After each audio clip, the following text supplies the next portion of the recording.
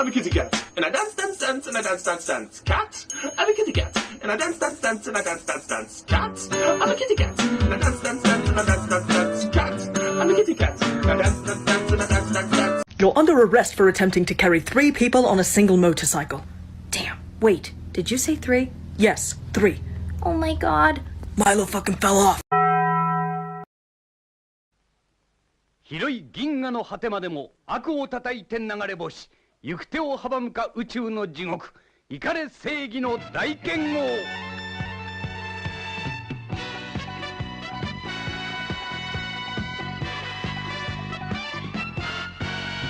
魔人の星に背受けて渦巻く定めの銀河を守る遥かなエンペリアスいついつかえる宇宙をかける鋼のパワ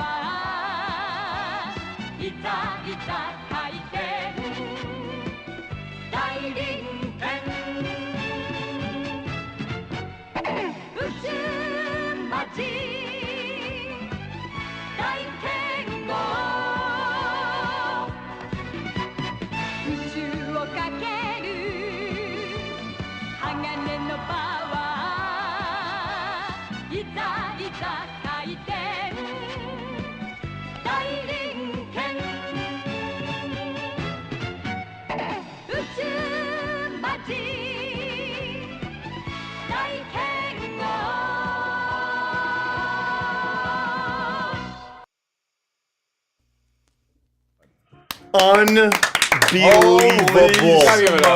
Unbelievable. Absolutely fucking The work that went into that one is all of the fan art has been fantastic. That animation brings a special joy to my heart. Go watch that on It's YouTube. so good. Yeah, that's crazy. I think we need a quick advantage to chill about that. Can you drop a link to the video of that on YouTube in Twitch chat?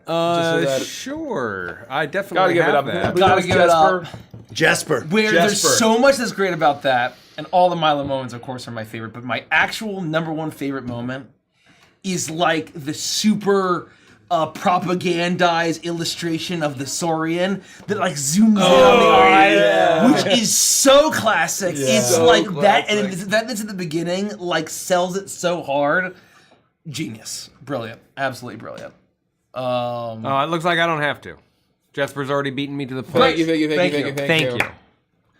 Go click that link. I like the I wish every team could win. Yeah, It's so fucking That's funny. very funny, yeah.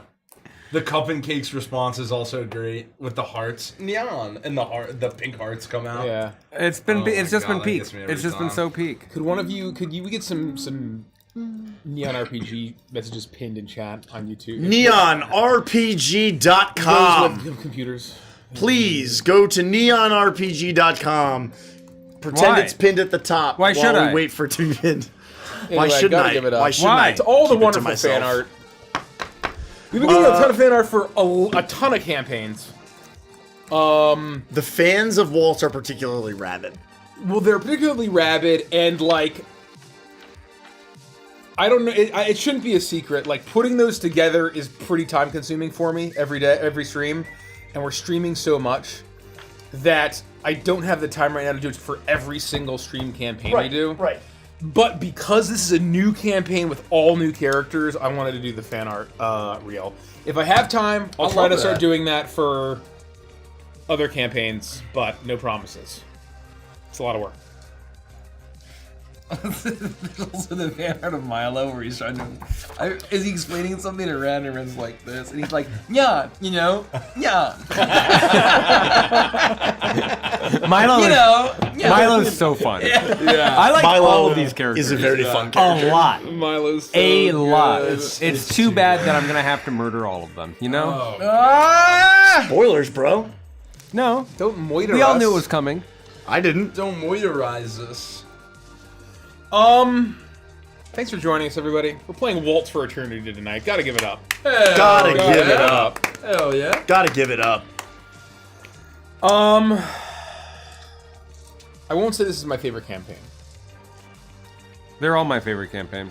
All the time. I won't say So I won't say it. End of sentence. I won't say it. So I'll say nothing for the rest of the night. Yeah, that's it. That's all I'm saying. It's really hard to pick just one, is what I'll say. It's hard for me to pick even beyond Neon, right? Like the best campaign is the one that you're about to play and the one that you just played. That's I true. Do love them all. And- I do love them all. And so like we're gonna be going, oh my gosh, Edge of Midnight, in however long it takes for us to get back to that reiterate campaign. What I said on the Hangout, which was I Neon Odyssey is very fun. didn't expect to enjoy.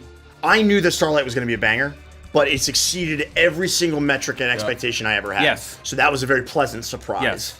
And then same thing with this campaign, where it's like, I thought this was going to be fun, and I thought it was going to be good because we're good at what we do. Yeah. But it has tenfold surpassed every expectation and metric I could have ever had. So those are my two biggest surprises. And again, I do love them all, but those are my... That's my It was a I've always surprise said- for me as well. This is definitely one of those campaigns where the sum is greater than its parts. Like, I knew that it had the elements in it, Yeah. and it ended up being a rocket ship that's been very satisfying. And there have been so many times in this campaign where I'm like, man, it's been 45 minutes, I haven't had to say shit. This is great. We're gonna answer some questions. That's the dream, bro. Nose has an important one. Nose asks, who else has love raging in their heart? I know I do. I have Me so much personally. love. I have so much raging love. I can't stand up. I have so much raging love for Elm Squadron, for Cavalon. That's a mess. For the Cavalon Empire. it's just raging love. For the people it's of all in my Basilicus. pants. It's in my clothes. It's in my body. For my Lord Father and Lady Mother of House Macor. Man, I can't say enough good things about all that. When the love rages, it's peak. Who up raging they love. Who up raging they love, or loving they rage. Yeah, loving they rage. Oh my raging God. they love. Oh my god. Works a lot of ways. Yeah. I I've come to make an announcement. Yeah. I feel raging love. Okay. Oh, the Shartful Dodger with 10 gifted subs. Thank you. I would love to rage my love. Yeah, I would love to raging love. We're gonna get started a little slower than we might otherwise. I know we were already late, but I have a few printouts to do. We're gonna start around by 10:30. As long as we can start before 10:30. We'll probably get started by 10:30 p.m. I'm just saying. Of late is a I'm just treat. saying. Answer some questions. Do the We're gonna answer some vamp questions. a little We're gonna- bit. we're gonna talk about Blah, stuff. blah. I think we're gonna get to announcements, but for those that don't know, we are launching a Kickstarter. That's right. A space opera. Did I add the launch slide to this? Part of the reason why we're doing I don't think this. I did. I will do that shortly. It'll be the same height. We're launching a Kickstarter on May 5th at 10 a.m. Eastern called Neon Odyssey.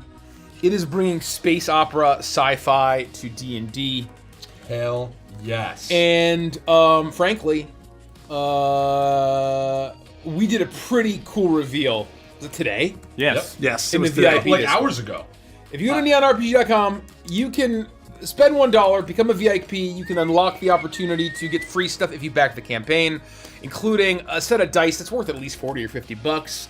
You get a giant playtest packet that's over 50 pages, and a whole bunch of other stuff.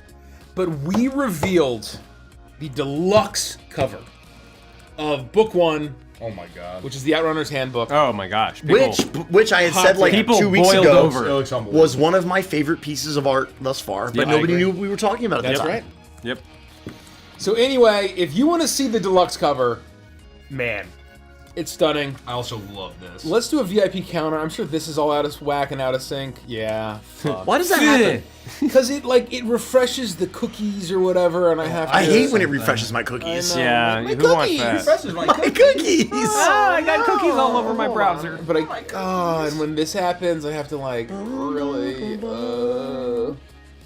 So you can see how recently we just cracked 35,000. Very recently, which is great.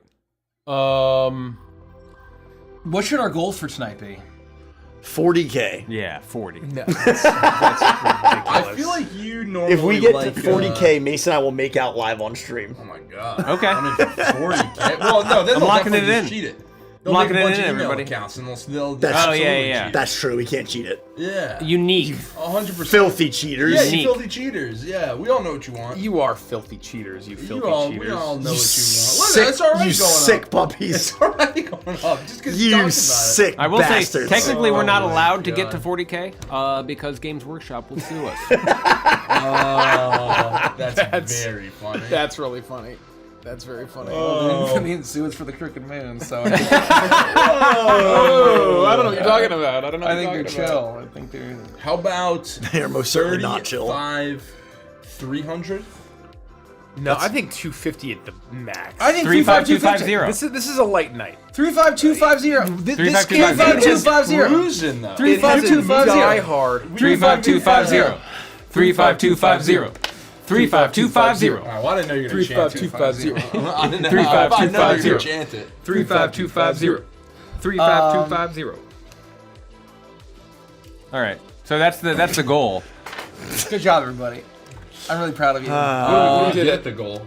Something cool? Folks, and so what I'm Oh going to yeah, say... what do we get, Mike? What do we? Yeah. A swift another kick in the deluxe? nuts. Yeah, that's yeah. just the goal. Yeah, if we make the goal, you'll get- then we'll be kicked in the nuts by Andy and I. Oh my god. I promise you, I'd I'm take punching literally the eye. anyone else in the I room. would never do that Yeah, to you. I'd take literally anyone else in the room. I want to be very clear. I would literally never. Do I'll that to kick anybody Mace at this in table. both nuts. Maybe Derek. Heel to heel.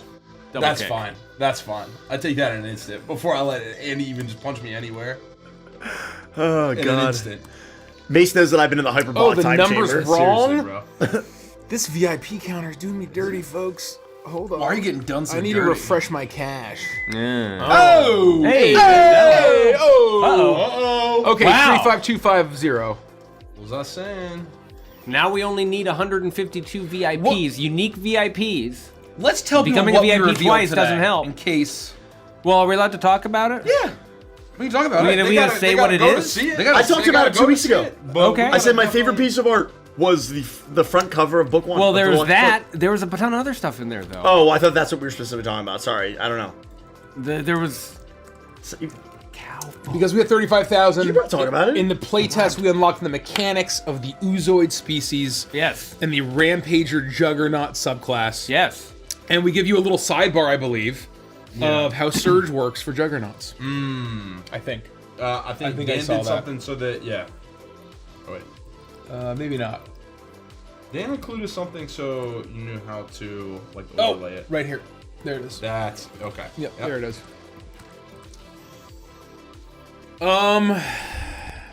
What can I say?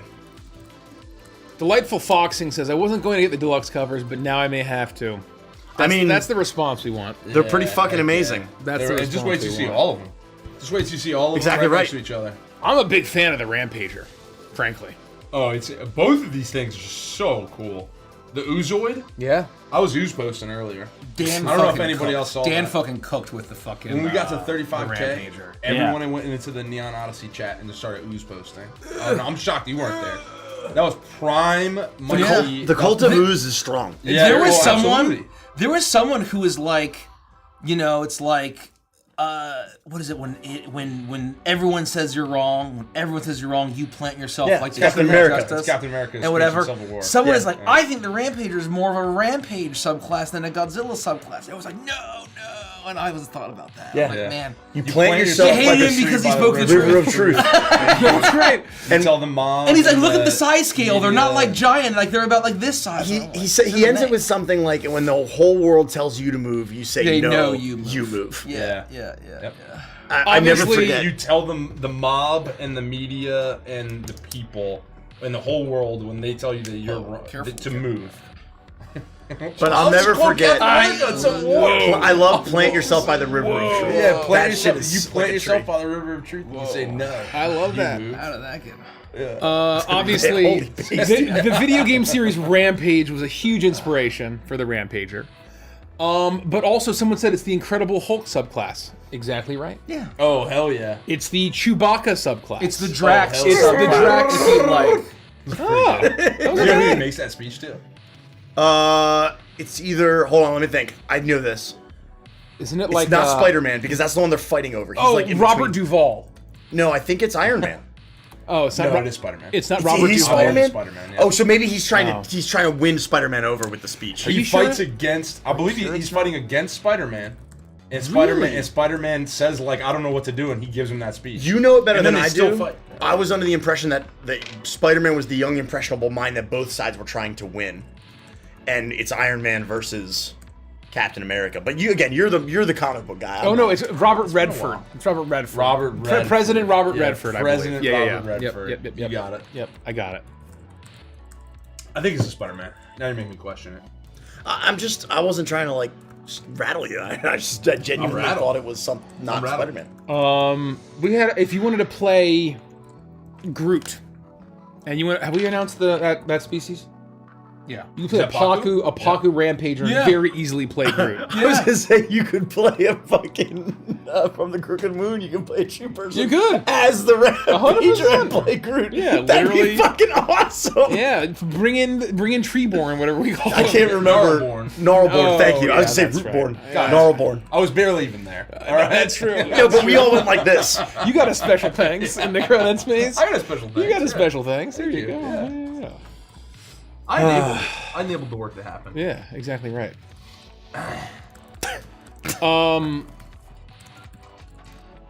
That's a fun reveal. And we reveal the homeworld of both the Oozoids and the Zephyrsah.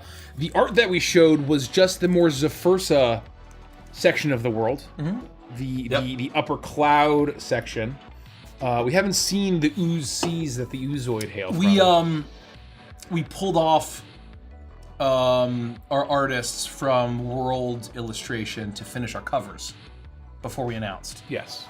And so now all of this talented landscape artists are in VizDev. In visual development, our robust concepting process. It's the world of Tibulus. Tibulus. Oh, I thought it was gonna be Ooze Versopolis.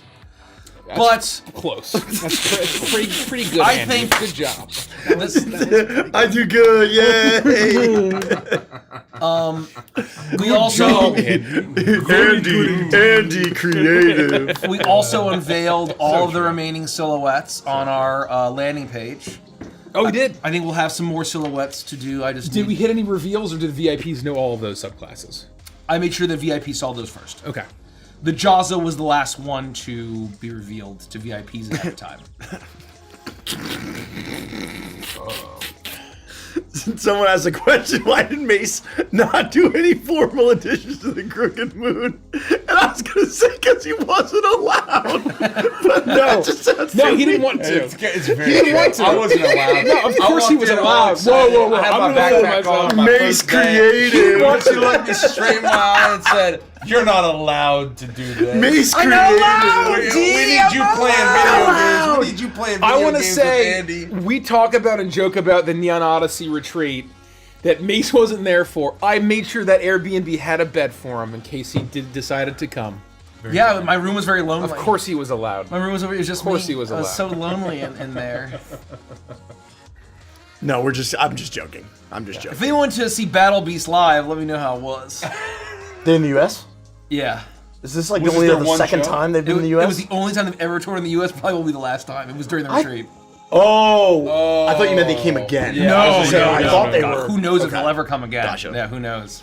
Is Chuckles the Space Warlord going to make an appearance in the Space Clown's Guide to the Galaxy that you can lock in and you'll get for free if you spend $1 But not in our beautiful, perfect books. and become a VIP and you back the campaign at all? All you have to do is spend the dollar, become a VIP, then back the campaign. And of course, there's my iconic Shriek gun. That's right. That's right, the free gun. Oh wow, we're actually kind of cooking with VIPs. I didn't realize. Man, Mace literally told you. Why did no one tell me that we should make it higher? I foresaw it, Mikey. I said it from the very I'm a man of beginning. my word. If we hit 250 We'll do a quick, sneak peek. we'll do another sneak peek. Yeah, fuck it. I think that's a good goal. If you want to see, Mace was so allowed. how about this? He was so allowed. He chose not to. If you want to He see had full agency in the matter. 250, I think we will reveal the art. I swear. We'll reveal one of the humanoid, The glass door CEO. one of the humanoids in our bestiary. I'm like And Booker, and he's wide fans one. of Stardust I'm going on- Rhapsody I'm Anthem going on a fishbowl. Season 2 will very much want to see this. Wait, sorry. Repeat that. I was. I not think paying I'm attention. going to reveal a humanoid stat block from our bestiary if we hit 35.25. Oh, do we have the art? We do, it's not a. I'll show the screenshot that you took. It's high res enough. It's high res It's enough. high res enough. I agree. Oh, what? And of the Grid Spiker. Oh. And fans of Stardust Rhapsody Anthem, season 2, episodes 1 and 2, I think will enjoy. I agree. I think they will. Will enjoy that. It's a great stat block, too. Episodes 1 and 2. What's CR? I don't know. Is Don't it? remember. Don't remember. I gotta survive till tomorrow. I'm trying to remember what we did Yeah, in you 1 and do. 2. Wait, we haven't played 3 and 4 yet, right? Right? No, we Can't- delayed. Oh, it's the only thing we've done. We went on hiatus. Everyone's completely favorite forgot about crusty that, yeah. yandere Yep. Neko girl failure. Not exactly the same. Not exactly the same. will never have. have. We revealed like her. Maybe like, perhaps after a little bit of. No, you know, we've not a bit of time. revealed what her. Did we not say the words that she is? I never said I know it. Ziggy was calling her hypercoder. No, I never said it. No. I think she said it. I don't think I think I said it. No. I don't think you did. I definitely didn't say it. Oh. Because you at the very end mentioned that she was totally unrevealed. We'll see. Check the tapes. This is like Ron Burgundy and just reading this. I'm Ron Burgundy. Oh, I got totally jacked up. I should have paused in the middle of that thing and been like, let's take a 5-minute break. I need to redo this. Oh man. Oh boy. I got tossed for a loop. Does anyone know what if she had like a subclass? If we were like to assign a subclass to her, people in chat, do you think you would know what it would be? Not that it's one that we've announced or anything. Everybody says that we have too many secrets. Well, you know what I say about that? Secrets are no fun unless we're just keeping them from chat. That's right. Then it's very. It's very fun. It's extremely. It's so much fun. You'll So- never understand how fun it is. I will say, we joke that like it's a ton of fun and all that. I am so ready No, to have no for more us secrets. to hit June 3rd, Yeah. Bro, and Yeah. no more secrets. Yeah. no more secrets. I hate it. It's just. It I want is. it all out. It's a lot of work to have been working on this thing for 2 fucking years. Yeah, Over yeah. 2 years now.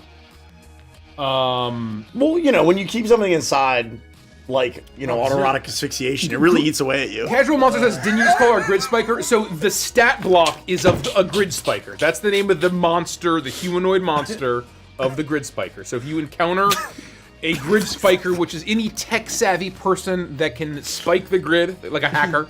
That boy ain't right. That's a stat block.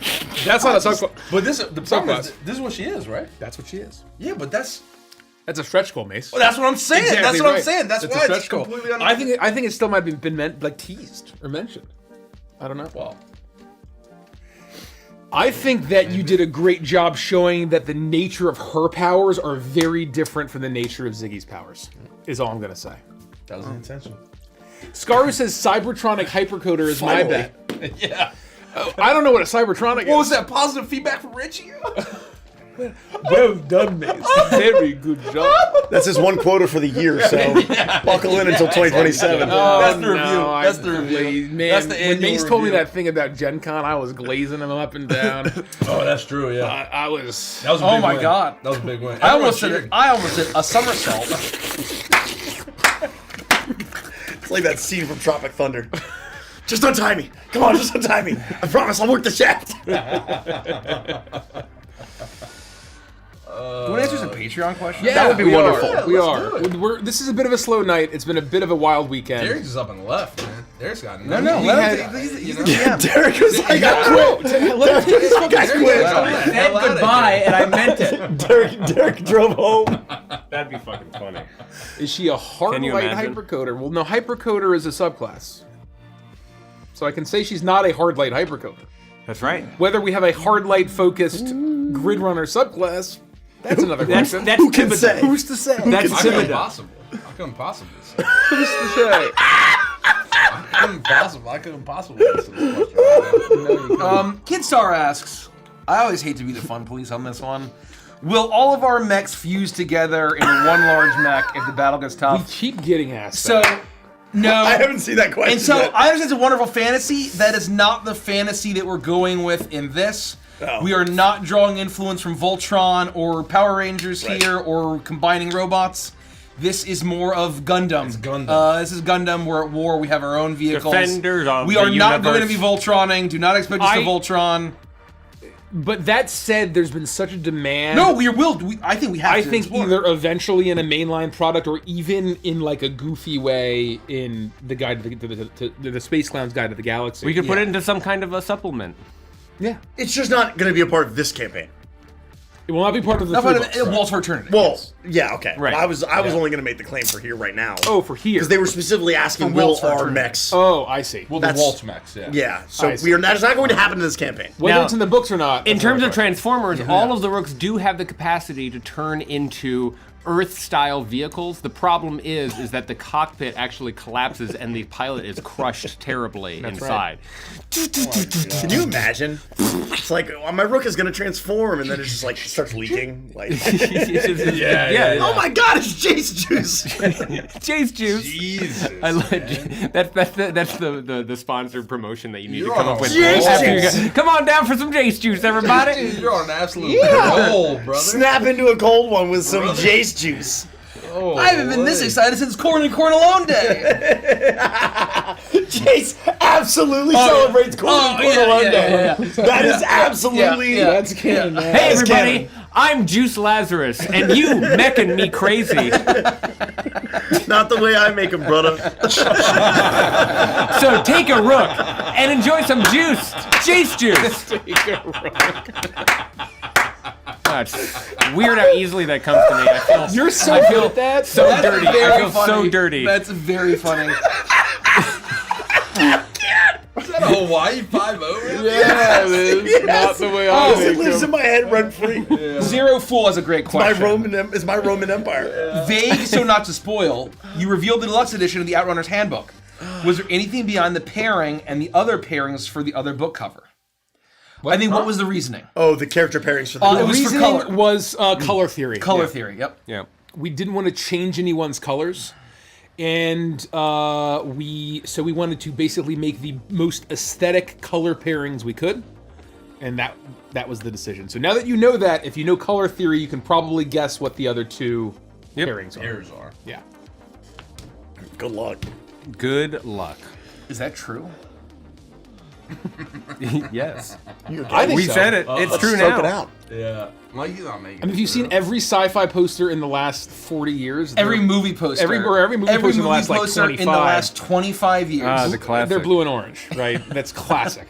It's a classic color combo. yeah. And if you don't know what we're talking about, search blue and orange movie poster and go to Google image search and look at the myriad, the hundreds of examples. But there are other pairings that work really well. That's right.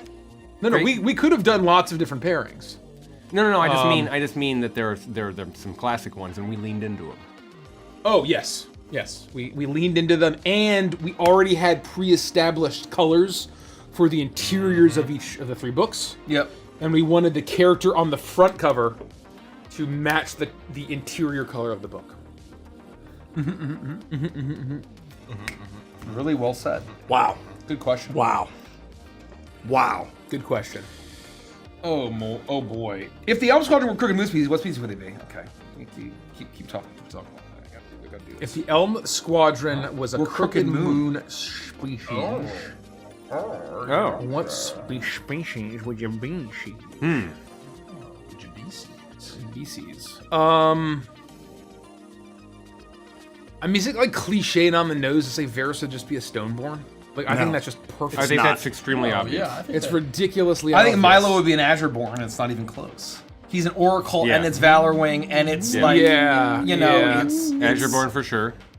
Is it? he's a Stargazer. I think Ren would be a Graveborn. Graveborn? Yeah. That's what I was thinking. Yeah. They're kind of think military Graveborn. strategy, cold, resilient, Yeah, like absolutely. warring houses.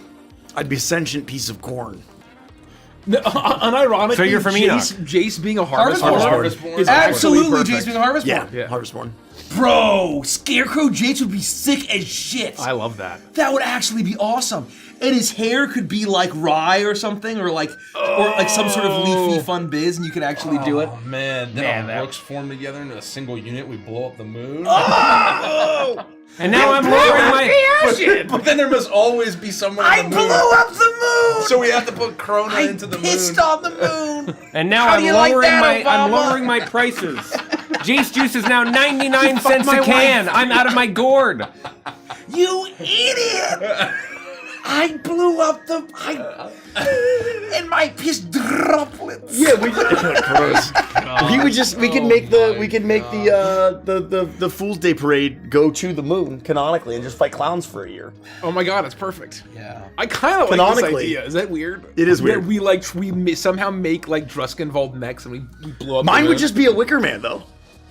It would just be like a wicker. It would be like a Wicker Man. Yeah. A Wicker Man mech.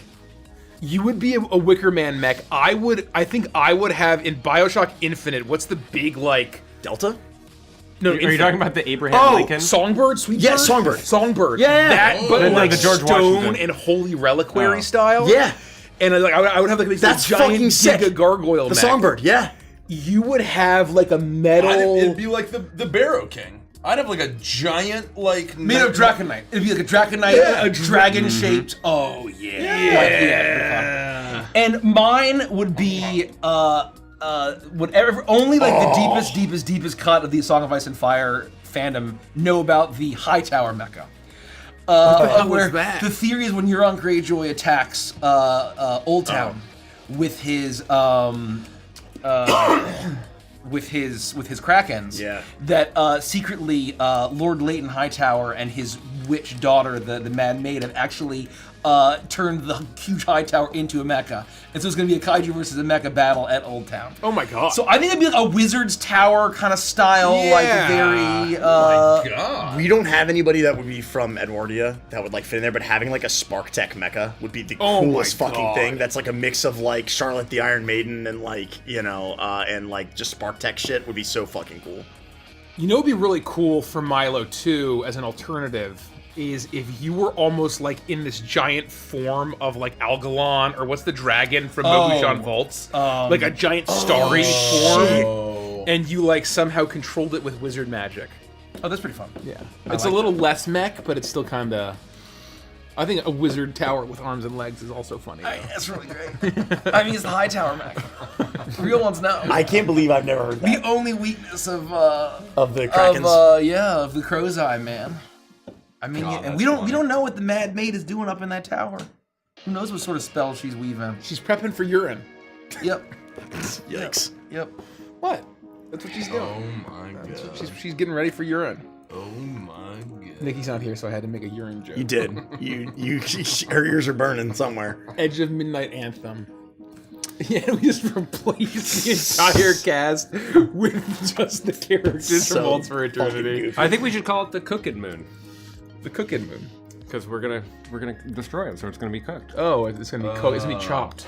The chopped It's gonna moon. be Chopped man. Not your best work, Derek. I had Jace juice. That was I was really living good. high. You've had a couple good You, ones tonight. you had a so far. real That good was- string of them in that whole Yeah. biz. Yeah, you should have gone out on top. Oh well. We have 133 away from our extra reveal in the VIP Discord. I don't even see what happened with the hype train. Are there any kaiju type foes in Neon Odyssey? That's very funny. Maybe. You don't know. Who could That's say? a very funny question. You don't know. All these mechs and no kaiju. Who could is say? something we could do. Oh, did we not think? Wait, Is that was something that we show didn't think finished? of? Oh, no, it's not done. No, we forgot. Oh, Again, another miss. If only King Ghidorah was here. Another miss. another miss. How do you say? How do you do? How do you say? I'm gonna pull up Patreon questions here. Thank you. Hold on. The app basically ceases to work on my phone anymore. Oh, Patreon? Yeah, I don't know why. The app just doesn't work. So Aiden asks, so the original intro for Waltz, what Rook is the very first one, the one that looks like the Unicorn Gundam?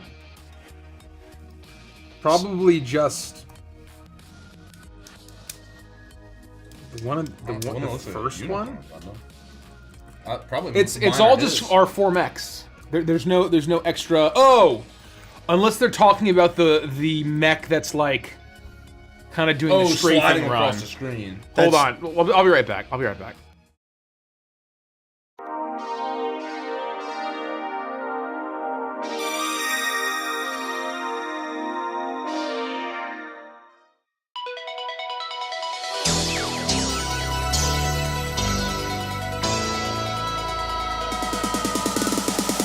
Love rages in my heart, blazing through the endless sky. I follow you across the stars, far beyond the dying light. Yeah, Unicorn mech has a horn. It's got the thingy here. Did we solve it? There were a lot of mechs in there. My guess, the answer is just it's one of our Cavalon Swords. mechs Yeah. that are Yes. that Yes. we've illustrated. Yes. We have a few that are illustrated. I will put the jams back on.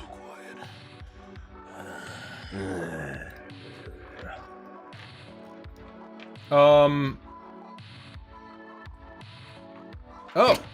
How much music theory do you guys know? What informs your critiques of the tracks you have made with both with Wild Blue and Blasting Company beyond lyrics? You mean Max Cruz? Presumably. Oh yeah, not Wild Blue. Max Cruz is probably what they mean. Presumably Max Cruz. I don't know a ton of music theory. And I think that you don't need music theory to be able to. I mean, you look at this is the classic Rick Rubin vibe. He's the most successful music producer of all time, or at least one of them. He's produced. Just look up who he's produced, and it's literally everybody. And he very famously doesn't play any instruments, really, doesn't sing, doesn't know any music theory, doesn't know any of that. He's paid for his taste and his opinion and his gut. I think I align with that, and I think that's the role that we play when we give feedback. Is what is the vibe? We're not writing the music. What's the feel? Yeah, I'm not a composer. I'm not trying to write music, right? I want to find genius, brilliant composers. Yeah. It's our job to create the vision. And we set the vision, we know what it should feel like. And then they're the ones that will use music theory to actually write the notes and the structure and all of that, right? And then if it hits at the feeling we want it to hit, then it's a successful song. I spent a couple years doing music theory when I picked piano back up during the pandemic, and I think that it's extremely valuable in terms of composition and becoming the person who's writing the thing. Right. But when Richie talks about using your taste and your vision in order to inform the music and to provide feedback, that is a very different skill, and it doesn't require you to know what a perfect fifth is. It doesn't require you to know The Dorian scale. Circle of fifths. It doesn't require you don't need to know any of these that shit. things. But I will say, we can give extremely articulate feedback about what isn't working emotionally, and that's what drives the conversation collaboratively. Like for Then they can go back in the workshop and figure out, what yeah, like for the theme song of this campaign, right? Like when we got the first draft, it didn't have the half chorus in the beginning of the song, right? And that was a note we could give is, we love this. It had this, this cool intro that was synthy and super vibey, and then eventually got to the first verse and then went into the chorus at the end of the song. And we wanted to have that punch that so many anime intros have, where they start with half of the chorus, then go into a verse, then go into the full chorus. And so it's like, we know the feel that gives of... I mean, you listen to the theme song of Evangelion, right? And it immediately cuts in with na na na na na na na, or Just Reflection, I think, does that as well. Just communication? Or just communication. So, like, that's one example. I mean, right? Outside even the realm of music, look at any of the creative things that we do here. Art is another really good example where if you put me in front of a computer and ask me to illustrate one of the species that you can see on the VIP Discord, it would take me an extremely long time to maybe be able to replicate that style. Whereas the artists we work with, they just do this the way that a swordsman goes like that, and all of a sudden they create art. However, sometimes it needs adjustment, sometimes it needs tweaking, sometimes it doesn't fit the vision, and so we can go back and forth and have that conversation about, this is correct, or this concept is winning over this one, this silhouette feels stronger than this one, because we can set the vision. And that doesn't require 4 years of art school and 10 years of experience within the industry in order to convey. Well, and I think about, like, I don't know what role I played on, like, the Crooked Moon albums. Like, I don't know what you would call that role. But, like, I spent hours for a lot of the songs being like, they're playing this track, and I'm like, well, what about this? And I'm like, no, and I don't fucking know how to articulate it. But basically, it's almost like, I am just trying to articulate what's in my head, and the theme, and the vision, and the vibe. And then they're the geniuses who are then trying to, like, translate my fucking caveman grunts into what it actually is in order to execute it. And I think a huge example of that, of a hugely evolved song, would be Under Your Shadow. Where that really kind of evolved into this thing because I kept, like, pushing and squeezing. And so, let's go in this direction, let's go in this direction. And so, it's great to have collaborators who, like, will put up with that. Not just put up with that, but, like, actually, like, there's almost, like, this great, like, waltz that we can get into, this great dance that we get into of vibes, but then also kind of the technical mastery as well. I think that there's also a big difference between some people try to set a vision and they use language that is inactionable. I think that we tend to articulate very direct feedback that says, change this about this in this direction, or this isn't feeling enough this. Sometimes if you're a graphic designer, is a really good example, someone will be like, this needs to pop more.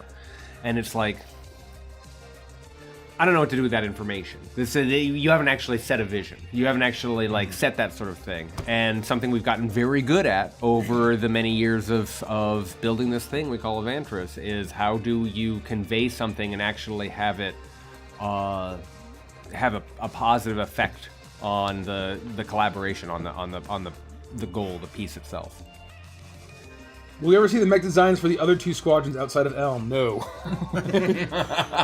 I'm not approving the budget for that. How much money you got? Sorry, folks. Unless you personally want to donate that money.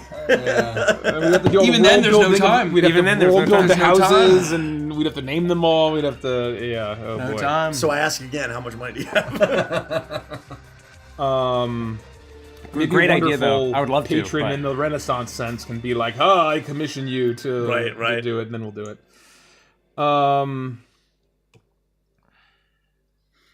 Silly question: how does Varys hear if his ears are just fins? They're not just fins. They're ear fins. They're fins and ears and elf ears. They're functional. They work. So see how they're like kind of elf In fact, ears? both. Because he's a Nalari. He's a void worm elf. Was there an idea to have species similar to the Transformers, or have mechs that are sentient and have their own civilization, either as playable or NPCs? Actually, we did. We did consider We considered a Transformer species. a Transformer species, and we just realized, like, It didn't work. it didn't work. It didn't work. And so we thought we basically took a lot of the Transformers flavor and used it as inspiration for the Anatron. Yes. Yep. Where, you know, Yeah, I think you if can- you want to play a transforming class or subclass and flavor that as Transformers, you're more than welcome to. Mr. 00 Pedro asks, how do you guys feel about D&D Short's prediction from his live at the end of Heliana's Kickstarter about how well Neon Odyssey Kickstarter will go? I forget what his prediction was. We were in the middle of recording an ad that you may see in the future when we popped into the stream, so I missed Will's prediction. I didn't even know. I missed. If anyone Will's prediction. remembers Yeah, what I the know number what it was. was. We stopped in for a bit and congratulated him on the I amazing remember what he campaign. said, but is it like? Well, I heard a tacky number to- for like the is first it, is few, it first tacky to be 3 days or to be whatever. talking about that? He was very complimentary. Right. He was very optimistic. Will's an awesome dude, and that's why we were in there congratulating the success of the Kickstarter. And he had a lot of very kind, optimistic things to say, and that's what I'll say. Okay, cool. Well, I Understood. appreciate it. Knock on wood. Don't want to let him down.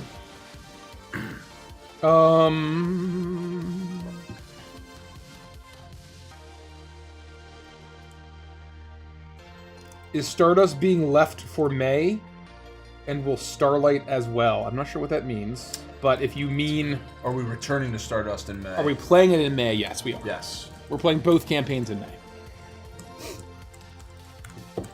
Um, Well, but also Starlight is going to come this Wednesday. Correct. So Starlight will come before May. but They might maybe be they're asking, are we going returning. to play through? Oh, I took it as a. because we canceled. We canceled the last one. Yes. Yeah, people were that's why- wondering yeah. if there was going to be. We're coming right back with We're not Starlight. doing a makeup date for the canceled April. There's just there's no time. No. There's Right. just no There's time. no way. It's not possible. How? Oh man, I was gonna say something. It's gone. It's gone. Oh, I love so Transformers experts. Let me know. I can't believe Optimus Prime is Jesus Christ. That's a wild thing. That's canon. But is that a thing? First of all. What are you saying? Second of Are you all, okay? the weirdest thing about Transformers Beast Wars is that they landed on this planet, the Transformers, and they scan they scan everything, the animals. They and then scan 'em. they scan a rat. And somebody's name is Rat Trap. What, did he have a name beforehand? Did he have a New York accent and talk like this before he was a dirty rat? Oh, my name, did they have We're not have supposed names? to ask questions. No, I want to know. Is there a canonical answer? I doubt it. Maybe there is. Was his name Cheetor? Like OG Beast Wars? Yeah, from like the, Transformers Beast Wars. Like 90s? Yeah. My name is Optimus Primal because we crash landed on the scan animals all of a sudden. My name is Rhinox. I wasn't a rhino before, but now my yeah, name that's is what I'm Rhinox. saying. That's what I'm saying. I don't know. Anyway, we're not gonna ask that question. Yeah, I don't want to open up that. I don't want. Pandora's I box. don't think I want to know the answer to that. This is a good question. Kenji asks, will there be an opportunity to have the standard cover art for the deluxe editions of the book for the campaign, or will it only contain the deluxe edition art? Yes. There's no difference of the interior content of the book. No, they're identical. The core covers are what we've revealed, and they will look as you've seen. The deluxe covers will have the deluxe covers and the deluxe treatments. There's not going to be a swapping, and all of the pages inside are identical. Yes. And just to further clarify, just in case the question is not 100% clear, if whatever, like, let's say you're getting one of the value boxes, whatever books come with that value box can't be swapped out. Correct. Yeah, you don't get to pick and choose what goes in your box. No, if you are the core box, The box is the box. You get the core books, and if you get the deluxe and all in, they become the deluxe versions of the books. Correct? Yes. So I mean, when they're assembling, for instance, we get this question a lot of, hey, can I just I don't want to. Can I just get the books that I am getting in my all-in box? Can I get those signed? And the answer is no, because there will be a factory that is mass producing all of these thousands and thousands and thousands and thousands of all the stuff that's going to be in the campaign, and they kit them out and they build them there and they wrap them all up and they ship them all across the sea. So no one, once they are shipped, they are not being opened until it goes to you. No one's opening them and redoing it. If we had to like open the shipping boxes, take your box out, open it, take the books out, I'd quit. The rate at which, but also the rate at which those things would get damaged would be insane. Oh, yeah, it would not be good. It would be unreal. I would quit. Also, I'd quit. Yeah, that's not feasible. I would That's not delete the feasible in business. slightest. Yeah. I would hit delete and then have to type delete in all caps. to Oh confirm. my That's right. god! Oh That's right. no! Guys, I think there may have been something in what we ate last night. I don't know what to tell you. So all I had was the popcorn.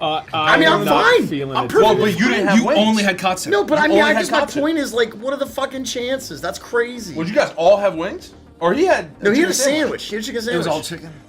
Well, he I had actually- chicken. Dude. I don't know. But yours is probably different chicken because it's very thin. I think I'm built different. He had like I think like the wing chicken. It's a but- hyperbolic time chamber I don't training. know, bro. I feel great. I've never felt better. All I eat is popcorn and milkshakes. The diet of champions. You know what I mean? You want to be successful. You By the gods, by the gods. You want to be successful. Eat popcorn and milkshakes. Popcorn milkshakes. 125 VIPs to go to get a preview of the art of the Grid Spiker. Nem Solus Soul asked, does the Cavalon Empire fail safes to prevent someone else from taking and upgrading their mechs to be used against the Empire? Rooks, I think, are very intense to pilot. It takes a lot of training to pilot. And we heard last time that they're all equipped with self-destruct sequences. Yep. So the effect- if they Presumably are... they can be remotely triggered. It's the equivalent of the Scion capsule in your fake tooth as a Yes. spy. Yep. Yeah. And I also think it's implied that, like, Suicide Squad. that obviously Bombing there's attack, multiple yeah. engineers, but I think it's been pretty much stated that, like, that Dr. Crescent is like a genius mech builder. Yeah. And like he's like without his vision doing it, I think it'd be very difficult. It's like the Sark Dynasty utilizing gem tech to where, like, there are these secrets that are extremely difficult to replicate, and only the top engineers that have mastery of this level of engineering are able to do I it. also don't think, like, you have to think about what we went through to even be eligible to pilot the mechs, and you don't get that through that level of trial training competition to be like a double agent who's gonna, like, try to steal a mech from the Cavalon Empire. Like, that's a death mission. Chances you'd be able to get like a double agent in and guarantee that they're We're just all the indoctrinated to hell, the right? top Like- 12 like greatest There's no way. warriors is unlikely. There's so many levels of fail safes, and like, I don't know. I don't think that's a likely. I don't think that's something that would ever happen. You'd have to try and get to a Rook pilot and then corrupt them. Yeah. Turn I agree. them to your side. I agree. Yeah. Which is like, it's a secret operation though. So it's like people don't even know who, like, our identities. Yeah. Yeah. Jam asks, Never happened. a while ago you they assigned disassembled classes that and races to the Prime Party, but said that Rodic and Vandus were unrevealed subclasses. Have they been revealed yet? No. I don't think so. Was I there for that? I don't remember that question. I think so. You might have decided for me. I don't Maybe recall. I did. But both are stretch goals, is what I can say. Sick. So they will not be revealed until the VIP gets a taste of some of the stretch Oh, goals. Air Warrior, the question is, how did the Rook join the Varg Prince guy? That was not a Rook. No, that was No, just no. that was a Cavalon Dirge Knight. Oh, it's very important that we also say that, like, Rooks are not the only, like, mech that exist. We know, for example, that there are expert mech builders on other planets, different species, that are very, very good at it. That would build mechs that would look entirely different and function completely differently. We piloted mechs to an extent in the very first Esquire episode. training mechs. Yeah. Yes. The Esquire training mechs that were mechs. Yep. That were like very bad, just training mechs they'll run around in, right? So there are a ton of mechs. Rooks are the absolute pinnacle of Cavalon mechs. It's a very specific thing. Yeah, So, it's yeah. like an Ares or a Leo in Gundam Wing versus a Gundam. This also answers Jen's question of regarding the mechs. I'm assuming that all Rook level mech are individualized inside and out. Yes. Yep. Is there a lower tier of mech that are uniform, or are Rooks the only mecha? They have plenty of mecha Of all all sorts of tiers. tiers, Right. all the way down. Yep. And again, our main inspiration is Gundam, and so it's like how there are Gundams, but there's tons of other mobile suits in that universe that are not Gundams. Yep. What are the similarities and differences between the role of Stardust humans and Druskenwald humans in their respective universes? Well, Druskenwald humans are the D&D humans. And Stardust humans are their own thing. Totally different lore, origin story. They're unique to the They're setting. unique to the setting. Who man? Yeah, the goal of man. Crooked Moon is that basically you can plug Druskenwald into the multiverse or the wheel or whatever it is of your D&D setting quite easily, is the intention. So, very different. What would Glup Bondo's mech look like? Oh, based. 4 arms? Or no? I don't know. Does he need just that for all arms? arms. Just he's a Nematoan doesn't need that. Well, I think it matters what he's representing. Like, I'm not piloting the Varus mech. Or the Varus I know what Rook. his mech would look like. I'm It's piloting. not even close. So I'm piloting the House Maycor Basilicus. So that's my question. Are we saying that in this version, Glup is piloting a Rook? Like, specifically a Rook? I don't think he has a Rook. Or he just has his own mech? I think he that has his own represent- mech. Because I have a thought too, but I want to hear you going to say first. I have a thought. I think this is canon. If you take my idea, I'm going to be so Can you upset. say this? What you're about to say? I mean, There's no way we say the same thing. whether or not it's a stat block, whatever. There's no way we say the same thing. It's a giant mechanical head with like a big mouth that like sprays out things, and then there's 4 big hands around it. Then basically he Androsses. Oh, that's And cool as fuck. He'll say, "Only I have the brains to rule the Stardust Rhapsody." I like that. Genius. I was going to say, That's would canon. it be unreasonable? Like so let me ask you a question, and you can either not, you can choose to not answer. Yeah. If you can always say, oh, that's an interesting thought. The mechs that we've seen, the mecha that we've seen, the rooks that we've seen, have a lot of physical attacks. And I mean that in that even a laser shot is a physical attack. Could Glup's mech somehow enhance his psionic nature? That's a good question. Could there Yeah. be different types of weapons that would be a part of a mech that would not necessarily be a physical attack? I think a mech could definitely have a psi weapon. I think that seems fair. That's what I was thinking. Yeah. And I think that maybe a requirement to use the trait or whatever would be like You have to- requires Esper. yeah, you gotta be- or requires right.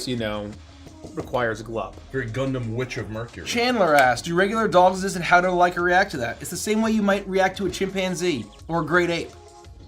Challenge them to a rope Yeah. tugging competition Yeah. at the zoo. Yeah, I mean, basically like I don't speak from experience. human beings. It's like when it got dark, we would get up into a tree and just be still until it wasn't dark anymore. Like, you know, that's the vibe. I also see, to snipe from chat, you guys ever play the Zone of the Enders game? Oh, I We love did. Zone of the Enders. Yes, I did. love I bought Zone of it the only Enders. because the initial release had a demo of Metal Gear Solid 2, and I really wanted to play that. So I bought it for the demo disc that Oh, came really? with the game. I never even played the because, demo. Because Hideo Kojima was Yeah. involved with Zone. And I fell in love with the battle arena combat. The story was fun, and playing through the game was fun. But Zone of the Enders was my friends and I's solve a conflict game. It wasn't Smash, it wasn't Mario Kart. Those we played for fun, and we got very competitive with those games. But Zone was the one that we kept on the shelf until it was like, you know what? We're gonna settle this in the Zone, and we would play Zone of the Enders, and it was a great time. Purple asks, do Solari have a naturally higher body temperature? If so, does that skew their perception of temperature? Like, would room temp feel chilly to a Solari? No. They have normal humanoid biology. I'm gonna use the restroom and then I'll be ready to go. Yeah, ditto. Or rather, I'm ready. If you're ready to go. I see folks screaming out for a Ziggy mech, and me too. A question about the Cavalon Empire itself. Does the Empress actually make public appearances? I will say that this has been a hotly debated topic in the Discord lately. Oh yeah, I saw that earlier today. Rumors surrounding the Empress. The Empress. I'd be curious as to your theories. I don't think I can answer that, is what I'll say. The theories, you're asking what they revolve around? If you want to articulate the fan theories, Yeah, sure. yeah. There are some people in Discord that don't think the Empress exists at all. There's a That plot, she's a not even conspiracy. real. Oh my There are goodness. other people that think, you know, there's something off about her if she does exist. Mm-hmm. There have been talk about whether or not the princess is aware, or I keep saying princess, the Empress is aware of Operation Waltz at all. If she knows what's going on within her, within the Cavalon The general Empire. was a little cagey. Exactly right. So, like, you know, The general, what I will say is when Varys asked his question, the general did not answer it directly. Yeah. Very interesting. Very interesting. And Richie noticed, but Varys wouldn't have. Right. Yeah. And that's called role-playing, everybody. It's called role-playing and why you don't metagame. If you're to make a candle for these NO campaigns, what scents would they be? I would love a Starlight Lounge candle. Oh, definitely a smoky lounge. Kind of smoky and And if you could make the candle green, yeah, for like the green light district. I also saw people discussing of where I think because of some misspeaking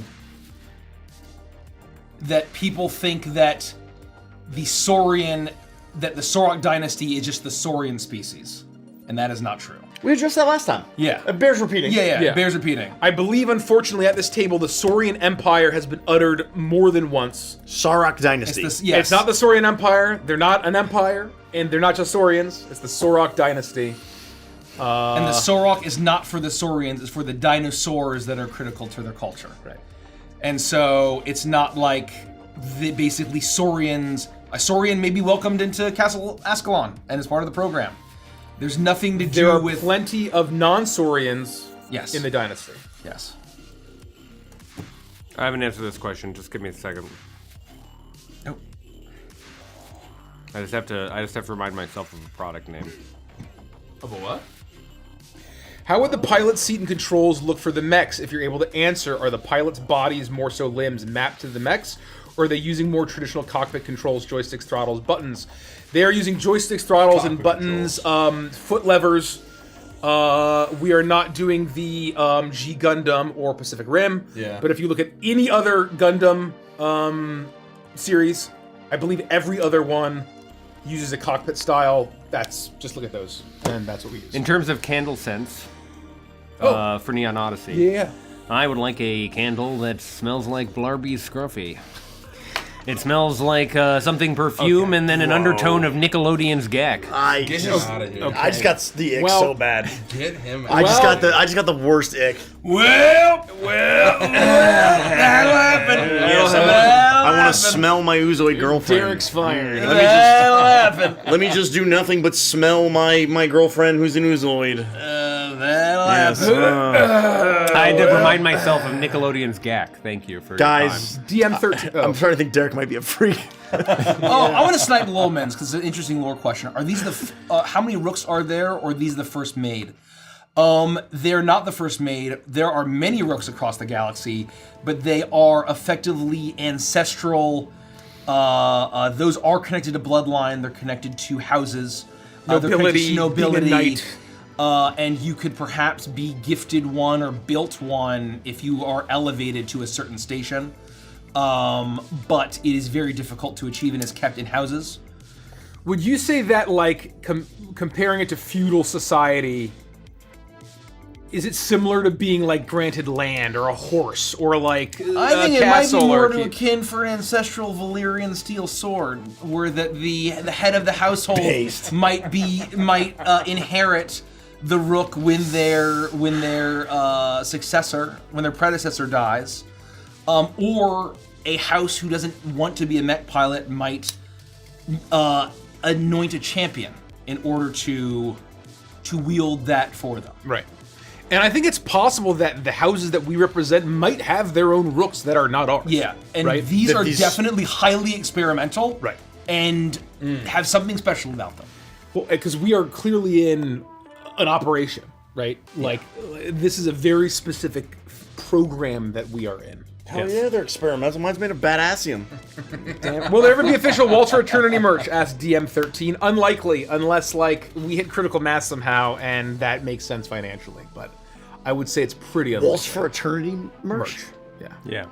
Only because we joke. have I wish. we have standards now about what we do when it comes to our merch that require a significant investment in terms of how many items we produce and how we get it to our shop and do that whole thing. If we just like flipped a switch and did print on demand style, right? Like you could slap a logo on a T-shirt, right? But like we would want to do something bespoke, like we have started doing over the last year and a half, and that's our preference. That It's a dream, obviously. It's a dream. But I think it's pretty clear that effectively only Witchlight and Uprooted can get remotely the numbers that are required to make any merch item worth it. For now.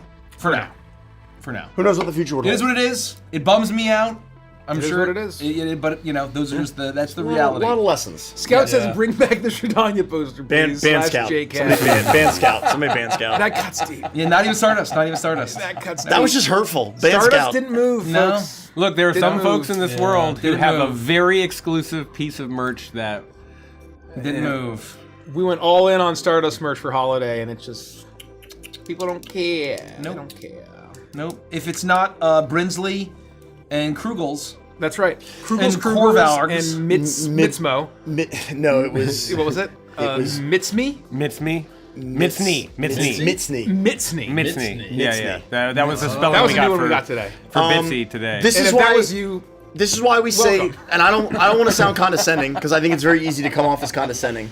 But we've said several times that people will suggest merch and we'll say, well, you know, you think you want that, right? But the popular answer is like body pillow when. Like, nobody's gonna buy that, right? Like literally on the face of Earth, 3 people would buy that, and It's we'd have more to like, I want to see minimally you order guys do 1,200 that of them. so we can laugh. Right. Yeah. Exactly right. It's mostly like, oh, I want that to be a merch item so I can say, isn't it funny that Evangelist is full of memers? Yep. Ha ha ha, they're so funny and clever. I'm not going to buy that. And then we're stuck with 1,200 body pillows that we can't get rid of. We don't know what to do with them. There's a garage full of body pillows. That's why you need something with some utility, like a melon baller. And there's nothing wrong with that. There's nothing wrong with being like, oh, I want to see this thing, or wouldn't that be cool? But like, you know, there's a real cost to it. You know, that's just the unfortunate. we have to pay for warehousing fees. Yeah. People have to store that. Yeah. you have to R&D it, develop it, get art done. And again, no joke. There's minimum order quantities. So like, I'm not kidding when like there are some things we wouldn't be able to order less than 1,000 of. people love the idea of it. Yeah. Right? Oh, that'd be so cool. That'd be awesome. And then we spend the R&D. We are for with their MOQs, minimum order quantities. We have to buy 500 or 1,000 or 2,000, whatever it is. We buy it. We have to freight it from the factory to our warehouse. They have to ingest it, take it off containers. They have to put it. Then we have to pay to store it every month. And then we'll launch it. And it's like 30 people bought it. And every week, one of those people in that warehouse has to pick up every single piece of merch and give it a little kiss. Yeah, exactly right. I hope they're not. Thank you to those 30 people. We better not be paying for That's that. awesome. Yeah, we're paying. Wait, what do you mean? We love those 30 people. But 30 people is not enough to justify No. all of those steps that I just mentioned. 100%. No, we need So, hundreds. Just to set thousands. expectations. No, it's important. Just to set expectations. I have a hard stop at 9, so let's do this. Okay. Oh shit, we have a minute. Go, start. Holy. Right as a hype train starts. Oh, thank you for the hype. Here, I'll make a Hypey. I'll make a compromise. Yeah. I will get through the announcements quickly. Yep. While this is hype Oh, train. yeah. Yeah, perfect. But quickly, Okay. and then we can begin. At sound your good? speed. Now you go at the speed of hype train. All right, everybody, thank you so much for hanging out with us. We love all of you. We really appreciate all of the support for everybody who watches, who donates, who gives subs, who gets that hype train rolling. We really appreciate you. This is a mature stream, if you haven't noticed. We always try to announce that before the beginning of every stream. We got a few different ways that you can support the stream if you're so inclined. We've been talking a lot about Neon Odyssey. The single most important way that you can support us now if you'd like is to go to neonrpg.com. For $1 one-time payment, become a VIP. You become eligible for a lot of stuff, but the most important thing is the free set of sharp edge resin dice when you back a physical product or get something physical during the Kickstarter when it goes live in May, okay? Go to neonrpg.com, become a VIP. There's lots more to learn about over there. Thank you so much for all the subs. Really appreciate it. But that is the number one way that you can, we're going to thank everybody, but that is the number one way that you can support us right now is go to neonrpg.com. Learn about the Kickstarter. We're going to launch in May. The next best way to support us is becoming a patron over on Patreon because you get a lot of really awesome stuff in return. You can watch the unedited episodes of our sessions. It's the only way to join us for Adventures and Chill. We have Monday game nights, and you have access to some exclusive campaigns that we've played in the past. You get Patreon hangouts, movie nights, and so much more. We actually just did our hangout last night and then our movie night on Friday. It was awesome. And then again, I can't overstate this enough. If you want to join us for Adventures and Chill or ever be able to watch it, you have to be a patron. That's the only way. For important dates for the remainder of the month, the only thing left is Nikki's book club. On the 26th, the 2 books for this month that are being discussed are 10,000 Doors of January by Alex E. Harrow and One Dark Window by Rachel Gillig. If you'd like to get ahead on the book reading list or just be prepared for the remainder of the year, you can find a pinned schedule in the book club thread/channel of our main Discord, which is important. Then, of course, like I said before, I like to give an extra special shout out to our Emerald Lion tier and Ruby Dinosaur tier patrons because they're the ones that support us at an elite tier month in and month out. We appreciate every single person who watches, comments, enjoys the content and engages, but we like to give an extra special shout out to these patrons. So if you could please all put your hands together. For our Emerald Lion tier patrons, we have AJB, Anthony N, Atticus H, Brandon B, Brandon R, C. Blake Smith, Dakota K, Dave. I spit on my phone. Drastic Dragon, Echoes in the Dark, Ellipsa, Fruit Loops, Goomba Sushi, Insane Inkling, Genderqueer, Kelly Beam, Kala, Lord and Lady Deathstrike, Leones, Matty Malice, Max B, Mick Bleak Deck, Ophiaria, Palo Meme, Real Gamer Kev, Ryan the Right, Spartan Hats, Stardust Squid, Thrack Mortem, and Unlikely Nick, and Zephyr T. Oh, Thank you. At the Ruby Dinosaur tier, we have Chase T, Fletch B, Jeff Gray, Mommy Shark, Moonsun 162, Mystic Ermine, No Sfirtu, Rocket Raccoon, Sloth with ADHD, Varus Knox, and Veldrexen. I gotta get this spit on my phone. yeah, thank you. I have a feeling that I just spit on my phone and wasn't one of our patrons. No, I just spit on my phone as not a patron. That was me. That happened. Thank you. I just spit on my phone. Thank you. I just put on my phone. Make sure you join our Discord for all of the socials like the YouTube, the TikTok, the podcast. Go to checkoutourshit.com. Checkoutourshit.com. For our upcoming schedule, the next 2 episodes of Voidbound are May 1st and May 29th. Ooh. The next 2 episodes of Stardust Rhapsody Double whammy. are May 16th. I forgot that we missed April 11th and I didn't update it. We missed April. I don't know when the one is in. We are not scheduling a makeup, and then we're back to our monthly Saturday, June and beyond. I think May, whatever. May 16th. Let's just say May 16th. I was trying to be good to get ahead after our I can conversation. look it up. I got it right here. It's May 16th. People be naming I novels. know it's May 16th. Darren, I said May 16th. I was trying to be good and get ahead. Are you listening? Can you get your head out of your ass? You seem He's very telling the not- story. It's May 16th, though. You seem very not confident in May 16th. To everyone else in the Monsters vs. Aliens fandom, who's your OTP? What? That's my question. Monsters The versus Monsters Aliens? vs. Aliens fandom. What is that? Oh, it's What the a hell is that? fandom. Monster vs. Aliens? You know that movie? Oh, you don't know that movie? Is it DreamWorks? Is it Aliens versus Predator? No. It's like a Is cartoon. it Cowboys versus Aliens? Aliens versus Monsters. Aliens versus Monsters. Yes, Okay, but so it's not a the kids other two. movie. It's a kids movie. Oh. I think. Am I crazy? I don't Oh, know. no, you're right. You're right. Thank you. Yeah, All right. yeah, yeah, Is the yeah. difference between aliens versus monsters that aliens are from off of Earth and monsters are from on Earth? I don't remember. They must be. Right? Like the Yeti could be maybe a monster. Or the Flatwoods monster is a monster. I don't remember. In Dan and he's an alien. I just thought it was a really funny thing to say. I don't know. Maybe he's a yokai. I don't know. Anyway, for our upcoming schedule, I already did that. That was a huge disaster. Special announcements! Exclamation point bonus. Here's the cool news. We've been doing these special, unique pages to give away our free content that we've been putting out from our email list. The good news now is that the link's not going to change. Instead, the content that is available is just going to rotate on and off that page. So if you do exclamation point bonus and you go to that link and you sign up for the email list, didn't work. That person did it and it didn't work. Well, it's not spelled correct. It's bounds. Thank God. No, I was about to. I was like, you did it. Actually do it. Yeah, he didn't actually do it. No, we had to move away from bonus. Oh shit, it's free. It's Thank exclamation you. point free. I didn't update it here. Exclamation point free. Thank We you. couldn't do Okay. bonus. I updated it 18 to exclamation point free. Joke's on you. Ha! You all type bonus for nothing. Made you type it. Made you type There it is. LOL. There it is. Hey. That's how you find our free bonus magic Got 'em. items. See, it's free as in capitalized. Anyway, Man. go sign up for our email list, and what you'll see is you'll see a list of things that you can choose. And the cool thing about that is there's probably some on that list that you missed. I'm sad that we changed it. I had But- so many good bonus name jokes. I couldn't get it to work. I think bonus is like It's a stream elements It's a thing. stream elements thing that I don't have the ability to alter. Son of a bitch. Anyway, We're locked out. so here's what I'll say. You go to bonus, you're probably going to see things on that list that you probably might have missed. You might have missed But it. there's already things that have rolled off from even earlier that will end up on our Patreon. So the best way to get it all is to become a patron. But anything new that is going to go up there that I talk about, it'll just be that link, and you'll be able to sign up for it and get it, and it'll be awesome. And so that's pretty cool. So the most recent drop last week was Hazel's backpack. That's not up there yet. If you didn't get the email, you don't have it, right? But you could. But there's something new coming this week. So, you just want to be on the email list. That's all I can say. NeonRPG.com. Obviously, our Kickstarter goes live at 10 a.m. Eastern Time on May 5th, and it ends June 3rd at 11:59 p.m. Eastern Time. I have a note here that says don't announce that until Wednesday the 8th. Any other special announcements? We're at level 7. Hype Train, we're working on level 8 right now. For every 5 Hype Train levels, I'll give the enemies that the party confronts tonight an extra attack. Oh my god. Excuse me? Wait. Hang on. As long as it's only once per the combat.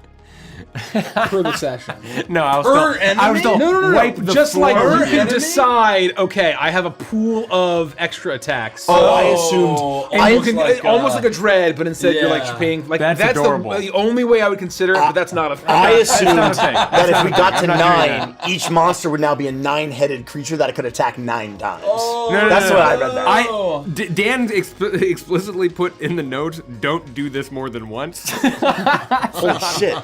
Oh my god. What does that mean? That's never good. I'm going to do it more than once. I mean, you are the GM, you can do what you want. Any other special announcements?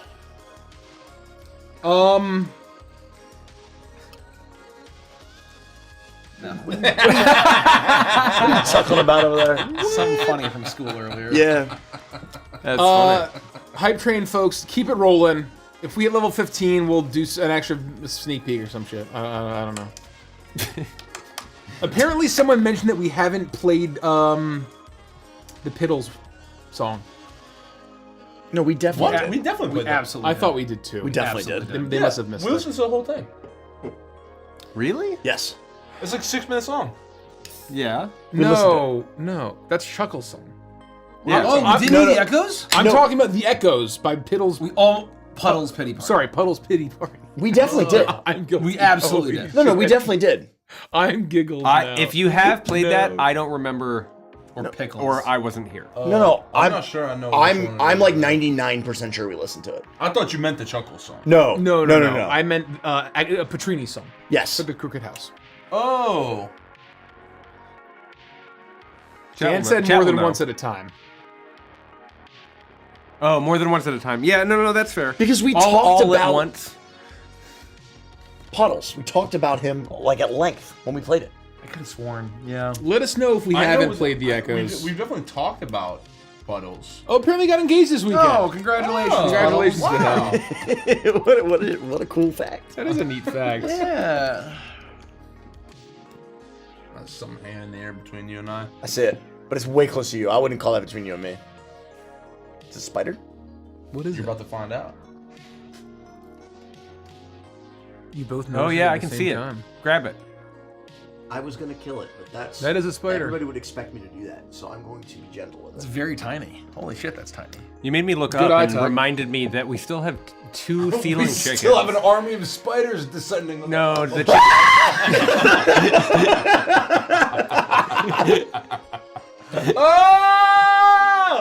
Well, that's a nightmare. Thanks for going through the announcements. I know we have a hype train, but do we want to kick it? I think we should keep hyping the hype train. Okay, let's hype. All right. Let's hype. All right. Let's hype it. All right. Um, For every 5 hype train levels, I'm going to use the thing that Dan gave me. can we get to 15th level? We still have to play Crooked Moon, full length. Oh, that's true. The full length Crooked Moon song. Oh, that's a nice one. Crooked Moon Extended.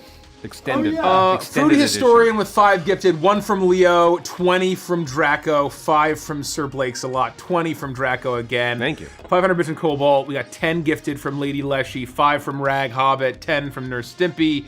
We got $5 super chat from Cryptic. We got 20 gifted subs from Geode, Iode. Another 20 from Geode. We have 20 from Draco again, 5 gifted memberships from Riku. We got 10 gifted subs from Emad, 10 from Shartful Dodger.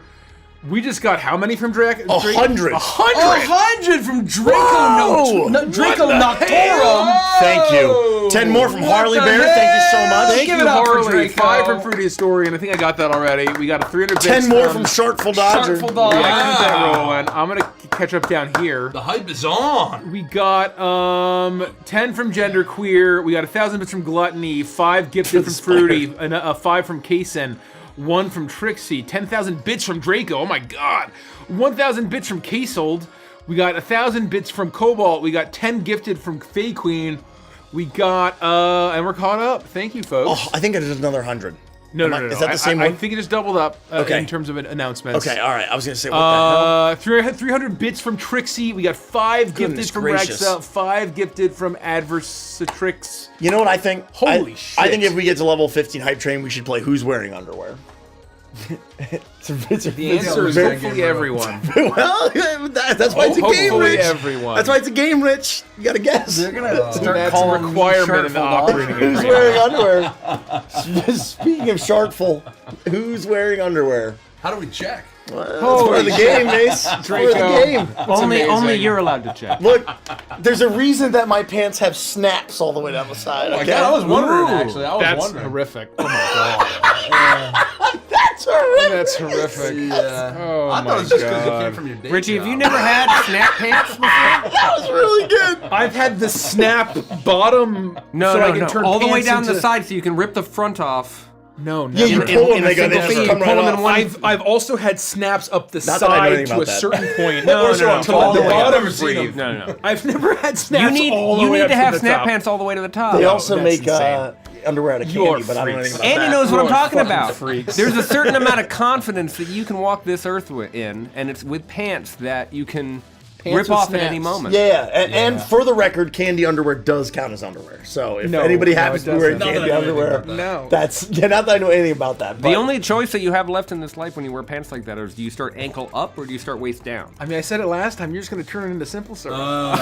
that's exactly right. That's the problem. I mean, it wouldn't be candied underwear for long. I am the eternal swamp ass. That's right. It's Oh, just- I'm gonna make some coffee while we continue Yeah. to vamp here. please do. I crushed Red energy Hair and drink and it's not Gone. Would enough. you be upset if someone were to make themselves custom merch? Say if someone drew their own Icebound shirt. If you go to our website, there's a fan content policy. It's a fan content policy. that gives you the full breadth of what we're cool with. And if you're just gonna make yourself a shirt and wear it, Can we go to Artist Alley? that's fine. If you're like an artist alley, we're generally cool with that, I think. Check this content policy. If you like build a whole business it's around unclear. The answer is I don't know. if you're building a whole business around selling Avantis merch, that might be Yeah. when we have to involve our lawyers, but I Yeah. think that no one's attempted that yet. So anyway, No one's attempted will that Stardust yet. merch be available at Gen Con? Yes. Aye. Yes, it will. Aye, Gencon. Say Gen Con. Gencon. Yeah, sell our Yes, shit- check sell it our out shit at the your booth. We don't have a booth number yet. That will come, I think, in either mid-May or towards the end of May, so soon-ish. I can't wait to come up with some nightmare mnemonic. Yeah, I mean that really helped that one So time. shockingly. No, it's helped twice. No, it helped a ton. Well, you just wouldn't stop saying it, so it was like. Well, you it know. really drilled it in, but I think after the first or second time he said it, I was good. Yeah, no, I knew it. I was knew- good. Yeah, he really got us there. So when we have a booth number, we'll absolutely let you know. We are obviously boothing at Gen Con. We'll have merch of all types, but a ton of Crooked Moon stuff. Stardust merch will make a bit of an appearance, as well as other items that we have on the shop. Rag hot. Who modified this bag of coffee? Who modified? Modified? Uh-oh. You modified the bag of coffee? Did double Dutch, and he got rid of chocolate and added bus. For double Dutch bus. Well, Mickey kept singing it. I was like getting it. I'm like, wait, this is double Dutch chocolate. What in the hell? We were just talking about Richie's losing his mind. Everyone. I am. I think we're all losing our minds today. My mental wellness is fraying. I gotta be honest, I'm a little checked out. I can't tell.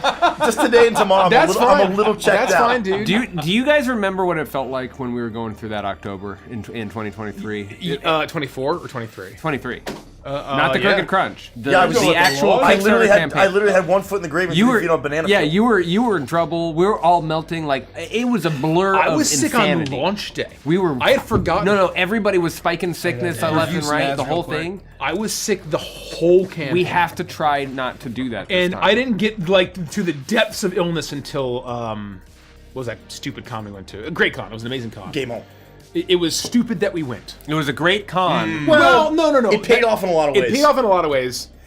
I just remember sitting there being like, I am so fucking sick. Why am I When you here? say it was stupid, it was foolish. It was foolish that I We're was 30 sick seconds as a away, dog. level 11. Oh my god. 94% You know away. what? We're 30 probably seconds. not going to hit it, but I just had to say, if No, you haven't go. trained the hype, you can There- train the hype. 56 subs. 56 subs away, subs? or 30,000 bits. You got 20 seconds to lock it in. 56 Derek subs. can have 11 extra attacks if we have 11 combat extra tonight. attacks. Who knows? No. 11 extra attacks? I think we're fucked if we does this. Oh, I need dice. God. Did you review the ads, Michael? I did. Okay. I approved them. He was just looking just now. We're good. Thank you, everyone. That was a very generous. Thank you. Very generous thing. I hope. I'm excited for us to launch because once we launch it, then it's like we're in flight. We just let it take its course. We'll be streaming. We'll be hanging out in the Discord. Like that's gonna be amazing.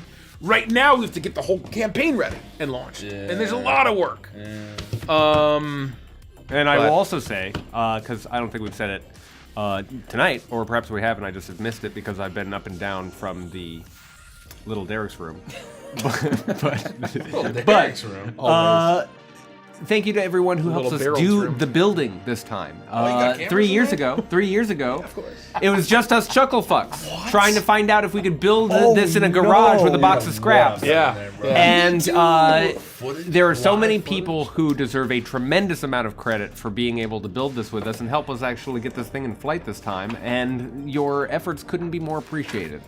No, it's a wildly different experience this time where I think I was telling somebody that for the final 3 weeks before the Crooked Moon campaign, it's certainly 2 weeks. It was you. Yeah. I worked unironically back-to-back 20-hour days. It's nothing but Photoshop. Because I graphic designed the page effectively. And there was so much to do in terms of graphic design. I remember handing you the punch list before I left for Japan. Do you remember I made that placeholder thing? Oh my god! And I was like, "Here are all the graphics we need." It was a disaster. And so I would basically get up, shamble to the coffee pot. That I guess not that. Not, we, that no, the our old coffee pot's dead. We killed it. We killed it. It has been in the trash. But a similar coffee pot. I'd make a pot of coffee. I'd sit down at my desk, and I wouldn't get up other than to like grab water or seltzer or use the bathroom or make coffee for 20 hours. I would rush downstairs to get 4 hours of sleep. I'd get up and I'd go back and did that for 3 weeks straight. No wonder I was so sick, right? Yeah. No, the point is, now that we have this big team, the big team helps us it's keep a our immune different systems. experience where now I'm reviewing stuff and I'm giving feedback and notes and stuff, but it's like I don't have to be the one doing X or Y or Z. Or we A have a through wonderful V. collaboration. Really talented people. It's been amazing. That's I forgot about W. The scope of this project is way bigger than Crooked Moon, obviously. Forget about W. It's just 2 V's. Fucking letters. There's still an immense amount of work to do, but I'm not working myself to the bone to that level. I'm not spending 3 weeks working 20 hours back to back. No, just down to the muscle.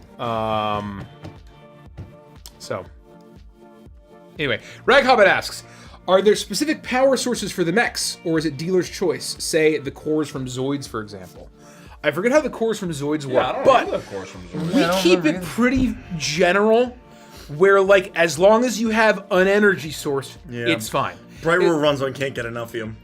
Right. So like, do you have Gemtech? The Rhapsody runs on Ether, Not like that. right? But these rooks don't run on ether. I just thought of an idea. These rooks have some kind of generator. That sounded No, pained. no.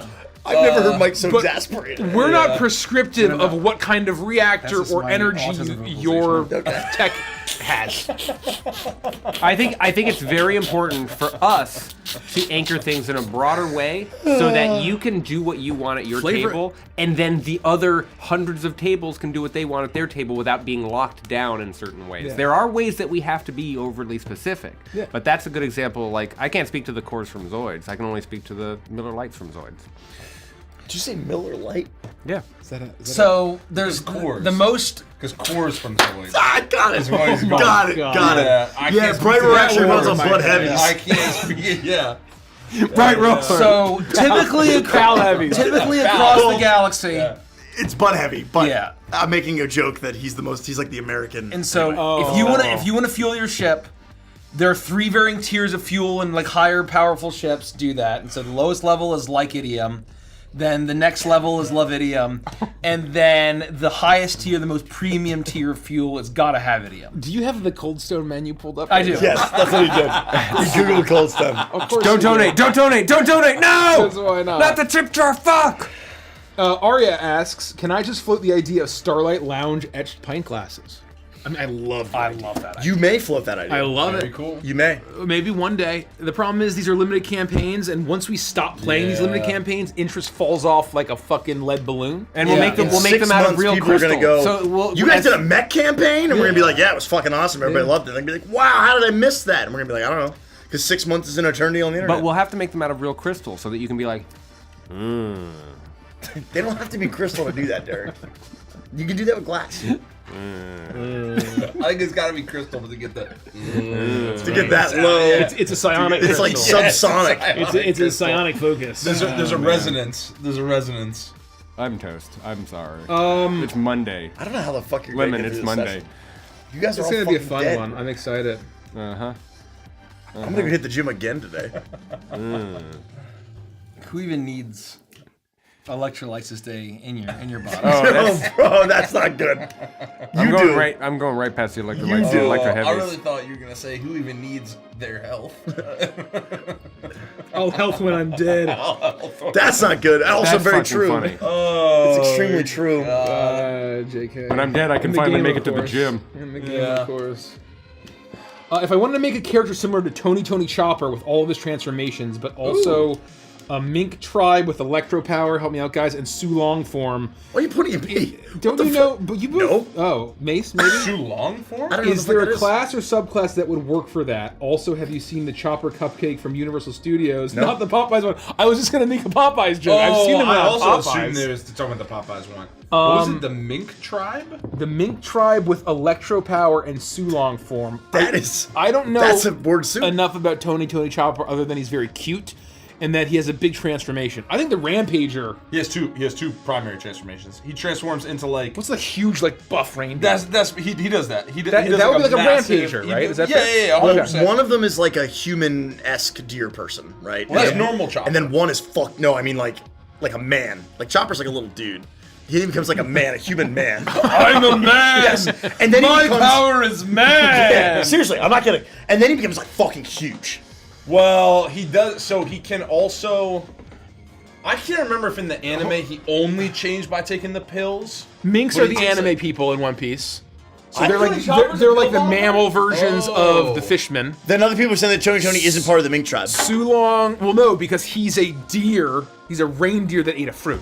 So he's not an animal person. He's a reindeer that got transformed. Oh, really? I believe that. I do know. Sulong is a form of power up for them, like Super Saiyan. I think you just go Rampager. Yeah. I think. Yeah. I trust Richie on this. I think Rampager, when you surge, you get large and you can beat people. You can pick somebody up and hit. You can hit a dude with another dude. Can hit a dude with another dude. I mean, that's the dream. That is the dream. I think. Can you pour me coffee, Mike? Yeah. All right. Once everyone has coffee, Yes. Then Andy we're can good. do the announcement intro for Oh, I YouTube, do have to do a YouTube intro, I guess. and then we can play the Eternity, Waltz of. Since you mentioned, this is from Aiden, I'm assuming you pronounce that Aiden, I don't know. Since you mentioned that rooks are not the only mechs, does that mean that there are mechs that would be above the Cavalon Empire's rooks? or are the Rooks Maybe. the peak of mecha construction? I don't know. We don't know. Maybe. I think that in terms of broad knowledge in the Cavalon Empire, the Rooks are the pinnacle of mechs. Yeah. The question is if there are more beyond that that are not broadly and Yeah, I mean- widely accepted in their culture. Who's to say? For all you know, Tony Hawk built that in a cave with a box of scraps. That's right.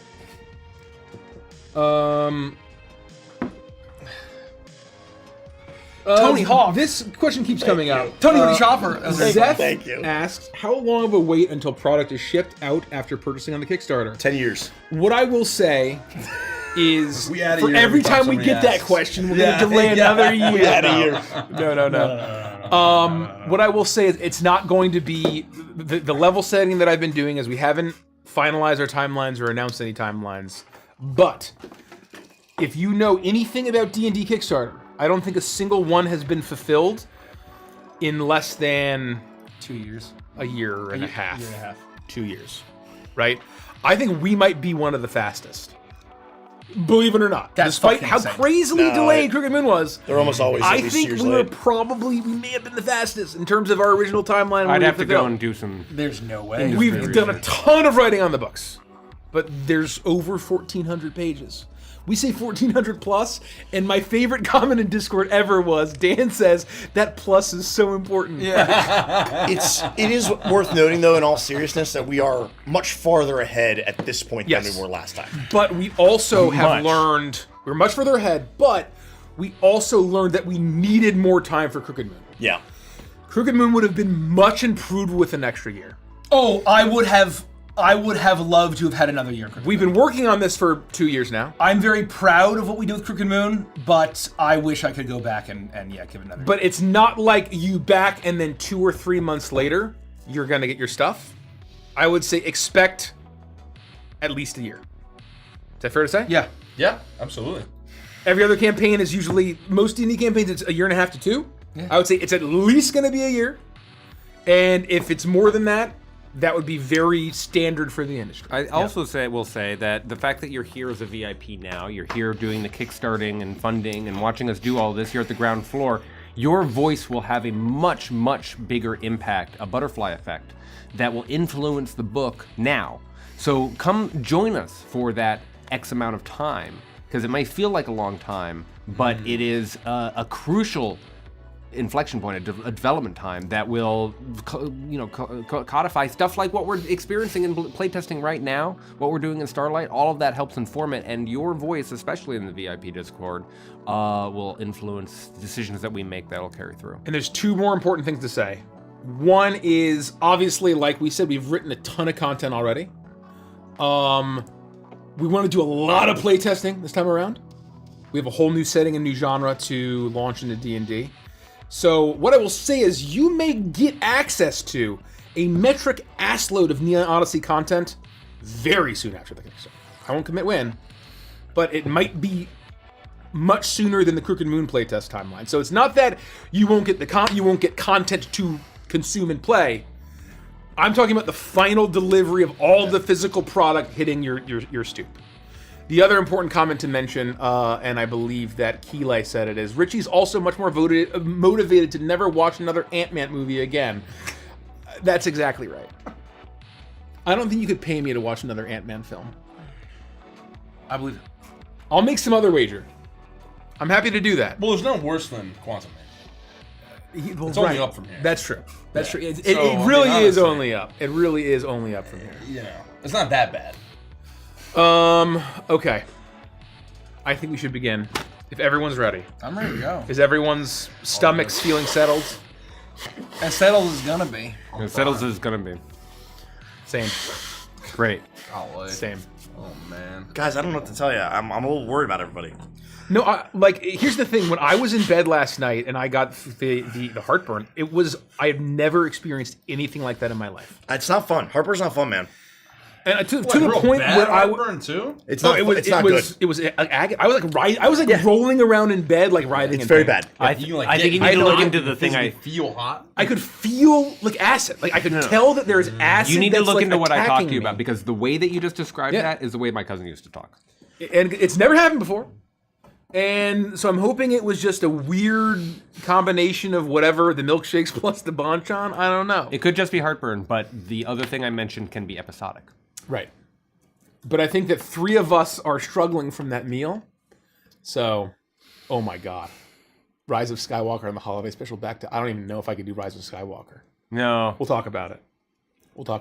That movie has to be worse, right? We should... Holiday special. What? Well, not the holiday special. No, the holiday Rise of special, Skywalker I has to be worse understand, than can be Quantum enjoyed Mania, right? ironically. No, it can't be. What is the holiday? The holiday special is People, I've heard both ways. I've heard it both its ways. biggest flaw is that it's just so painfully boring. It is like agonizingly, Fine. eye-wateringly boring. Imagine like a stage show that they filmed, like a variety show that Yeah, they filmed. no. I've seen where clips. like I'm not talking Oh, to you. sorry. Where Mark Hamill like comes out and dances on stage and like like Chewbacca's there. I don't even know if Han was there. God, I hope not. Sorry, I was drawing. I hope it ain't my realize you were gallbladder. talking. I already lost Anyway, one organ in it the was- last 6 months. And I think Mikey mentioned this when we watched the last movie, but basically there was no world building that had been done at that point. And so they're just like it's like a bunch of random droids and aliens. Really old. And like, It's really old thing. it's like right after the first movie. Yeah. They were like Very quick to fresh. cash grab and make a thing. And it was Yeah. like it was like nobody knew what they were doing. And yeah, I don't think that Rise of Skywalker would be as much of a punishment because it's not even a film, right?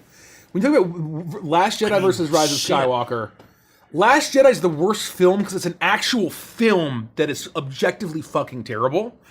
Rise of Skywalker. That's the last one. No, that's the 8. That's episode 8. Episode 9 is just a series of events that happen. It's a literal 3-hour montage. So it's like it's not even a film. I can't even like critique it from like a film perspective. But that's got to be painful to sit through. It is painful, but I think Not I worse could than walk it. Quantumania? I think I could watch it more ironically. Okay. And I could tolerate it more than the fact that Last Jedi You can like attempts to be a complain good about film. it in a funny way, Exactly as right. opposed to Rise of Skywalker. You're doing nothing. Yeah, it's just You like got nothing to say. Yeah. You should watch all of season 1 of Ted Lasso as your next thing. Is that a good thing though? Yeah, I'm trying to help you out. Oh. It's fantastic. Yeah, I'll watch season 1 of Ted Lasso if we're over 6 months late. I think one of the greatest single seasons of television I've ever seen. Season 1 of Ted Lasso. We are 98, 97 away We're 97 from away? our goal tonight. If we hit it, close. I will give the enemies that they face tonight 250 extra attacks. What I will say is if every single person watching right now that is not a VIP became a VIP in this We instance, Oh yeah, we would kill it we would hit our Instantly. goal in an instantly. instant. And if you're already a And VIP, TPK. keep it that way. Just the one time. Yeah, you already don't- have access. don't double it doesn't- VIP. you don't get extra benefits. It hurts us if you do that. And it's going to become confusing later when you're like, which email did I use for the Kickstarter and blah blah blah. I think Huaco Hawk or Jwaco Hawk has the right answer. Oh. Speaking of horrible movies, what about The Last Airbender? Oh my god. No. Who said that? No. No. How dare you? No. Give us suggestions. Just put in the Discord. Post some suggestions of what am I or the rest of us going to watch if we're more Can than we 6 just watch months like late. The Room? No, great. because that's entertaining. It's great. No, it needs to feel like suffering. That's why we picked Right? what we picked. That's why we picked Ant-Man and the Wasp. And the Quantum Quantumania. Yeah. I can't watch The Last Airbender. I can't do it again. Oh, I don't ever see it all the way I through. wouldn't Hoodwinked has its moments. Hoodwinked? Does it? Yeah. I've People never love seen that. Hoodwinked. Yeah. Yeah. No, apparently Hoodwinked is actually a great film. The animations is horrible. No, there are Ammon's moments- got a there are great- moments that are fun. The Monster Hunter movie would probably be insufferable. I would claw my own eyes out because I read about what happened in that film, and you can't even call it a Monster But Hunter as movie. someone that Man doesn't of know the Hands of Monster Fate Hunter, would I is feel the hilarious. same way? You would say it was just you'd be offended. You'd absolutely be offended. yeah. That was a bad movie. Yeah. Yeah, it's got to be a horrendous movie whether you have context or not. Okay. But I would probably claw my eyes out.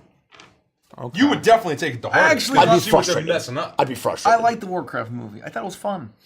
They shouldn't have gone with Warcraft 1. No one It cares wasn't about a great Warcraft 1. film. It wasn't The great. Final Fantasy fun. movie. So Moonfall is was unironically the Spirits worst film I've Within ever seen. Spirits Within. Moonfall's Spirits Within. very bad. I loathed that I film. really like The Last Airbender as the choice. What? Oh. That's like true suffering. I would suffer through that. Okay. I'll make a blood pact here now. Okay. Oh no, please don't. If we are more than 6 months late on whatever the date that that's we promise fucking is, dangerous. 6 months, that's a gamble. That's what it was. I think that's what it was for Quantumania. Is that what we said? I think I was. said if it was 6 months months. late. I believe. I thought it was. Oh shit. Okay. Or maybe it was If a we're year. gonna I watch forget. The Last Airbender, then I'll eat something ludicrous on the other side of the table. Well, whatever it is. No, that'll be my that's my fine. burden. That's That'll fine. be You my can do yoke. some crazy challenge. Yeah, I'll do some crazy food. 6 Okay, months. He's gonna eat 999 Tootsie Rolls, Because that would Tootsie truly. Rolls? That's the right kind of and suffering then he's gonna go right to the that hospital. we would experience for failing that game. Oh, the live action Hospital Dragon Ball Blue. movie is also really bad. Oh, I saw somebody say that. Yeah, live I action feel like Dragon Ball's that- really. I've never seen Dragon that. Ball Evolution. That's a good option. It's bad. I've never it's seen really I'll eat a bad. whole No, it's bottle of brutal. Flintstone vitamins. It's brutal. I couldn't finish it. I think I would rather drink hot sauce straight from the bottle than have to sit through the Avatar film. Sounds How's some hot delicious. sauce? I mean, that'd be Hot- pretty like good. hot as fuck. I'm talking. Oh. I would do something Like the bomb hot sauce. yeah, like anal prolapser. Yeah, that's the bump. That's what Mace just said. It's the We're same- not we just said promising the same thing. anything. Like, This is not a guarantee. We'll dwell on it. But you're starting the betting at 6 months. Is that reasonable? Is I that- Insidious season 3, episode 7 is very funny. If you know. I think if we end up I think it's delaying by 6 months, like they're that walking around and that nothing feels happens. that's a It's in the reasonable trading arc. thing. Once we get beyond 6 months, which is still possible, who knows? Like we don't know. There might be another unprecedented thing that happens.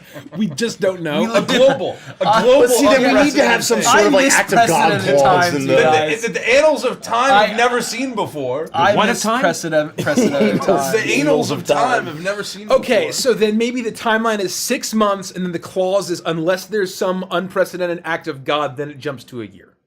How does that sound? Very reasonable. Why don't we? That fair? Well, yeah, well, let's not write anything in blood right now. No, nothing's in blood. Everything's Nothing's in blood. Mace has promised to eat 999 Tootsie Rolls. No, Derek didn't say promised that. on his behalf. I'm really I didn't say nervous Tootsie for You Mace. voluntold I'm him. not eating 999. You would not survive. Don't do it, Dude. Mace. There's no human that Stop No, asking. Mace would No be human bound can up do for that. 3 months and die. Yeah, you kidding Hospital me? police. He would die on the toilet. You know what? I kind of love that idea. What? Oh, that's sick. The live action Cowboy Bebop film. No. Or, no, series. no. I can't Series? watch it again. I can't watch it again. Bro, I couldn't make it through one episode. For this campaign, I can't watch It it is again. so perfect. But it's so long. The whole series? It's so long. We can't do the whole No, series. not a That's gotta chance. be like Not a chance. That's gotta be like 15 hours. It might be, yeah. It might be 50 or 16 why don't we hours. pick like an episode? no, or no, two? do the first and the last episode. That's don't- funnier because I- then you have the middle missing, and you're just like, I what, am begging what has you. happened? That is actually where I don't think I could watch it again. I really don't. You'd have to do the Man. food challenge. You'd have to I don't drink think like I I can turned suffer off the through it again. music I really because don't. I thought we were going to do this, Yeah, and now we'll we're doing think on this. it. You're right. That's a lot of hours to commit to. Maybe for every like month or so, like at the 6 months it starts, and then every That's month, fucking awesome. Every month I or love that. quarter that we're late, we add an episode. Oh my god. that. I'm not Andy's willing to gonna make that cry. bet. I'm really not. I'm like, I have a lot of faith in us as people. That is a I think We that's need certain some kind of companies, gambit. yeah, that price is you know. too steep. And I think that because Cowboy Bebop is so critical to the DNA of what we're doing, that it has to be that. It has to be that. That's Anyway, we'll workshop noodle. it. We'll let noodle. you, We let should you all play. know. We We'll should put play it on. some D&D. We'll put I'm it on becoming the, head of on operations the page tomorrow.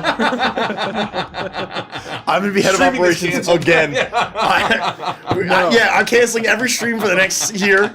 I won't sit through that again. I won't. Especially because I have no way to make anybody work faster.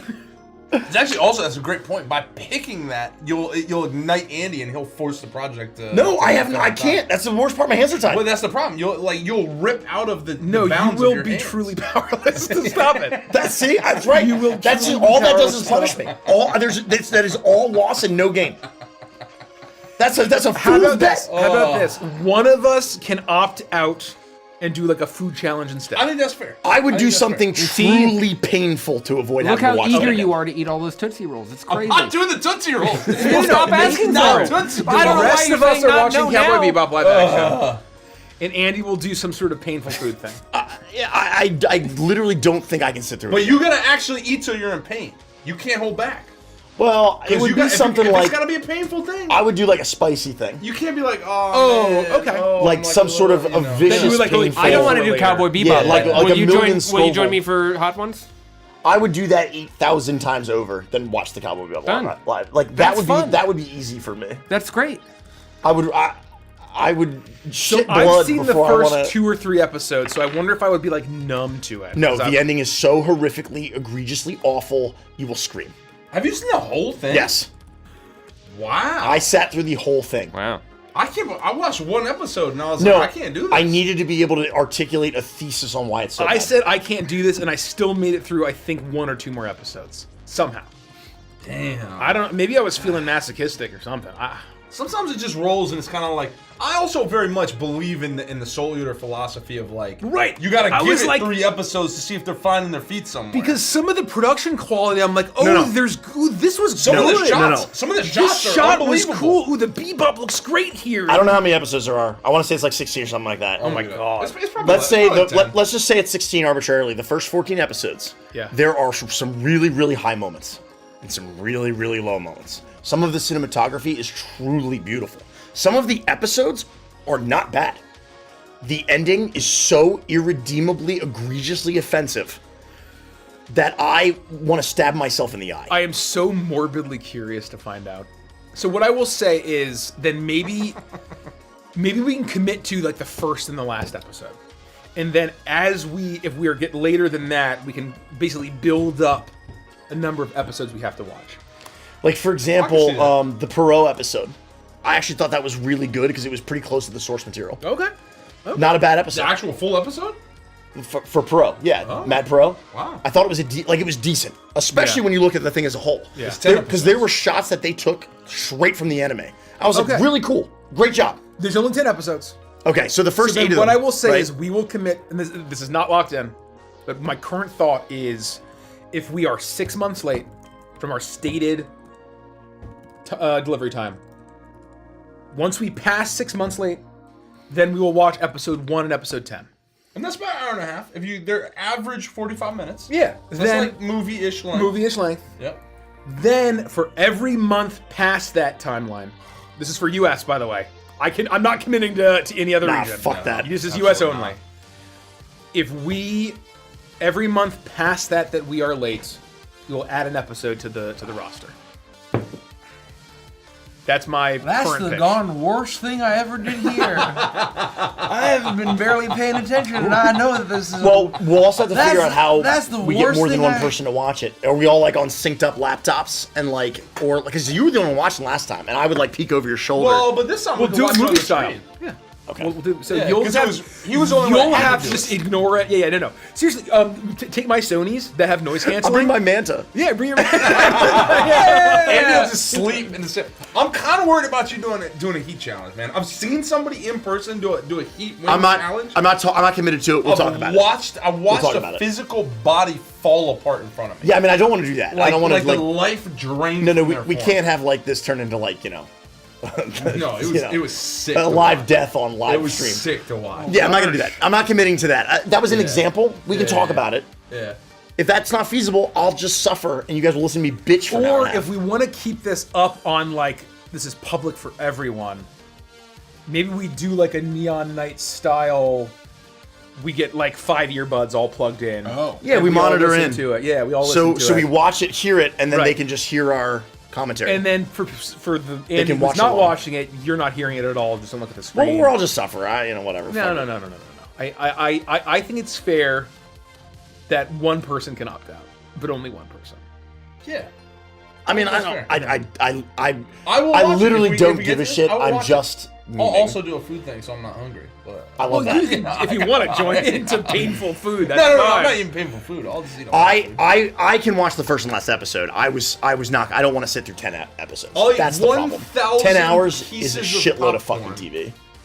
Yeah, 10 hours is long. 1,000 pieces of popcorn. It's a lot. I Well, don't one think so. I bag don't think- or you two might as well have bags. said like I'm gonna have like a cup of rice. Like I can see it being like, how many buckets of popcorn? How much do you think is in like a large movie theater bucket of popcorn? hundreds and hundreds. I would say like 352. I think it's probably closer to 500. Like a You big think jumbo 500? bucket. Yeah, like a big jumbo I think if bucket. you ate 2 jumbo buckets of popcorn, you're probably close to 1,000 That's popcorns. gotta be at least 1,000, Yeah. right? I would think In a maybe single bucket? No, Or no. You would Two. dumpster Oh, 1,000 this is true. kernels. A large movie theater popcorn bucket generally contains 1,470 to Okay. 1,700. So That's exactly what I would. Everyone at this table has I would eaten eat- well over 1,000 Yes, I would popcorns. have 3,000 individual pieces. Three of popcorn. large buckets of popcorn. I'll eat Yeah. 3 large buckets of popcorn. There we Like go. 3 large buckets of popcorn. I think the only problem with that challenge would I would just get thirsty and dehydrated. I don't think it would be too bad to do You got that. water. Yeah, but then you get filled up with water. That's your enemy. you It's don't like fi- you don't it's like fill when it you up. drink seawater. It's the death of you. Wet the palate. Are we all good to play some Dungeons and Dragons? I mean, It's not the true 10 p.m. answer is yet, no. so- We're no, not it's our ready. official start time. It's 9:45. Yes, it is. It's our official start Let's time. fucking go. The true answer is that we're not ready, but we're gonna do it anyway. We're playing Waltz for Eternity. Okay. When one of us falls, we continue. When one of us falls, not if. Oh. Ready? When? What? Expedition 33. Have you ever seen that one reel? I get Oh that no, one I haven't reel seen a don't single know. thing from it. Expedition I don't know. 33 I've been all the very time. unspoiled. And it ants me up so You unbelievably. have to send it to me then. It's like she just says she's giving like a monologue speech. And it's crazy. Do you need any context, or it's I just mean, the speech is unbelievable. okay? She's just like it's the ancient oath. When one of us falls, we Oh yeah, continue. they're basically doomed, right? They're all I doomed. have no idea. I've Anyway, no doesn't matter. concept of the game. Okay, here we go. Just that one thing. That's why I keep on. But is it like with a French accent? Probably. One of us She doesn't say like. Uncle's when one of us falls, we must continue. Okay. All right. Everybody, how's everybody feel? We good? We good? Oh yeah. Okay. We're playing Waltz for Eternity. Welcome back to another episode of Waltz for Eternity. We would absolutely love it if you'd like this video, subscribe to our channel, and check this bell so you never miss an episode. And of course, while you're doing that, I'm going to read some comments from last episode right now. Comment number 1. This intro is too sick to not keep this campaign running, and I've seen enough. 3 seasons. I agree. All right. Comment number 2. The knighting ceremony gave me chills and had me saluting as well. Comment number 3. First 2 hours. I thought this was a Mecha campaign, not a slice of life anime. Last 2 hours. Oh gosh. Oh no. Very funny. And comment number 4. I can't wait for Ren to learn the power of friendship and this cup and cake he found. So as always, make sure you leave a comment below, and maybe next time yours will be read. In the meantime, if you'd like to support the stream, we got a few different ways that you can do that. You can become a channel member right here on YouTube. You can go check out our merch shop. We got a lot of really great stuff over there. You can become a patron over on Patreon. It's the only way to join us for Evantris and Chill. And lastly, go to neonrpg.com to become a VIP for Neon Odyssey today. If you do, you gain access to our VIP exclusive Discord. You get access to over or almost 50 pages of playtest content that you can start using at your table right now. But most importantly, you also unlock exclusive VIP dice, Sharp Edge Resin, that you can only get if you back the Kickstarter when it goes live on May 5th. So don't delay, because once the campaign goes live, you can no longer become a VIP. Go to neonrpg.com today. Thank you. Take it away, Derek. Thank you. Elm Squadron flies through space in formation, leaving the wreckage of the destroyed Saurok fighters behind them.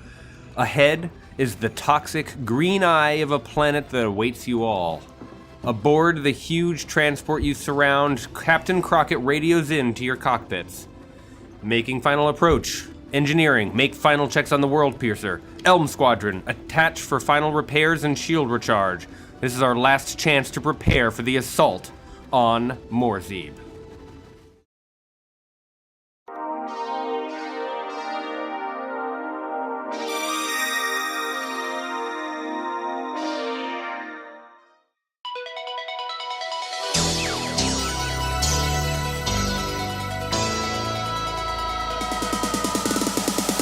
Love rages in my heart, blazing through the endless sky. I follow you across the stars, far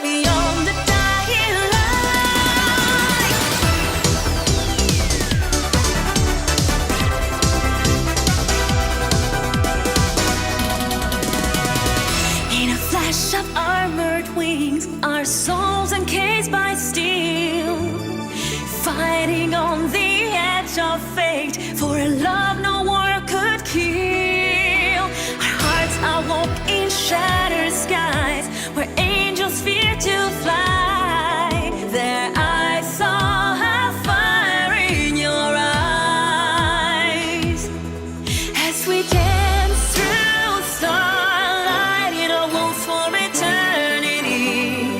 In your arms I'm finally free.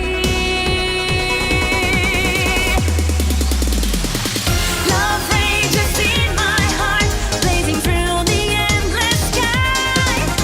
I follow you across the stars, far beyond the dying light. Love rages in my heart, yours until the end of time. Burning for eternity, our love will never die.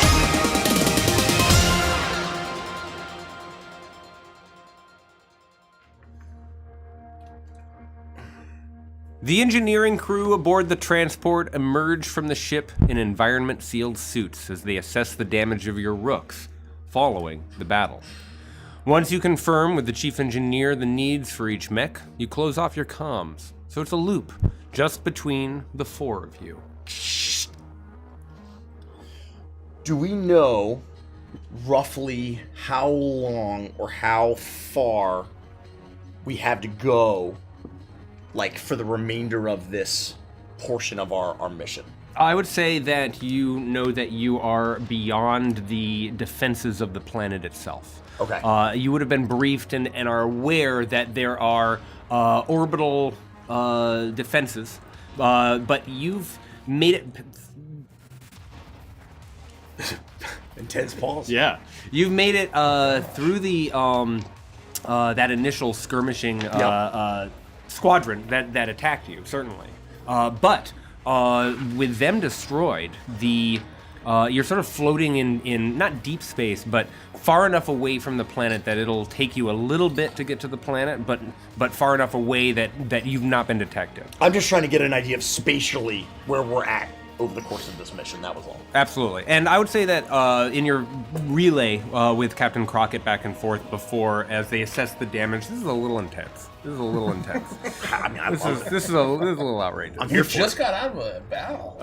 Yeah, you did. But all right, let's see what we've got.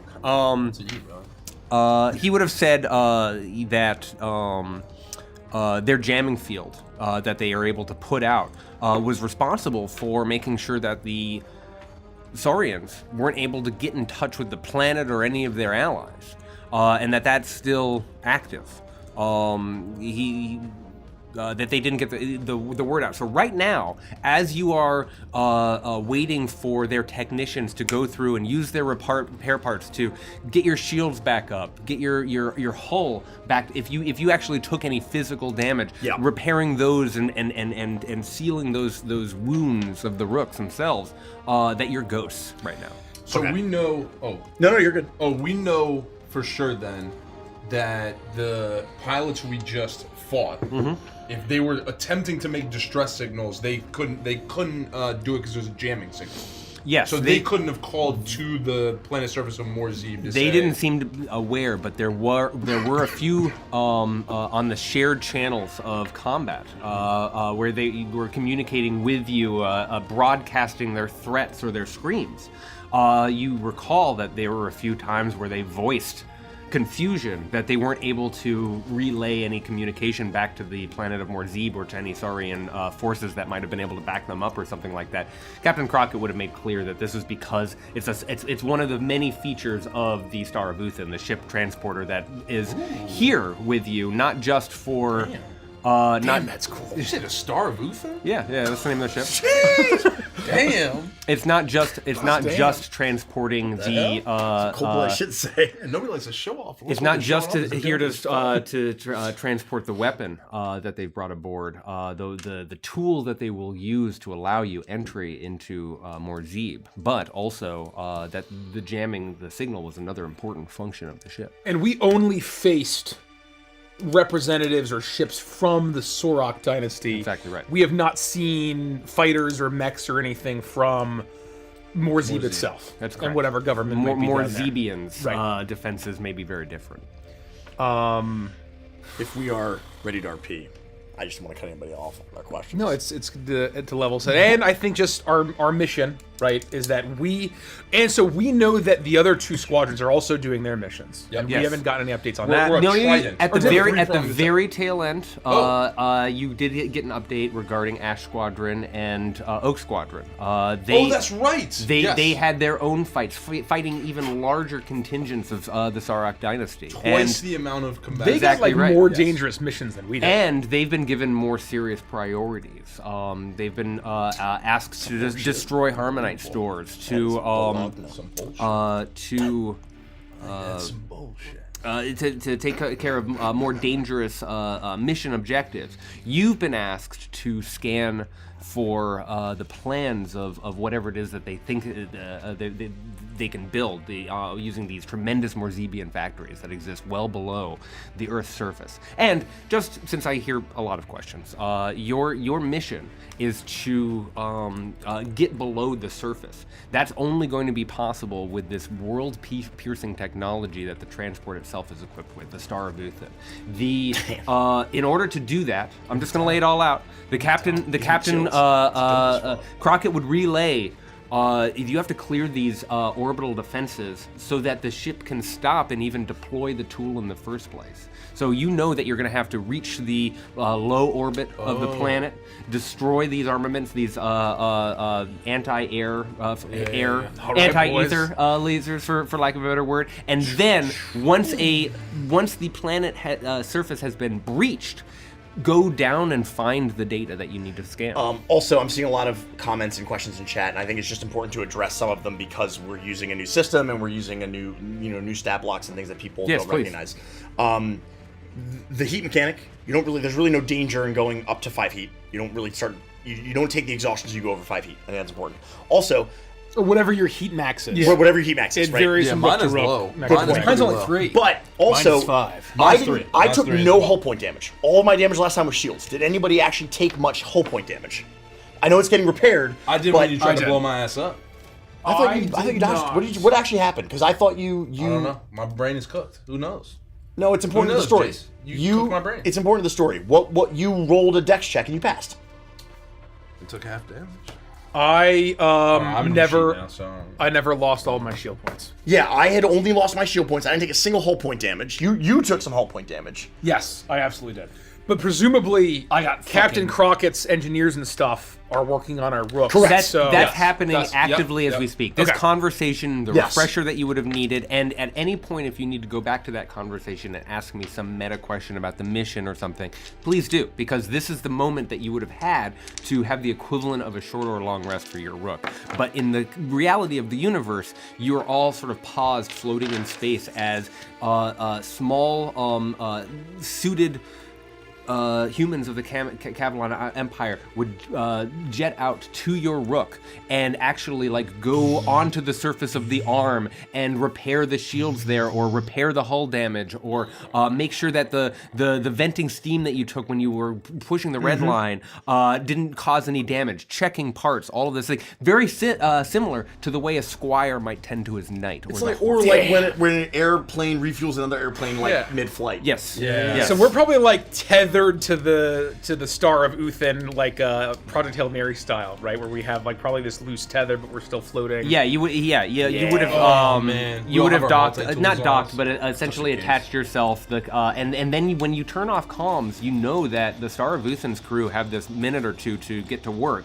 You, while listening to badass guitar solo after badass guitar solo, are given a moment of respite and an ability to sort of regroup as a team and check in.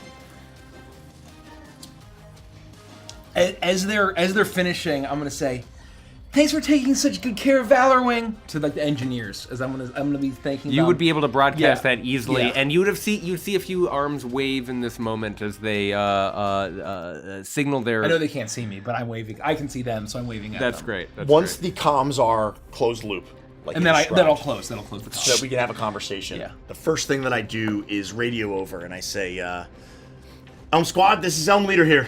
Everyone sound off. Is L? What are our call signs? You're Elm 2. Just Elm. Elm Just 2. Elm 2. Okay. 2, 3, 4. Elm 2, sounding off. Elm 3. Standing by. Elm 4, standing by. I'm all good. Thanks to the engineers. I took a bit of a beating, but Valorwing's gonna be okay. Everyone did well out there. I'm proud of everybody. That was our first true skirmish. And we came out unscathed. Well done. Did you see what the might of House Maycor was able to accomplish by detonating those mines? It was incredible. You were incredible. That was quick thinking. That was tactical brilliance. Well done, Varys. 'Twas not me, Elm Leader. That was the might of Ironwall. I did not know if I would survive, but Ironwall kept me safe. Ironwall was my shield, as he and I are the shield for the Cavalon Empire. Ren, you alright? How'd Bitterfang hold up? Sorry about the little bit of friendly fire there. Oh, it's okay. I actually think that was expert piloting, disregarding the safety of your squadron, so you could swat flies with a flamethrower. I'm gonna take that as a yes. Bitterfang will be fine. Yeah, well, I mean, and going forward, we really shouldn't be the ones firing on our comrades. All due respect. Heard, Milo. Heard. I had to make a decision. A quick decision in the heat of the moment. No pun intended. Elm Leader, you are our leader, and it was the right decision. Sometimes sacrifices have to be made. And if an attack needs to be done, if a weapon needs to be fired that will bring an end to any of us, if it means the safety and security of the Empire, none of us should hesitate. I just don't want Ren to get hurt. For what it's worth, Ren is incredibly skilled. I knew he'd be fine. And situation, role reversed, I'd expect him to do the same thing to me.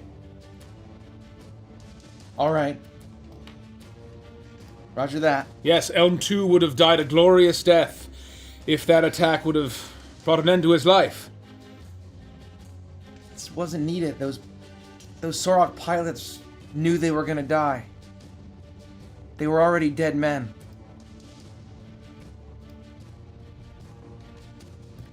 Ren? Yes? You know I believe in your skill, right? I think you hold my skill in high regard, Jace, yes. I think you also used an untested weapon against an untested weapon. In a moment, we could have cut them down easily. I think your excitement to be the best pilot out in the stars drove that attack. As you so colorfully called out your finishing move. What was it in the end? If the Star of Uthin had fallen, the mission would have been over before it began. Well, it's a good thing that didn't happen. But going forward, we'll be able to execute our mission without having to turn our weapons on each other. Okay? I have no problem with that. Milo, I don't want you hesitating. I'm sorry for hesitating, Elm Leader. But I was not needed to execute any killing blows. The two of you had it well under control. The time may come, Milo. And if I'm standing in the way, I expect you to do the job.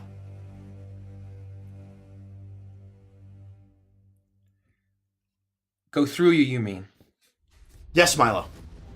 Whatever it takes. I'll do as I'm ordered, Elm Leader.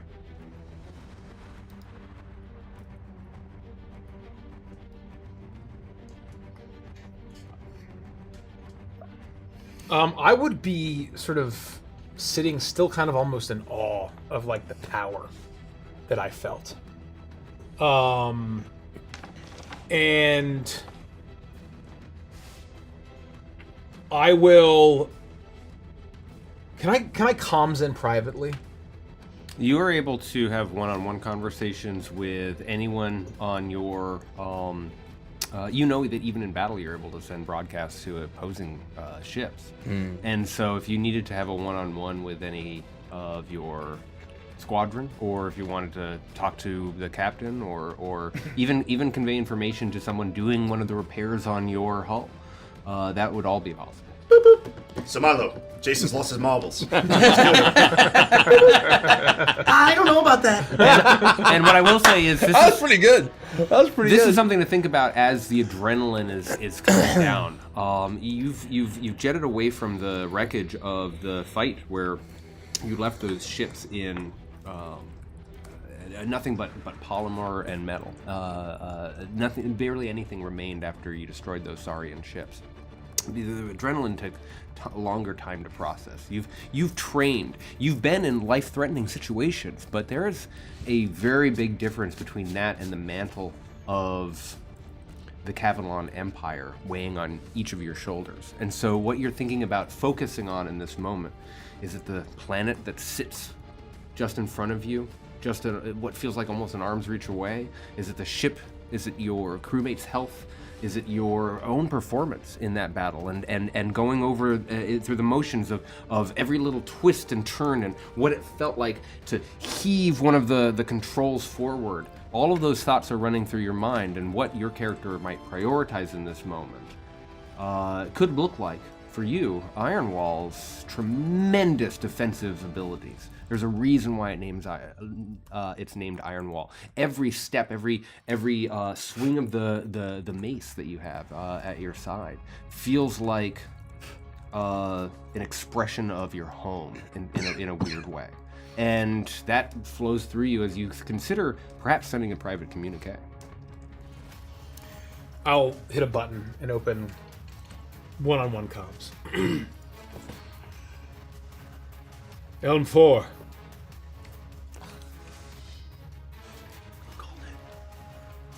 Jason's lost his mind. Do you copy? I hear you, Varys. Do you lack faith in your commanding officer? Oh, shit. There's one thing I don't lack, Varys. It's faith. In my God and in my friends. Chase is just a little hot-headed. It was his first time using Bright Roar. I don't think it'll happen again. Your concern for the enemy is disturbing.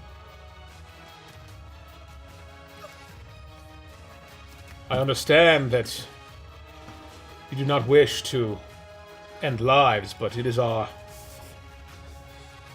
honored duty to return our enemies to the oneness of the harmony.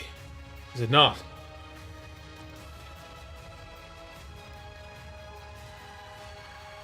It's our honored duty to protect the innocent. That's why we're fighting, Varys. Yes, to protect every citizen of the Empire. And to do so will require killing. We will all be faceless in the end, but for some, they will be faceless sooner than others because they wish to bring harm to the innocent. Valorwing is suited to support those who are more skilled at killing than I am. I'm grateful that Jace and Ren are so good at it. I won't let you down, Varys, I promise. I don't believe you will. I just wanted to remind you that Elm Leader is our commanding officer. When he makes a call, we must support him. Those are orders. Do you copy? I copy. Elm 3. Elm 3 over and out. I would basically wait for the repairs. I start applauding. I would basically wait for the repairs to be over and maybe we're having questions or I'm fielding questions from the Elm squad where we're talking to each other. But basically the summation of all of this stuff as we're getting ready for the next leg of this, I would basically just radio to the rest of the squad and say over the intercoms, Elm squad, again, good job. I'm proud of you all. But this has only just begun. Let's stay focused. Let's move forward. Do not falter. And we'll be victorious. And when we get back, first round of Pal Heavies are on me. Roger that, Elm Leader. There's another question that hangs in front of us before we continue. It seemed like they knew to target the transport. And it felt like they were here to meet us. Before I would think that ground-based detection would have seen us coming. Elm 2, I agree. I think there's going to have to be a full debrief. Post-fact. Something to keep in mind. But nothing we can do about right now.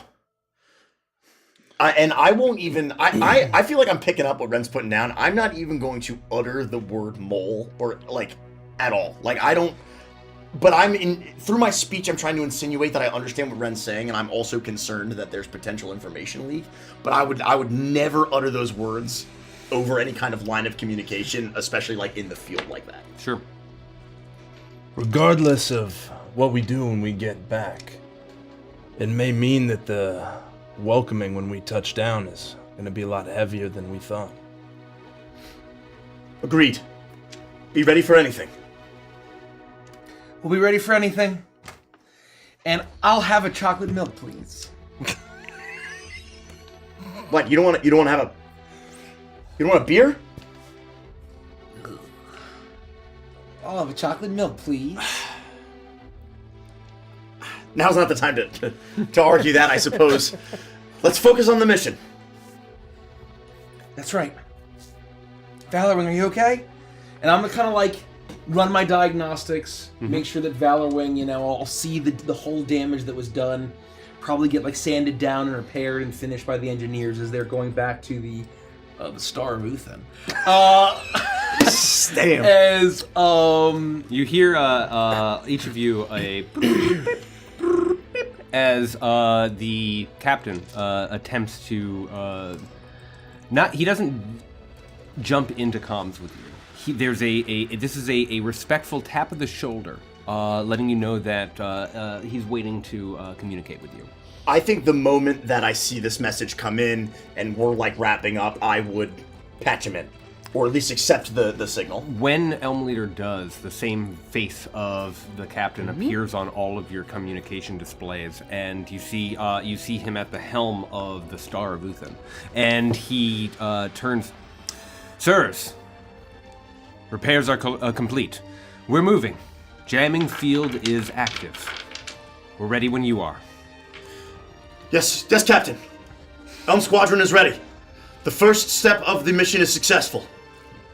I hope you are pleased. He salutes back, and you know that you'll need to boost forward and take care of the at least a section of the low orbit of Morzib's defenses in order to make it possible for him to approach with and deploy the weapon, the World Piercer that he has been equipped. There's also been some communication. We don't need to RP this, but you know that all of the stars are communicating with each other, talking to their own squads, and you're getting some information that the other Oak and Ash squadrons are completing their own repairs, and that this is intended to be a coordinated strike. Their lights are green. It's time to go. Yeah, I mean, if we are ready and the rest of Elm Squad doesn't have anything else for me or the captain, then I would basically be like, you know, in the affirmative, we're ready to proceed. And mechanically, you enjoy. Your HP comes back to max. Any of your refreshing abilities would come back. Obviously, your shields would turn back on. Your heat is reduced to 0. That would have been expressed immediately. Staircasing down, coming right out of the We fight. get a rook rest. But you get a rook rest. I love that. That's fucking fantastic. You castle would be another perhaps way of. Ooh, we've entered the That's castle. funny. That's funny. And you start to boost forward towards the planet of Morzib, unless there's anything else that you wish to accomplish. Nothing for me. We will sunder their defenses, sir. You jet away, and the 4 of you assume a attack formation. Jace, you take the lead, and behind you, almost spinning in like a corkscrew, the 3 other Elm Squadron pilots fly behind you, waiting to see how far away you have to get in order for the perimeter to arrive. And you don't see them at first, but you do see the blasts as all of a sudden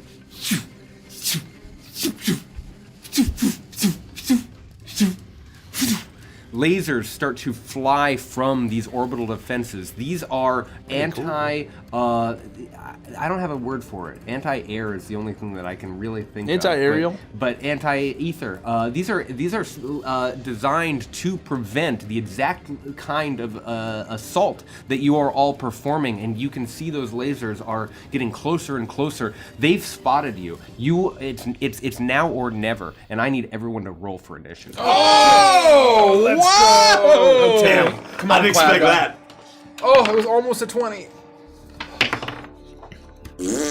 I will open the radio as we're soaring through, and I'll say, Helm leader, request to enter shield formation. And then you read my mind, bro. I don't even know how you get out of my brain. Oh, I, like, sorry, this I wasn't is sure no, if you no, were gonna do that. no. It's perfect. I'm just like I don't understand how you get in there. You got me so rattled I can't even repeat.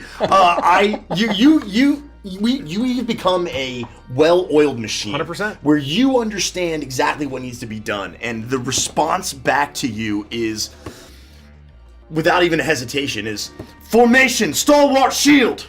And you know what that means. And we basically form whatever formation it is that allows you to do what you need to do. Roger. Take position. I would basically boost to the lead, and I think we would have practiced approaches like this, where I am going to basically like shield rush from World of Warcraft, and hold my shield up and rush behind it. I think we would be single file behind me. I will take that into account for this first round. Sure. But what I will say is that these defenses are hundreds of feet apart. And so at a certain point, you know that once you take this initial volley, you will have to break in order for each of you to reach the destination. And then it'll be up to you tactically whether or not you want to try to dash to get close to them in order to use melee, or if you're going to use range. But first, I need to get everyone's 20 to 30 initiative account. Not me, not this guy. 15 to 20. 18. 19. Ooh. 10 to 15. I got a 10. I got a 7 Oh. with a natural 1. Very I rolled good. a 5. Oh. Miles a little out of it right now. The only action that I would say makes sense for this first round for any of you would be to dash. So I'm going to go through the entire initiative order, and I'm going to attack each of you with the laser battery as the defenses unload. That's going to be a natural 1. That's going to be a 17 to hit you, Varus. Varus? Misses. Does the thank Velocity you. have dice in it still? That's going to be a 19 to hit you, Jace. A 19? Yes. No, that's when I'm sitting still. So my AC is 22. 22. Oh, and you're using your total cover thingy, right? Yes, I am using my shield wall. Until the start of my next turn, the mech has resistance to all damage, and it provides total cover for its allies instead of half cover. Okay, So theoretically, they can't be targeted. Yep. I'm the only one that can be targeted, and if I do get hit, then I am resistant to So damage. the only one that I think matters would have been that 19. Would that have hit? No. Okay, wow. So I would say that it's not that they miss. It's that you are doing a very good job. 100%. All of a sudden, you see these beams hitting this shield, and you are all watching a dazzling display of light in front of Varys as he continues to press forward. Another round goes by. I'm going to do that one more time before you get into range. That's going to be a 20 to hit. Misses. 22. Misses. 27. Hits. Hits, and then one more. Nope. So the 27 hits. That's going to be 23. 16 points. I'm sorry. 21 points of radiant damage as these blasts smash into your shield. If I will take I 10 may of that. act Yeah. after that happens. Oh yeah, presuming yeah. in the Each of these formation, turns are happening. Presuming I'm directly behind Varys, I will say, initiating shield replenishment is I'm going to use Oh yeah. my damage control. I'm going to use my action and heal 15 of those shield points. It's like we're playing Team Fortress 2, and I'm the medic, and you're the heavy weapons guy, and I basically I am with the Wings of Valor wing. I am channeling the shield regenerating mist that then surrounds it and replenishes 15 of those shield points. With Jace and Ren at either side, your wings actually almost spread out, and it's like this shield as you, it's like a battering ram. You are all flying forward. It's at this point that you know that you need to break in order to reach these floating. You can now see them. You're close enough, having dodged as best you can, having absorbed as many strikes that you can. You have the option of moving and making an attack, or trying to dash and then knowing that they'll get another attack on you, get within melee range at this tremendous velocity as you all fly in. So at the top of the round, Ren, you spy one of the orbital defenses floating in low orbit above the green toxic surface of Morzib, and you're able to jet off towards it, breaking from this initial formation, knowing that it needs to be destroyed or the Star of Uthin will never be able to deploy. Time to take these things down. I will dash. You said I can't get there though. You can either move and get halfway to it, or you can use your dash in order to get it. But obviously that'll take your action. So whatever bonus action or whatever you might have. So you basically have a choice of getting halfway there and using a ranged attack, or trying to get within range. I will dash and get right towards it. And as I draw my twin blades, and as I'm pulling up in front of it, the rook, I start to almost like spin and twirls. I'm moving as deftly as possible, so it's having a hard time watching my incoming approach. This is like as you get closer, you see this orb with this centralized ring around it, and with a few boosts, this eye almost turns, and you can see that this is the targeting reticle that's shooting from. And as it's trying to lock onto me, the blades drawn, a gleaming of light as my rook core powers into it, and I'll disappear from view. Badass. You Let's vanish. fucking go. For a brief moment, the stars have a reflection, and then they return back, and you can see this eye start to boost as it's trying to figure out your position, but seemingly there's almost like a weird shimmer in the stars, invisible, as a movement that would be impossible to detect. That is your turn. Varys, you have the same choice Ren has as you spy another one of these orbital defense lasers floating in low orbit. I'll just say, as I use my bonus action Snowblind, the mech gains the invisible condition until the start of its next turn. Great name for a feature. Hell yeah. I would like to use my movement. I would just really wait for the command, presumably when Elm Leader says to break formation and then spread out. Yep. Right? So I now know that my role is not to be the shield wall, and that I just need to get to basically pick one, and if we're all spreading out, and destroy it. Yep. So I will use my movement to get halfway there. Okay. And as I'm rushing forward, I'll lower my shields. And I will flip like a little cap on one of my joysticks, and there's a big red button. And Let's go, baby. I will say, I'm leader. Initiating, what should I call this? And Ren's over here making fun of Jace for finishing moves. Unbelievable. Initiating shield breaker, and I hit the button, and I'll sort of like jet and boost back a little bit, and like get upright, and the missile pods on my shoulders will all sort of open up, and it will be a swarm of these small little missiles that kind of shoot from my shoulders, and they all kind of travel together, and they're sort of all swarming around. Oh, man. And they will move an additional, I believe, 9 hexes. So it's as if I'm dashing, but they're moving the rest of the way. Okay. And it looks like Itano Circus Kool-Aid. Oh, hell yeah, hell Yeah, yeah. yeah. Oh, absolutely. Affirmative L3, nice shot! Notice how his wasn't Big release, Hammer Mountain this, Smasher. spray of missiles, knowing that now that you have all been detected, time is of the essence, and the missiles reach the laser battery. Go ahead and roll how that works. I will make an attack roll. It's technically a missile. I'm just flavoring it as it's because of how the missiles work. Oh, hell yeah. My interpretation of that Okay. is a swarm. Plus 12? Oh my god. 22 to hit.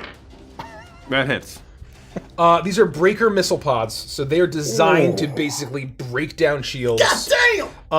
To then guys make are it so cool. to then try to punch through the hole with a secondary explosion. So I'm flavoring that as some missiles are hitting first and wearing down the shield as the slower, bigger missiles then hit in later. Okay. To attempt to break the hole of whatever Like a this is. two-stage firework. I just want to say I'm honored to have you guys on my squadron. You guys are all so cool. 2, 3, 4. So first, the shield points are going to be reduced by 40. 10, 15. Let's fucking go. 25. 32 points of damage. Okay.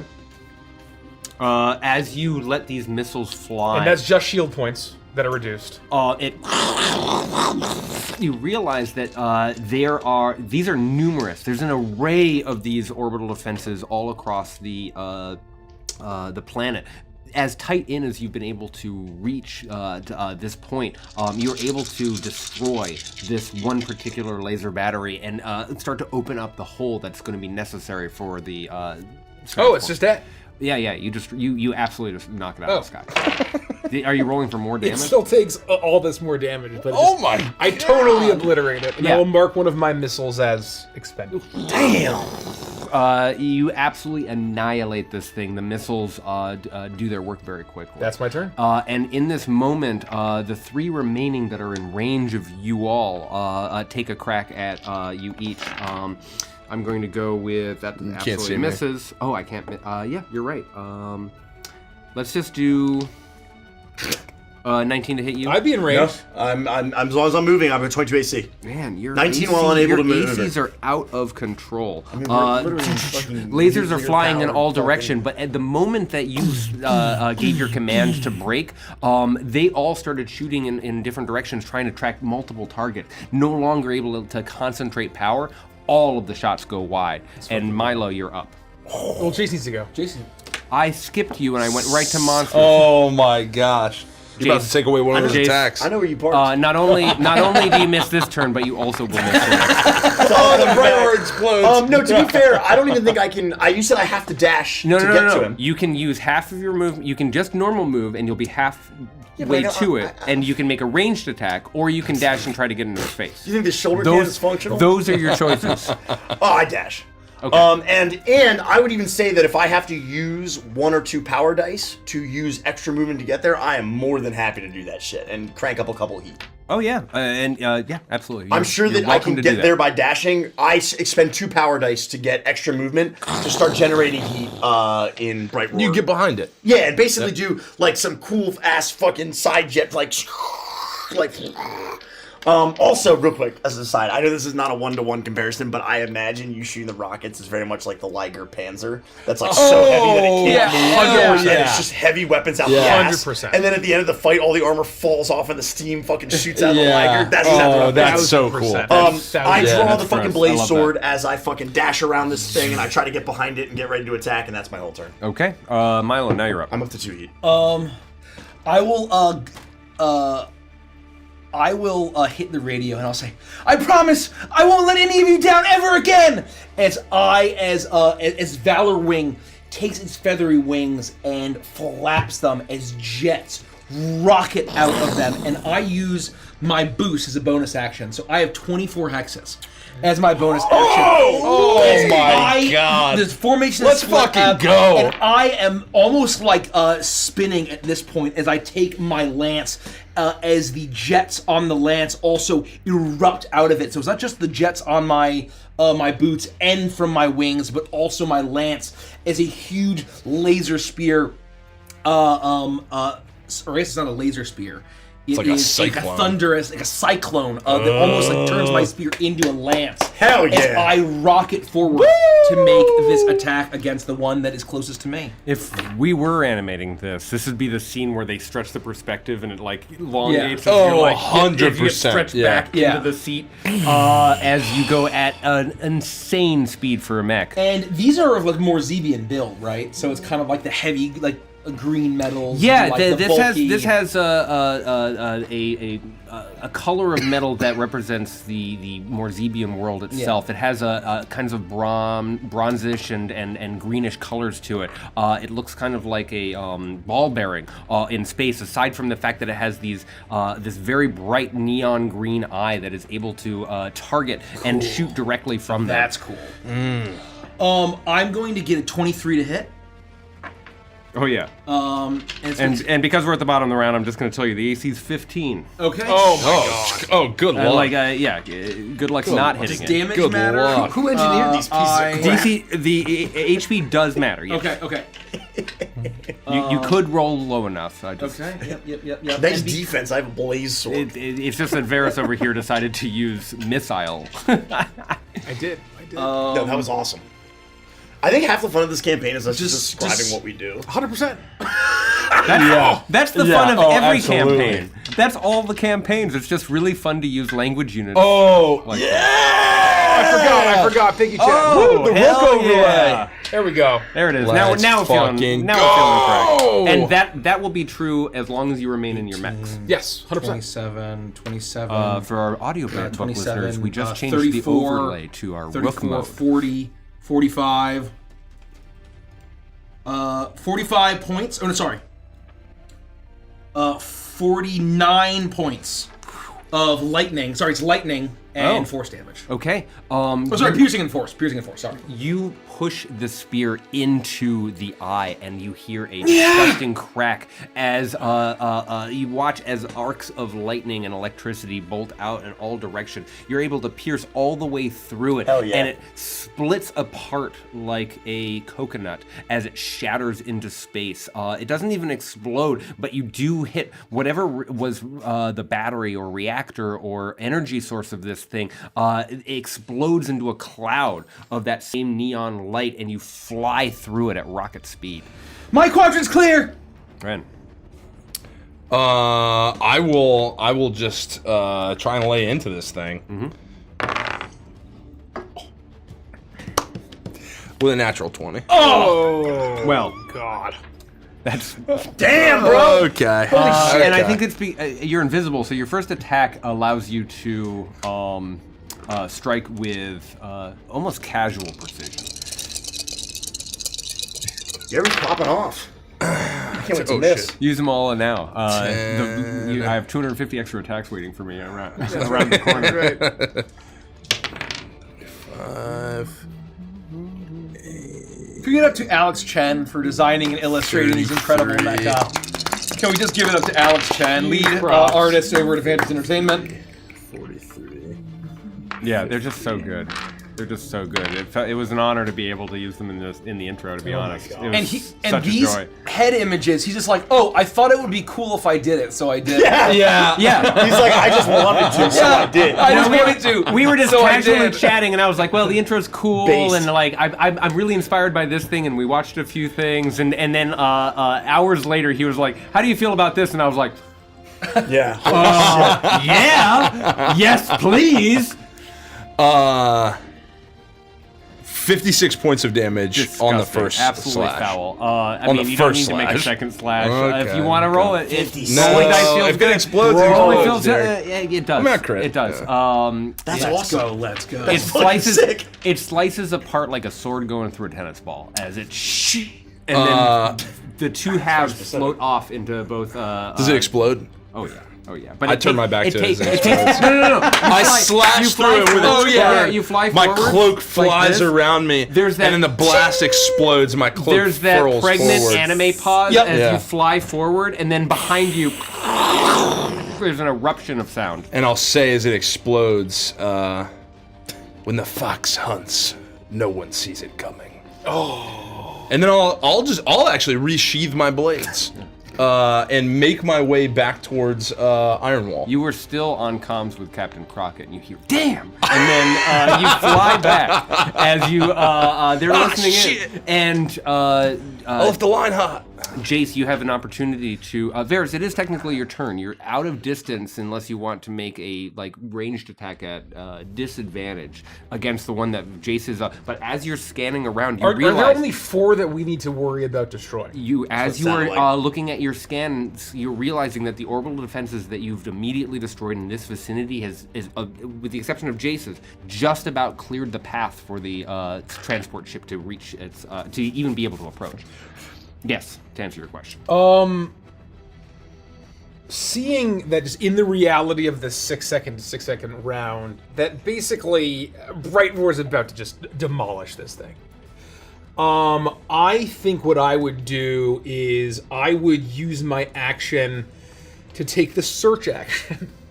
If I could use my scanners to basically scan out to see, do I see any more ships coming?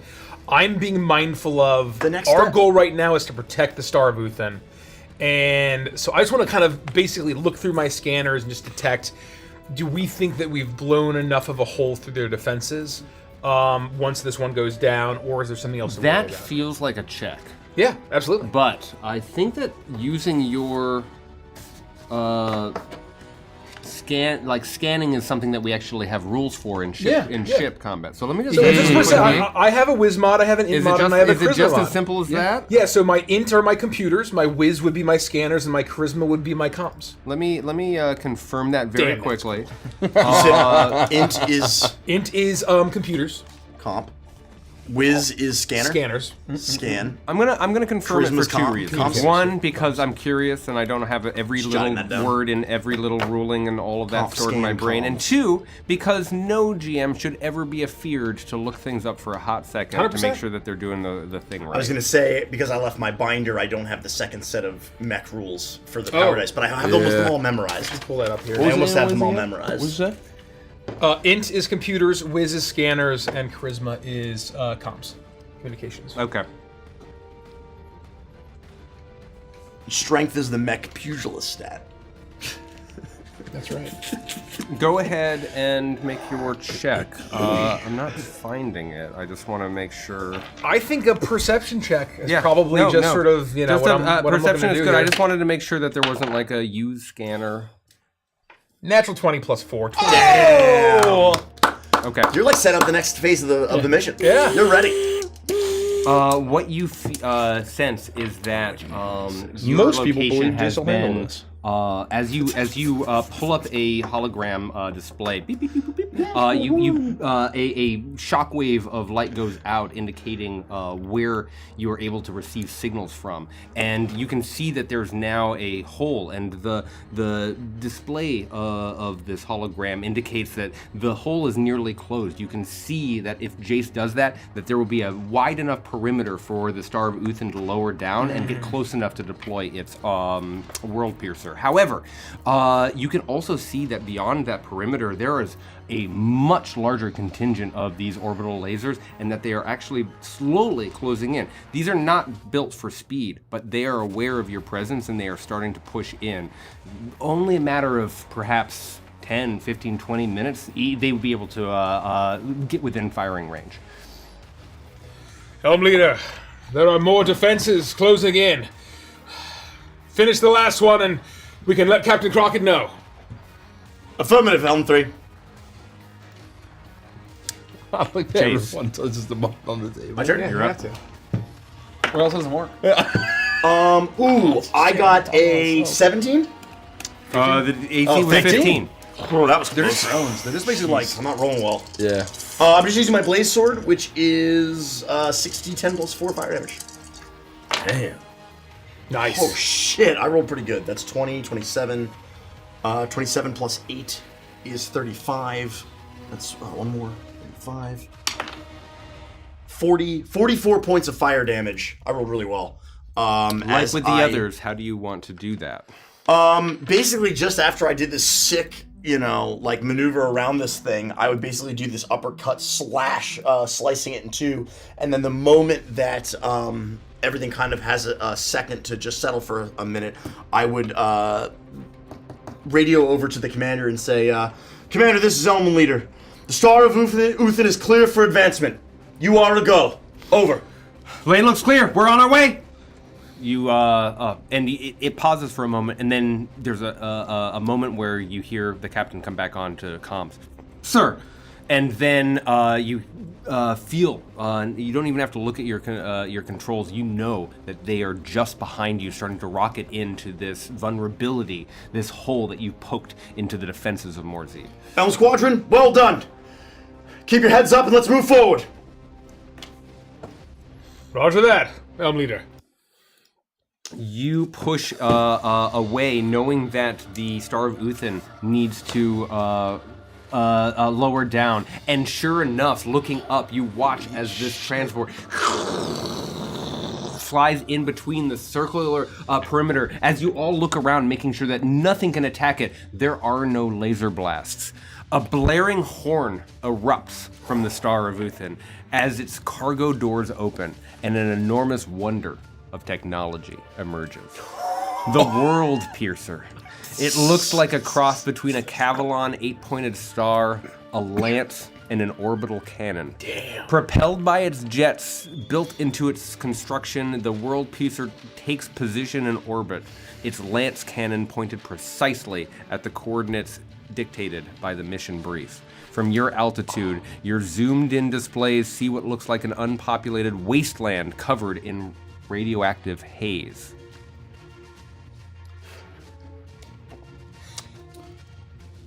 Not in love with this particular song. I was hoping for a little bit more epic than I thought Sephiroth Marchy was there, March. man. I was like, holy One shit. moment. I don't think that I would radio over it while this is happening, but I think that seeing this thing for the first time would actually give me pause, and I would be like in awe of it. And I don't think I'd radio over to anybody. I would just be like focused on the mission, but like unable to like not take this in. You know what I mean? You just have to. All you can do in this moment, other than glancing behind your mech's shoulders in order to make sure that there aren't any incoming assaults or anything like that, and you've got a clear path. Looking at your scans again and again and again, you've accomplished what was needed. The lane is indeed clear. You can hear Captain Crockett yelling commands back and forth with the crew. Drill telemetry coming in. You hear him as he speaks into the comms. Is there anything else that you would do in this moment? No, I'm just on guard. yeah. I get back into formation in whatever my quadrant is to protect the. I think we'd just be the in World Piercer. positions around Yeah. the World Piercer as it goes online, just watching to ensure nothing's approaching it. All clear. His voice crackles in. Clear on my side. His voice crackles in through your cockpits as you hear Crockett. World Piercer 3 ready to deploy. Dr. Crescent sends his regards. Firing in 5, 4, 3, 2, 1. Firing! Then all around you, silence Suddenly, as a flash of blinding golden light consumes your vision, you hear a whirring, a crackle, and a cacophonous burst as an enormous beam rockets towards the surface of Morzib like an enormous lance of colossal scale. It crashes into the planet, sending cracks along the irradiated Earth and boring into the world. All you can hear is the impossibly loud weapon as it pushes deeper and deeper into the world, disintegrating crust, metal, stone, concrete, as it breaks into the Oculok civilization below. It feels like the world piercer is firing for hours, but it can only have been minutes when the beam finally shrinks, slows, and ends. Immediately, the weapon's jets propel it back to the transport and rockets off. Captain Crockett radios you one last time as the starship disappears. Good luck, Elm Squadron! For the Empress! Thank you, Commander. For the Empress! For the Empress. For the Empress. Elm Squadron, advance! You all start to boost forward and down, getting into formation as you enter atmosphere and lower, dropping down into Morzib. And that's where we'll take a quick break. Oh! Holy hell! Have any of us ever seen something like that before? Fuck no! Or is that's pretty fucking crazy? That's fucking insane, right? A more interesting question is, has anyone ever seen anything like Right. this before? Oh! This is... Varys hasn't. No, there's no Cataclysmic. way. I mean, up until like a month ago, the Rook was the most impressive piece of technology that Jace would have ever witnessed in his entire life, and this is like something on another level. Yeah. Well, and even the Dr. Crescent sends his regards. Like this is even other like super tech from Crescent. Yeah. Oh my god. Bruh. Man, good luck, everybody else. I'm so glad I made Waltz for Epic soundtrack. Hell yeah. Damn! Oh, I like this campaign, guys. Yeah. Oh, man. There's 6 seasons in a movie. Yeah, this campaign fucking slaps. You can't beat it. Folks, thank you for sticking around. Thank you for bearing with us while we got a little bit of a late start. But my energy's back a bit, I think. Just I feel great now. I'm going to use the restroom. I needed and one. then we I can needed get one back into it ghost, pretty one quick. cup of coffee, a couple seltzers, and a little bit of Waltz for eternity. And I'm feeling like something. Oh, the waltz is what needs it. A little bit of Elm Squadron. Yeah. in my Electrolytes is veins. salts, and this is waltz. You know. Why don't we answer some questions from Patreon? If you're just joining us, go to neonrpg.com. All of these mechanics and the world of Morzib and the Cavalon Empire and all of this is available in our Kickstarted D&D space opera setting. We're launching on May 5th at 10 a.m. Eastern. Become a VIP, and when you become a VIP, you have an opportunity to gain free dice if you back the campaign at a physical object or item or tier. You get a digital adventure, the Space Clowns Guide of the Galaxy. You get exclusive access to our VIP Discord with tons of sneak peeks and so much more. Check You'd it be out. amazed how much I get to pull from. I enjoy the privilege of being able to go and read planet briefs and world information and stuff about the Cavalon Empire. And some of it may change as we grow and as we experience input and as we do all this stuff, but I can go and read about Morzib and go, okay, this, yep, this. I want you to enjoy that same creative spark that I'm enjoying as I'm putting this together and getting to talk with my very good friends about what isn't true in Neon Odyssey. Mikey and I get to have high-level conversations about the Oculok and their role and Morzib and all of this stuff. You can equip yourself with the same knowledge by backing the Kickstarter and getting yourself a Neon Odyssey book or 3. And with that, I'll be right back. Wow. Wow. Wow. Wow is right, man. Wow. Wow is right. Go ahead. Arias says something that I think is actually true. I think you guys might be experiencing the at or nearly 40 years old with your culinary regrets today. I agree. The older I get, the more my insides betray me.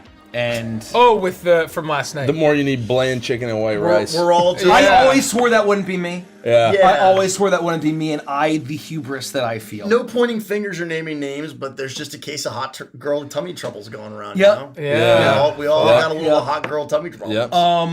Lizzie Ann C16, will the PDF alone be available quicker than the physical items? Absolutely. It'll be available considerably longer. As soon as it's ready to go, you guys will get it. Backers will get it. Well, right. We're not going to commit to a specific date of this is finally delivered, but as we design stuff, we're going to play test it. And as we develop the alpha version, you guys will get it. Then we'll do the beta version, you guys will get it. You'll be seeing the book slowly be assembled. It's not like you have to wait until we're totally done with the final document before you get to crack it open. Good answer. You'll be sick of the content by the time you the final PDF. Oh, is absolutely. out, right. Absolutely. Like it'll be old news. That's kind of how it it'll be happened old with hat. Crooked Moon when we Hype was kinda dead. finally delivered the PDF. There wasn't much chatter because there had been the playtest, Everyone there had had been seen the it so alpha, much, there yeah. had been the beta, Yeah. and people had the books for so long with the content, nobody cared anymore by the time they got the final PDF. Yeah. And so, it is what it is. It's how this works. And I think people are talking about the PDF versus the book. I think it's safe to say that during the Kickstarter itself, if you get anything that has the physical book or a box that has the book, you'll get the digital versions as well, the PDFs as well. Yep. Birdie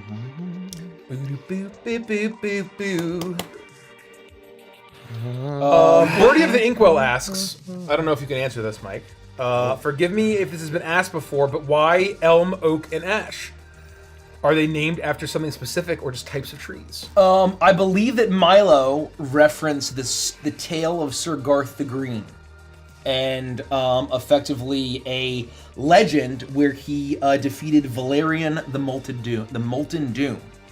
And I believe that there's something about an oak tree, an ash tree, and an elm tree on that quest that General Sigurd seems to be referencing, or Operation Waltz seems to be referencing.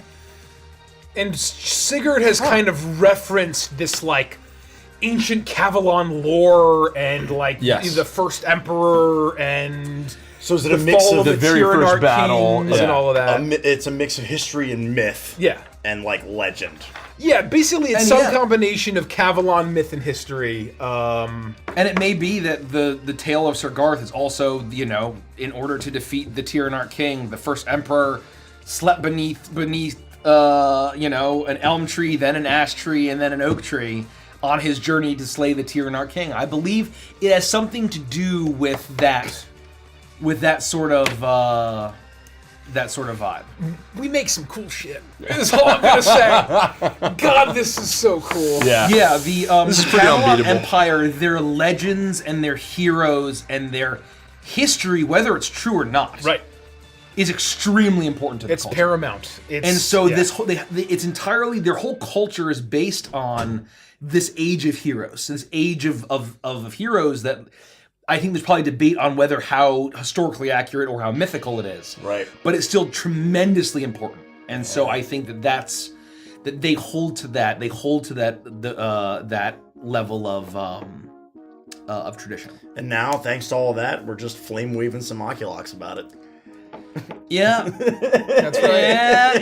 Yeah. Jude asks, are the comms and the mechs being monitored? And if so, by who?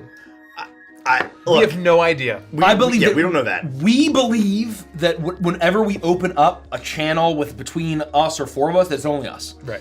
Whether or not that's what is beyond that. To clarify, just in case it has anything to do if that question came with, Jace would just never openly even insinuate that there's a mole or information leak in the middle of a mission. No. That was why I said that. Not because Jace thinks that he might be being listened to. I'm with Mikey on that one. We probably believe that our comms are secure between the four of us. It's just, it wouldn't be a good thing for morale for the leader to be yeah, there might be a mole. Yeah. Jace would just never do that. It would be really inappropriate. That was my intention when I said that, in case there's confusion. And for those that don't know, the Cavalon Empire is heavily inspired by medieval Welsh, English, Arthurian legend. Yep. Feudalism. Britain, British kind of feudalism and folklore. Folks, We only need 57 more VIPs That's pretty tonight. good. If we hit 35.25 tonight while we are streaming, we'll do an extra monster reveal, bestiary Yeah, I would reveal. love a peach I'm gonna go to the chicken bathroom, so I'll just grab one. Thank you. I also have to go, but I'll take one soon. Take turns. I don't know if it's open or not. It doesn't look like it's open. Derek's in there. Yep. Then I'm gonna grab it after that because I gotta hit the little Clauderon's room. The little Clauderon's room. So yeah, that is.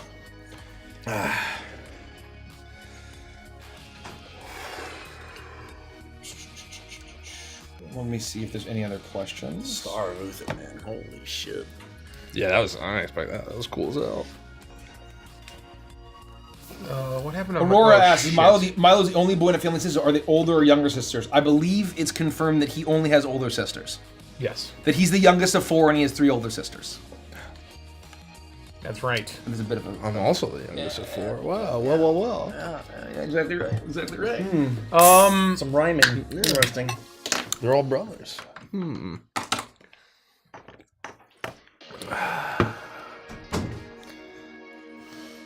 The Rooks being from houses is very Iron-Blooded Orphans Gundam, if y'all have seen that. Oh.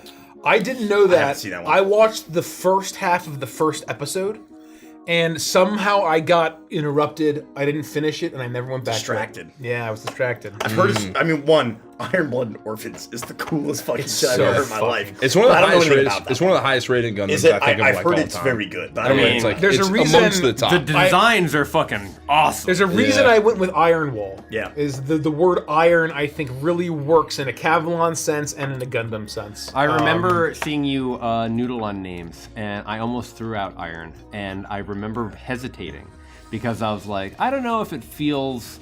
Iron's not strong enough, right? No, Like, no, but it's it's feel too- like yeah. is it sci-fi enough? And then you threw out Wall, and I was like, all right, that's correct. Yep. That's correct because we are trying to bridge the gap between. And Wall is a that reference as well. Maybe one day Arthurian- I'll share why. Share what the reference is. but not today. Damn. It's a very specific reference.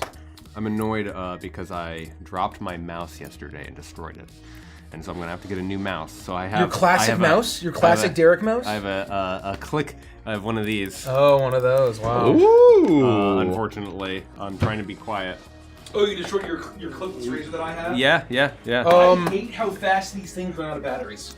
So It is crazy. I have rechargeable batteries. Okay, it's this the, one- it's yeah. the only way. Yeah. It's the only way because they So do it's like every fucking 2 weeks. They're a little short. Well, 2 weeks is a long time. I've had much worse. Really? Much worse. Yes. I've had mice that have lasted 2 years. Yeah, but you before I have swapped. those little bros. Those Yeah, you used to, maybe. you used to have that little flat guy. That guy would last like 2 months. I know, but this is supposed to be the clickless gamer mouse that bridges the gap, and it does great work. But if because you I'm always drop it, clicking. if I say if you drop it, what I'll say is if your cat knocks it off of a surface, then you might be in trouble. He just went, you're up. You're up. I'll be You're up. last. I'm gonna chug this whole water before I get in my pants. Oh my gosh. I would still recommend this this mouse. It's a Razer, and I like a lot of Razer stuff.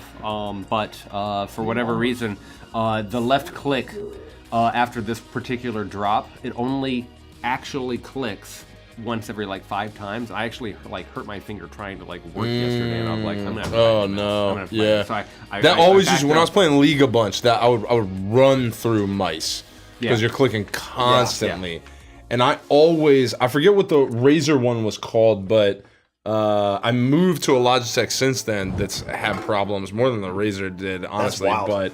But they both the mice I always really loved because I played so much WoW. Is it just had like a numpad on the side of the mouse? Like 9 it buttons? had like it was like 15 buttons just on the side. So you had all these like keybinds to it, and I just had all these different like macros and stuff right on my thumb. Yeah. And it was always really easy to just like slam things. But the Razer always lost the click. And then the Logitech would it just kind of like overall died in like weird weird. ways. Yeah, 'Cause I had a replaced Logitech. like a couple times. I think it was Logitech. Richie had the same mouse for a real long time. I think it was a Logitech. I could be wrong. They don't make it anymore. Is the problem? They don't make the one And I had it was either. so fucking good. I hate that. And it just had 4 buttons on the side and 3 up top. But 4 was perfect for when I would play League, because I would just use it for leveling up my abilities, so I never had to move my other hand, so I could level up my skills while I was playing. Yep. And then had just the couple buttons up top for my actives for like items and the item slots. I didn't really. When I played WoW, I had a completely different mouse because they stopped making that mouse. But The greatest mouse ever made, I bought 3 of them and I burned through all 3 of them, was the World of Warcraft MMO gaming mouse, which is now on eBay brand new for $250. oh my god, And I love this fucker. Look it up. It is not the Deathwing one. It was before Cataclysm, I think. To me, it was the perfect mouse for MMO gaming. It was so comfortable. I absolutely adored it.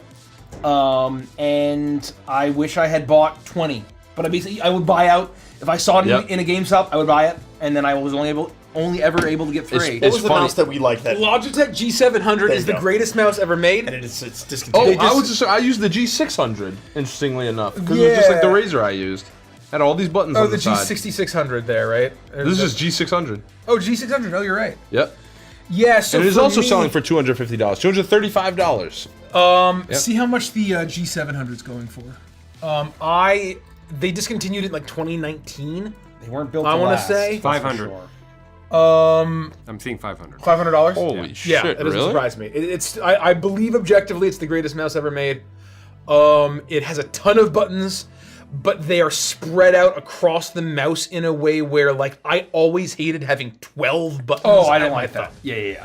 That's way too overwhelming. I loved it. But it has the 2 clicks. Yep. The G700 had 4 side buttons. Yep. 3 top buttons. 1 behind the mouse wheel button. So that's what I use. So that is my gaming mouse that I Yes. have. Still very good. And for an MMO, I could bind all of those. I could bind shift all of those. I could bind alt all of those. I think I still didn't have enough to tank as a prot warrior. I think I still ran out of buttons. With buttons. I always ran out of all the buttons. Yeah. Especially with Yeah. that. And I had 15 just on the thumb, plus 2 buttons behind the wheel. And I had all of that on shift as well. So it's like, for me, just to do all of 34 as a druid, commands. just to swap between all my forms that I needed to swap between. I mean, that's, because I had to bind. I would shift into cat just by shift 2, which would be sprint, would be dash. So I would just macro dash and cat. But I had to turn into bear, I had to turn into moonkin, flight form, travel form. Well, druids had the most abilities of any class by like a fucking country mile. Yeah. Anyway. But takes me back. When I played Brewmaster, I think I had fewer buttons. Yeah, but that might have just been the expansion because that was Shadowlands. Yeah.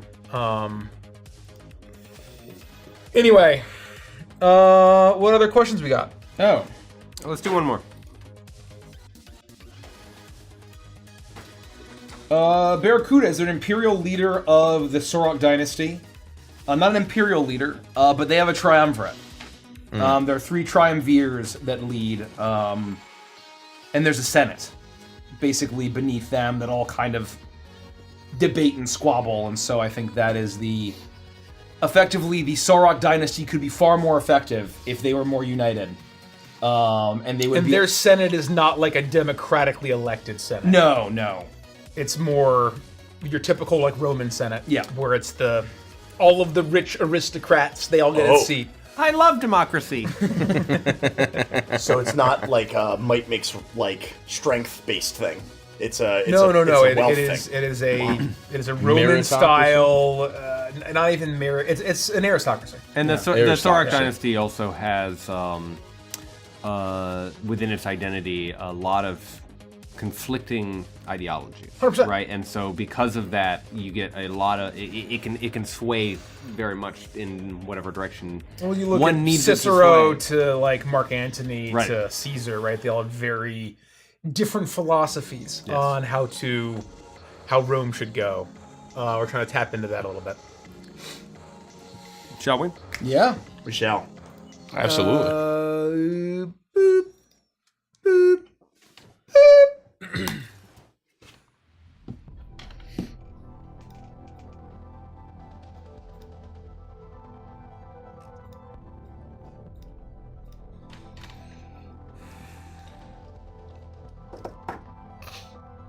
I'm just giving this track a moment to decide if this is the correct place to pick up. And I Good think call. that it This is. can be edited out.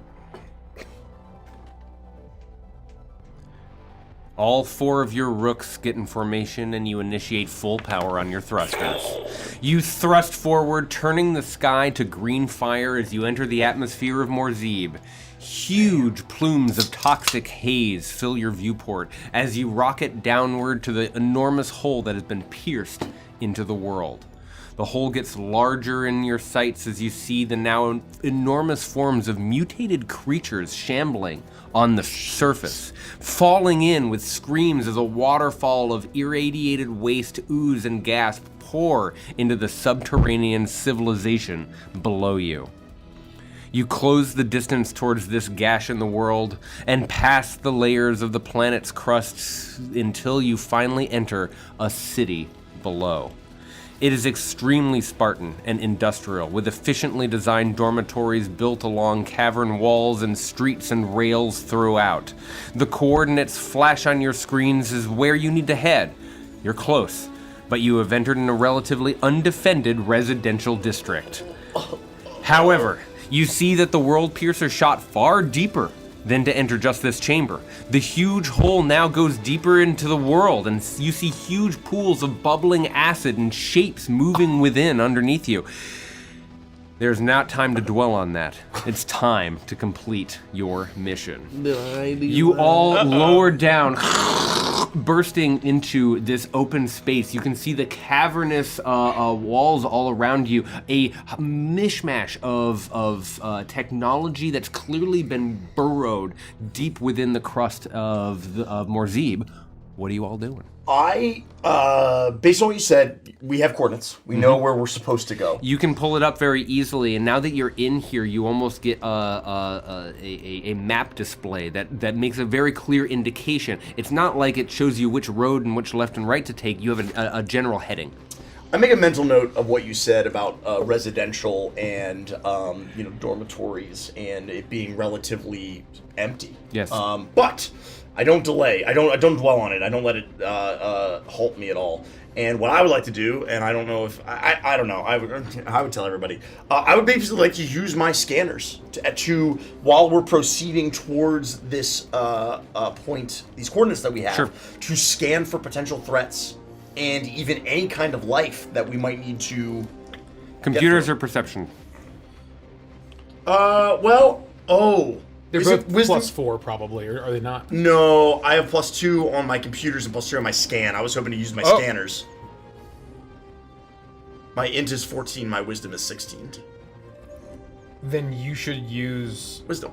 Scanners, wisdom. right? 100%, Yeah. I want to use my scanners to see if I can scan for life or threats. Use the scanners. And I think I would tell the rest of Elm Squadron to do the same.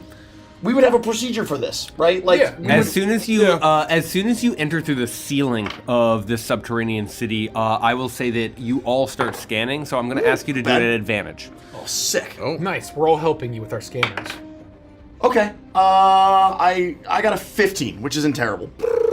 15. It is not terrible.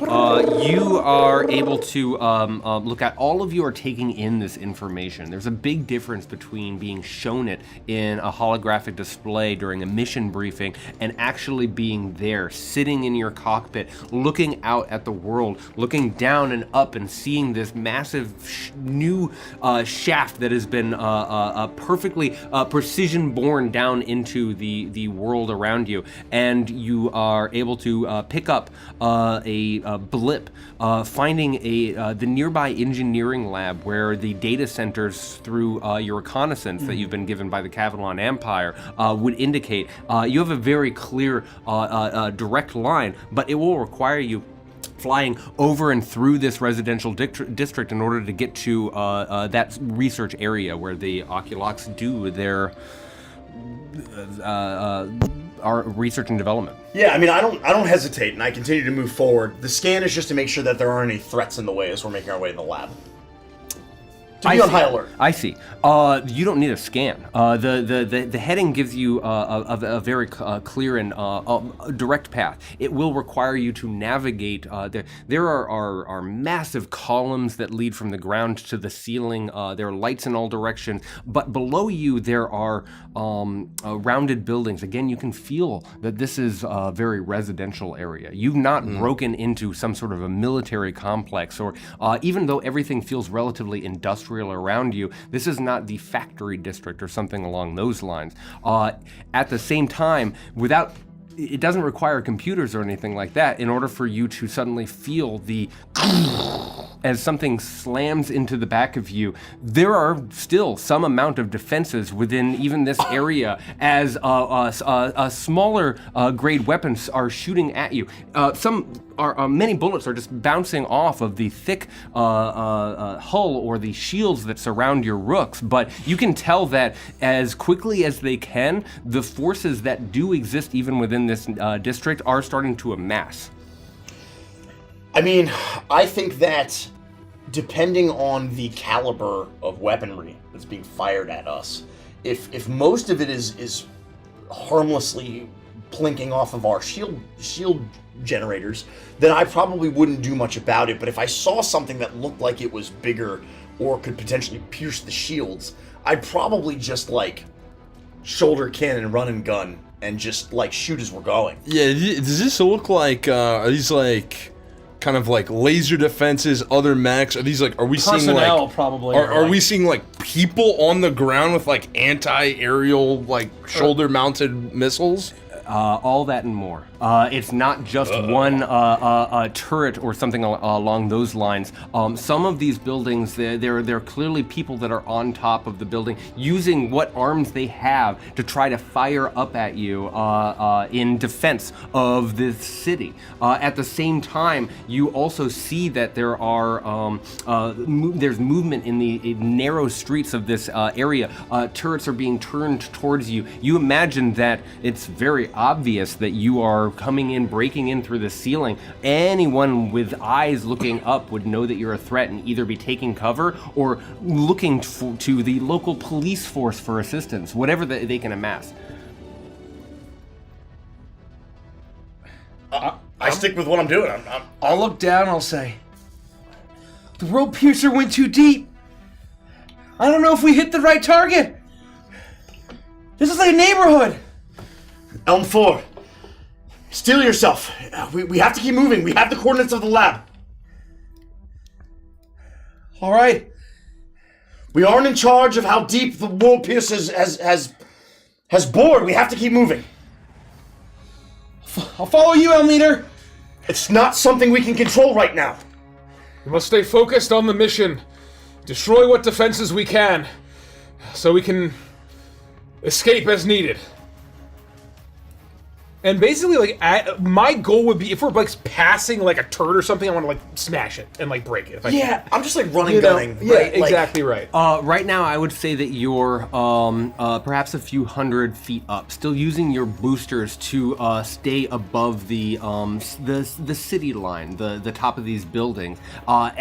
It's at the moment that one of you suddenly feels this, and there's this plasma cannon that actually hits the side of one of your shields, doing significant damage. You realize that in order to progress through the city, perhaps the safest thing is indeed to get down, stop flying, and actually run through the streets themselves. And that is what you are forced to do as more and more fire starts to centralize on your position. You are forced down and down and down. It's not going to be but a few minutes of on-foot rook travel in order for you to get to where you need to go.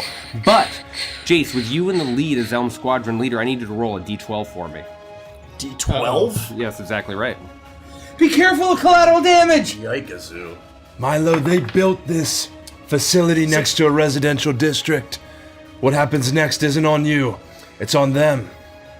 I got a 6. A 6. Yeah. You land down and you start to race forward. Whatever is in the building adjacent to you, it must have been severely damaged by some of the falling debris from the hole above, because you are only still just starting to penetrate the city itself. And there's this massive explosion. I need you to make a Constitution saving throw. Jeez. And this is very specific. Not the mech making a Constitution saving throw. If I can ask you to make a Constitution saving throw. Interesting. I actually got a 16. 16 is enough. You are not going to have the poison condition as the radiation from this explosion ignites adjacent to your mech. You run through it and you only take my sensors are 5 points of necrotic damage as all of the to me clicking. as a person?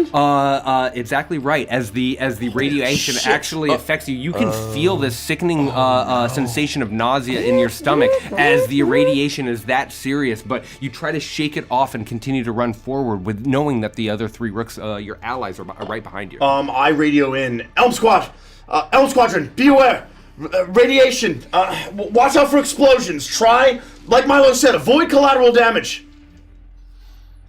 Roger that, Helm Leader. Switching to ranged weapons. This is beginning to feel like not the training exercises in space or the training exercises even in your rooks, but the training exercises that you had as a squad on foot, where you were needed to run up against buildings or take defenses in defensive postures in trees of a jungle, very, very literally. You are now using the buildings themselves to run from through alleys, down streets, across bridges, through narrow walkways, in order to try to reach your destination, following this constant heading towards the engineering lab. Who's next behind Jace as you are all sprinting forward? Probably me. Roll a d12 for me. 4. 4. I need you to make a vehicle dexterity saving throw. Dex, you say? Oh no. 23. Oh, let's go! 23.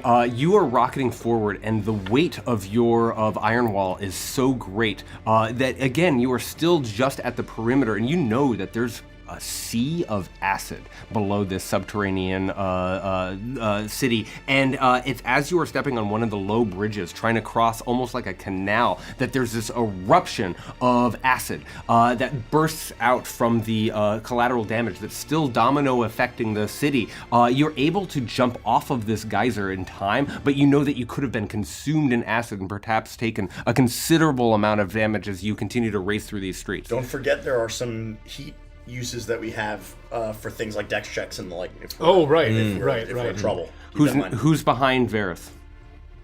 I'm probably lingering. I'm like standing over the hole, like just surveying everything that's happening. I'm sure it's like, I'm sure it's absolute bedlam. You are just from the result of the cannon firing in. It is. I will say that it's not just your own alarms that are going off. It's also the sounds of your allies, the rest of Elm Squadron screaming over comms, communicating, go left, go right, go left, go right. But even through that, you hear muffled through the sound of your cockpit, the sound of the alarms of the city.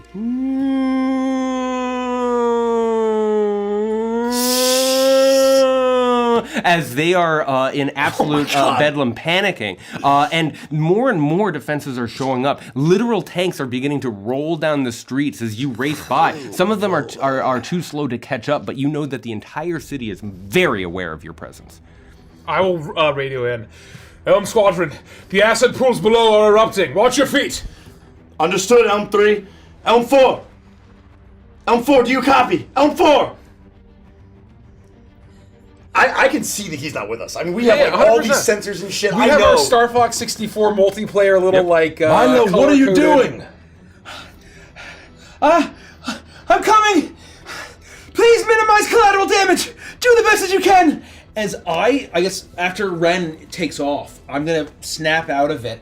And I am going to try to, with Valor Wing's grace, try to go fly above the streets, even if it puts me at risk of like any kind of upper level threats. I'm gonna try to basically fly over it with doing as little collateral damage and trying to minimize as much as possible. You jump up and you boost forward to catch up with your companions, and we'll resolve that in a moment because you will be successful in catching up. But I have a potential risk for you as we go. I need you to roll a d12. But what are you doing? I would say I'd just be following in suit, following towards these coordinates, and with the call out from Jace and now Varys as well, with all of the environmental like acidic issues around us, unless something is like directly within melee, I think we'd be keeping kind of a tight formation, and I'd be leveraging my cryo beam to try and take out enemies from a distance without approaching,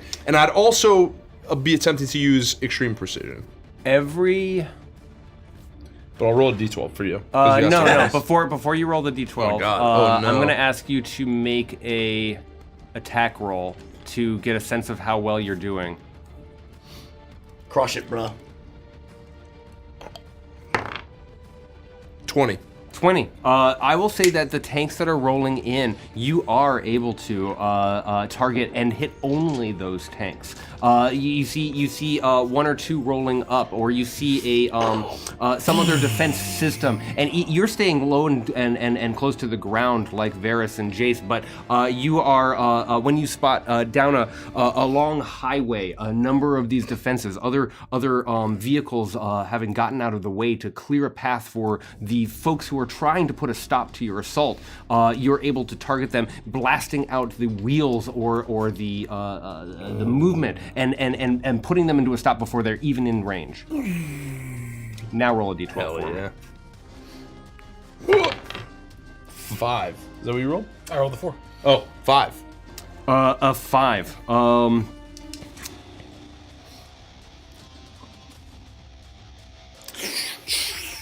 Very interesting. We will resolve that shortly. When he says very interesting, we'll resolve that shortly. Oh no. Milo, God. I need you to roll 2 d12s for me. All right. Oh no. All right. That's fine. That's fine, Game Master. I'm gonna use 2 of these dice, one of which is my Rhett and Hank die. Mm-hmm. 10 and 2. 10 and a 2. I'm gonna take the lower. 10 o'clock and 2 o'clock. I'm gonna take the lower of the 2 values, and as you are racing forward, one of Ren's precision shots hits a tank that's actually very close to you. You might have been able to dodge it if you were in the on the ground, but because of the nature of your flight, the plume of flames actually catches you for a moment. I need you to make a dexterity saving throw. Vehicle dexterity saving throw. Don't forget, you got power dice. 22. 22. Huge. You do not get knocked prone. You would have been pushed by the concussive force of this explosion onto your back, but you're able to do a barrel roll and just rocket forward well enough. In this same moment, there's a deployment of weapons. All of you see from the ceiling, almost like bombs being dropped by a bomber plane. A number of mines. That's the 2 that you. Sorry, not the 2. That was the 5 that you rolled. As mines start to drop in, I need all of you to make a... Dex hope. Oh. My lord, are you okay? I'm fine! Thank you, Valorwing! As I spin and it looks really fucking cool, as I'm just like gracefully... You actually, what you need to do is decide, are you going to slow down and maybe roll again on this complication table, or are you going to race forward as these mines start to gravitate towards you? They're easy enough to dodge. They're not moving very quickly. I'm racing forward. If I feel, I would make a split-second decision based on where Milo is. If I feel like Milo is with us, I would make the call for Elm Squadron to push ahead. I've caught up. There are bullets and lasers and ordnance flying in all directions, and if he hadn't been knocked prone, he'd be far behind you. But he was able to barrel roll out of the way, and he is now just behind you alongside Varys and I make these split-second decisions to say, Elm Squadron, push forward! And whether they choose to listen or not, so be it. But I want us to I try to give the command to rush forward. We're with you, Elm Leader. In line. Elm 4, are you with us? L4's here! I'm gonna take. Valor will carry me! I'm gonna take the rear now. Okay. And my goal, if we have actions, I'm gonna be using shield wall to basically cover our back, like basically our rear flank. Obviously we can be shot from all sides, but at least from one angle down whatever street we're going, I want to be like blocking if people are like coming out of the streets and shooting us, or there are tanks following us. I want to be able to cover that flank with my shield. Thank you. Do we get the sense that the Morzebian government is also dropping mines onto us from this perception? Make a. Jeez. Let's make an intelligence check. Low DC. I rolled a natural 3, so I don't think. I'm not. You are shocked by the events that are occurring. You are aware of the importance of your mission, of the importance of the threat that the Sarlacc dynasty occurred here. But what's being presented to all around you is shaking you as you continue to now just are running through and trying to stay up, stay aware and stay with your allies. Okay. It's a good question. You race forward. I need each of you to roll a d10. Oh boy. Or D10? Yep. Oh my god. 7. 10. 8. 7. You I can roll a all different one if take you that want. much thunder damage, Jesus! ignoring your damage threshold. Oh my gosh. As To, these- to shields or to hull points? to the hull, as these mines are clearly designed for some other purpose. These aren't designed for mechs. They drop down and crash into each of you as you take this much damage. As the concussion. You are trying to race through, but by your command, Jace, you're not slowing down. You are not able to navigate around them, and you barrel through. To be clear, our shield points remain at full. It just directly damages the hull.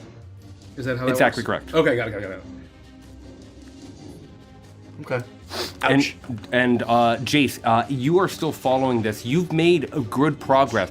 The shaft that was made by the borehole, for lack of a better term, made by the Star of Uthin by the World Piercer, is well behind you now. And you, it's not that it's getting quieter. You can still feel that there's a lot of heat on your heels when it comes to the defenses, but you are starting to leave the residential area that you are immediately confronted with as you see enormous metal scaffolding in front of you, giant crane arms on tracks that are moving around, passing crates and boxes in all directions. I need you to make one more D12 roll for me as you start to cross the threshold, indicating that just around the corner the engineering lab can be found. Exactly right.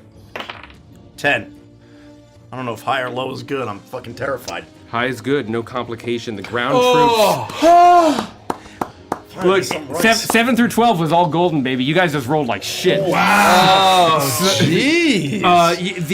You are able to run away from that initial wave of defenses, and with the mines deployed, with all of that fire being so heavily concentrated with your initial assault, you are able to race away and get to a slightly quieter area as you turn down one of these enormous corridors, clearly some sort of a shipping tunnel or something along those lines, big enough for a rook to fit in.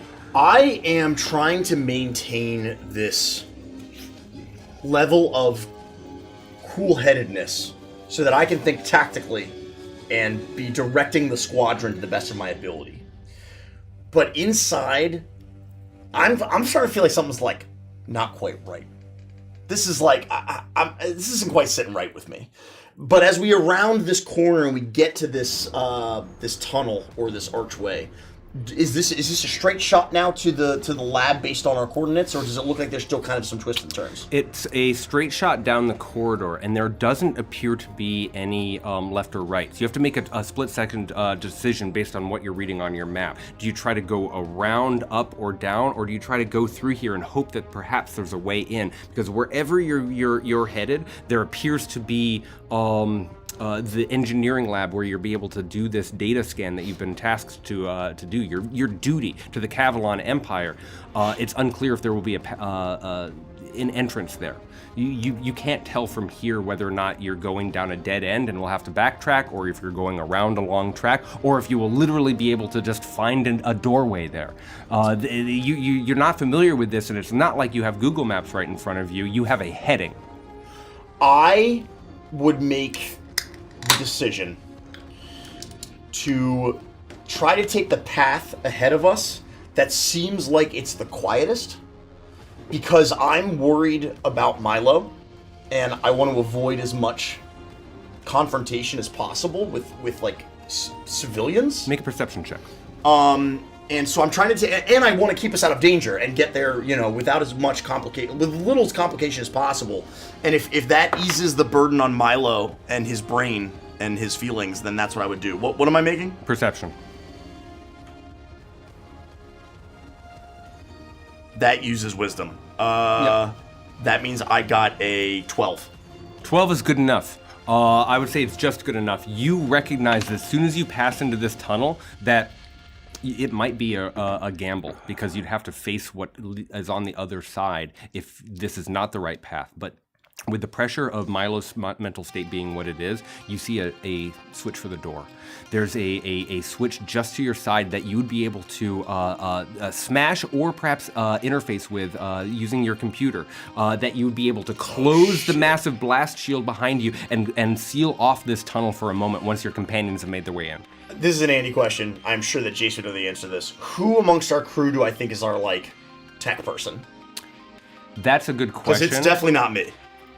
I'd be the closest. It's either Ren or Milo, and you would know, especially given his I have cybernetic augmentations. background. You have absolutely seen me engage with computers and general states of technology through months of training. Elm 2, the interface. See what you can do. There, and I would mark it through the computer, and it would pilot your screen. I see it. It's like middle clicking in Fortnite. All you have to do is look at it, and all of a sudden you see a little reticle and a pinpoint show up on the scanner. And I'll try and interface with it to shut the blast doors behind us once I see that everybody's through. As soon as the rest of you are able to pour through, a hail of bullets in all directions. Make a computer check for me. Low DC. Elm 3, make sure you cover Elm 2. Yes, sir. 16. 16, well enough. You don't have to smash it or destroy it in order for this door to drop. You are able to engage with it, not even having to plug in or anything like that. Your Rook systems take care of the rest, and with a few keystrokes, you're able to bypass their defense, the security defenses there, and you all watch as a few lights emerge and circle in all directions, and the door comes down very steadily. Elm 4 with me until the door is closed. Before there are no vehicles that fly in under Indiana Jones style at the last second. You're given a moment's respite from the sound of the city that was burning behind you and the sound of the ground troops and defenses. You're in this quiet corridor for just a moment, able to catch your breath. I would say that as the door goes down, I'm on the other side of the door, and Valor Wing is turned looking at the destruction that we've experienced, and it's still going down. And you might have to yell at me a couple of times. Elm 4 with me. Oh, you're outside. Oh my gosh. Milo, move through the door. Snap out of it with me. I said with me. And right before it gets too low for a huge Rook, I will immediately turn around and the huge wings of Valor Wing will beat, and all of my thrusters will engage, and I'll get low and just slide in. There's as a the door spray of closes. sparks as as a few parts of his shield and his hull itself scrape against the metal tunnel floor, and the door slams down. You even could see that there was a tremendous amount of just gunfire that was spraying against the shield. That all comes to a silent halt as Milo is able to join the rest of you in this large container tunnel. I'm gonna radio over to the whole squad. Milo, listen to me. I understand that this is difficult. I need you to hear me. We have a moment. Just a moment. Ren was able to seal the door. They're outside. We're going to avoid collateral damage. Are you with me? Those weapons weren't even built for war. They were for anti-personnel and anti-mutant. Milo, listen to what I'm saying. I hear you. I do. There will be time to discuss this, but now is not the time. I'm behind you. I won't let you all down, no matter what happens. I just think they fired at the wrong location. We just need to get to where we need to be, and everything will be okay. We are in arm's reach of accomplishing our mission, Elm-4. It lies ahead. I hope with World Piercer 1 and World Piercer 2 fired at the right location. We have, I imagine, screens where we can see each other's faces. Yes, there's a very clear heads-up display where you can see each other if you are enabling I look up directly into the camera and I say again, Milo, look at me. I hear you. Trust me. I trust you, Jace. I trust you with my life. And the Hearth Mother will look after all of these Morzebians. We just need to be victorious for now. Trust me. I do. I trust you. I trust all of you. We're gonna move forward. We're gonna scan what they have, and we're gonna find out what they're up to. And it's all gonna be worth it. Elm Squadron, with me. I snap to it. The lab's ahead. I will follow Elm Leader. I think we move with haste, but not a reckless haste. I'm trying to, with the help of Ren, especially him being our computers guy, with the help of the rest of the squad for scanning and trying to find a direct route that will cause the least amount of collateral damage and just not get us into complications, and try to get to the lab as quickly and smoothly as possible. I am at your left hand, Elm Leader, and I would be wanting to flank Bright Roar's left shoulder, basically, and just if there is any sense of we turn a corner, like Saving Private Ryan style, there's a tank there, right? To jump in front of it. And take the rocket to the shield sort of thing. You never know. Oh, that's Or pretty there's a cool. sniper in a bell tower. I have no idea. Holy! In the bell tower? The tunnel feels a little claustrophobic, even though you know that this is a massive delivery channel for whatever mech needs or factorial needs or industrial needs might need to flow through this space. But with the door closed and you having a moment to breathe through Jace's rallying cry, you're able to stomp forward. Jace, you're thrilled to find that you made the right choice. As the corridors, it's a bit maze-like, but you're able to continue on your way towards the heading. You finally arrive at the engineering lab. And you finally see the garrison defense in this relatively remote chamber of the city. 4 Morzebian hulks, each larger than your rooks, stand before you. Excuse me? They are made of sturdy green brinzium, and you can see in their gas mask-looking helmets a singular large camera that evokes an eye. They wield brutal laser morning stars, and as soon as you approach, their huge foot thrusters blast them towards you. I need everyone to roll for initiative. And if you don't mind, I want to know what everybody gets on initiative. Natural 20. Oh! Plus, Our boy! plus 4, 24. Nice. Oh man. I get an 11. 19. 17. Gosh, I could use all that information in order to set up your initiative card. It's the exact same. I can- oh, sorry. Swap Varys and Varys. Ren. Sorry. Ren, let me actually roll for these. One moment. Oh, hilarious. Okay. Jace Milo. That makes sense. Jace, Milo. Unless what you're was, doing Milo, anything. what was yours? I just wanted to know 11. what the order was to call it Hilarious. formation. It was not the order I was hoping for. Yeah. There are a lot of permutations. There are. You race into this engineering lab. We're gonna have to create a map real quick. So Oh. we're actually gonna do this as true and proper battle combat. However, you race into this large open. Engineering lab is the correct term for it. That's what it is. But what feels like a massive data center. This is very obviously the archives of all of the R&D that is being done by the Oculoc, the Morzebians, the inhabitants here. Oh, okay. If there is the information that you need in here, it's in one of these massive towers that exist on all sides of the space. You can tell that these are an array of information. And I'll... Sorry, there's towers. I'm sorry. And that's where we'll take a break. Perfect. Thank you. I just wanted a clean No cut. problem.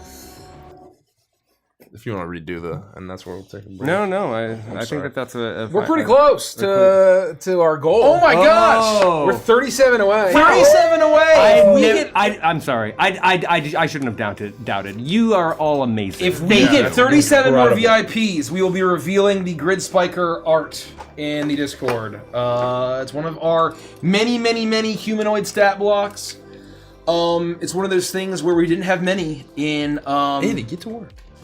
Okay, shit. Can you pass me a paper towel so I can dry this Yeah. off? In Crooked Moon, I believe that the Grinning Cinder was the only humanoid in Crooked Moon. Oh, yes.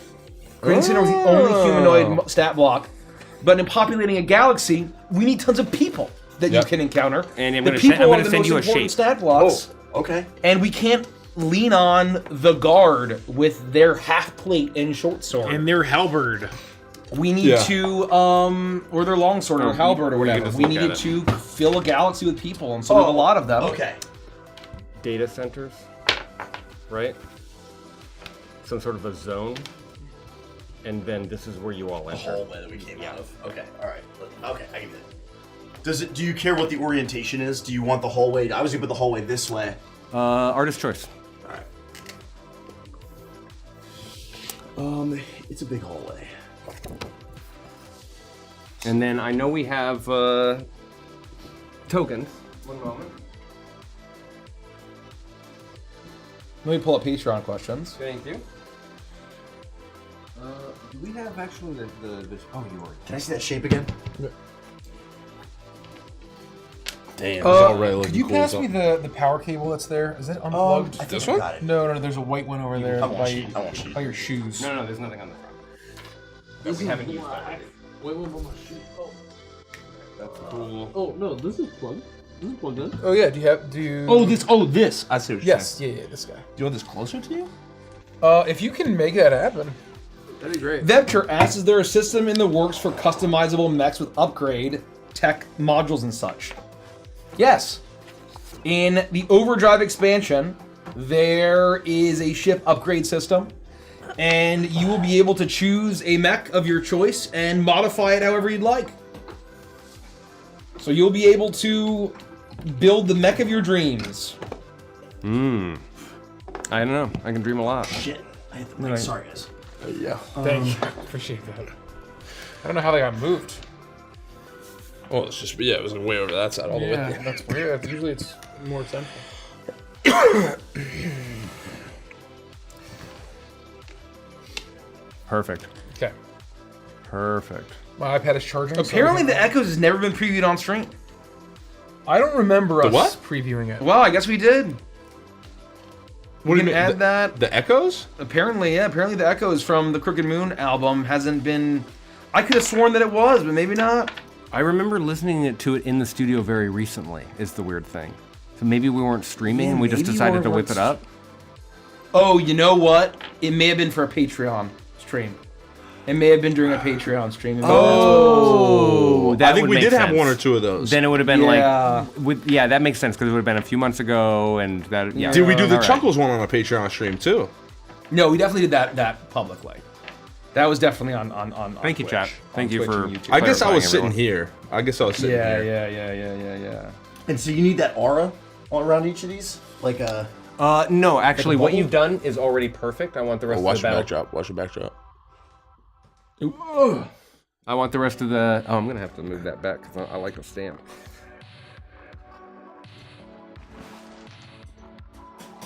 Dang, bro, I'm immersed. Rainbow Jelly asked, for the Crooked Moon, it was recommended immersed. to read the book 3 times like you would any module. How do you recommend reading the NO books? Very differently. Totally differently. Yeah. It's really about looking through and finding the tools Yep. and the building blocks you want to have and then scouring those. And so I think that, it's... Find a world, find a mission, find a world, find find some the missions, species that find really the thi- speak yep, to you. yep. Some subclasses, some stat blocks. Grab onto those things and start telling a story. When we made the Crooked Moon, wanted it to be a toolbox, Yeah. and that's certainly true. But when it comes to the adventure, we invested a tremendous amount of time to hold everybody's hands, so that if you had never run an adventure, you'd have all the text you needed, all the encounter design you needed, all of those things. If you look at, and if you have to become a VIP, Asteroid Duet, that's a good example of a more of a Lego kit, where you get lots and lots of pieces, and you can run it very, very as written. But you can also it also has a little more flexibility in order for you to pack in the kinds of details and world building pieces and sci-fi story beats that you want to pack into your adventure. And so it is a different design challenge to make stuff that is exciting and accessible, but it comes with a lot more not improvisation, flexibility that way. Thank you. Okay, so the things that I drove for flavor are all these boxes. That's nothing. These are like vents and steel plates and shit. The only things that matter are here. That is badass. I absolutely yeah. love that. Very Why don't cool. you put the 4 of you at the tunnel entrance?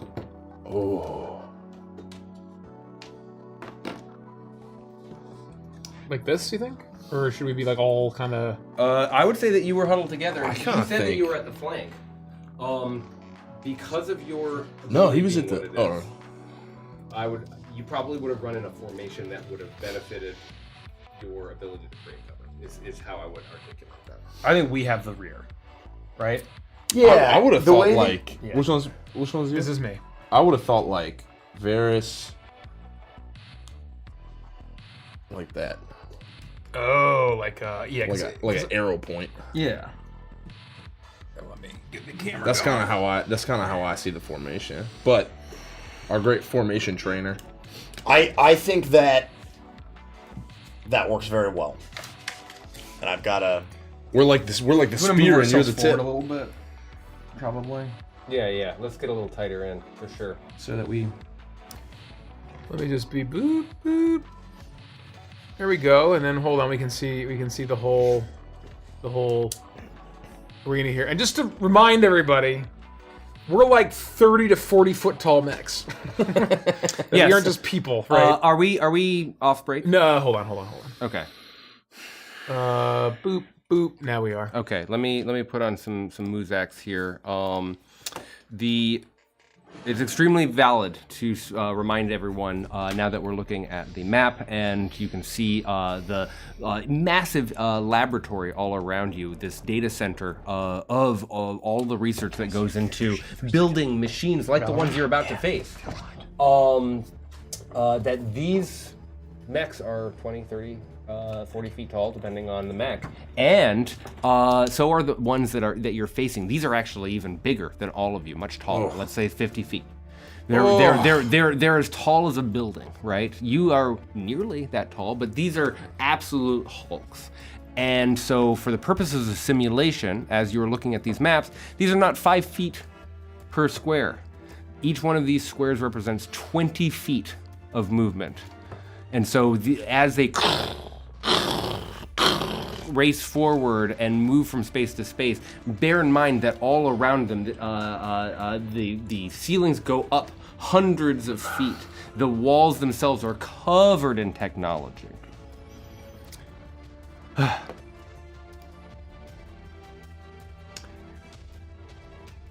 They blast their foot thrusters forward and land here in the center.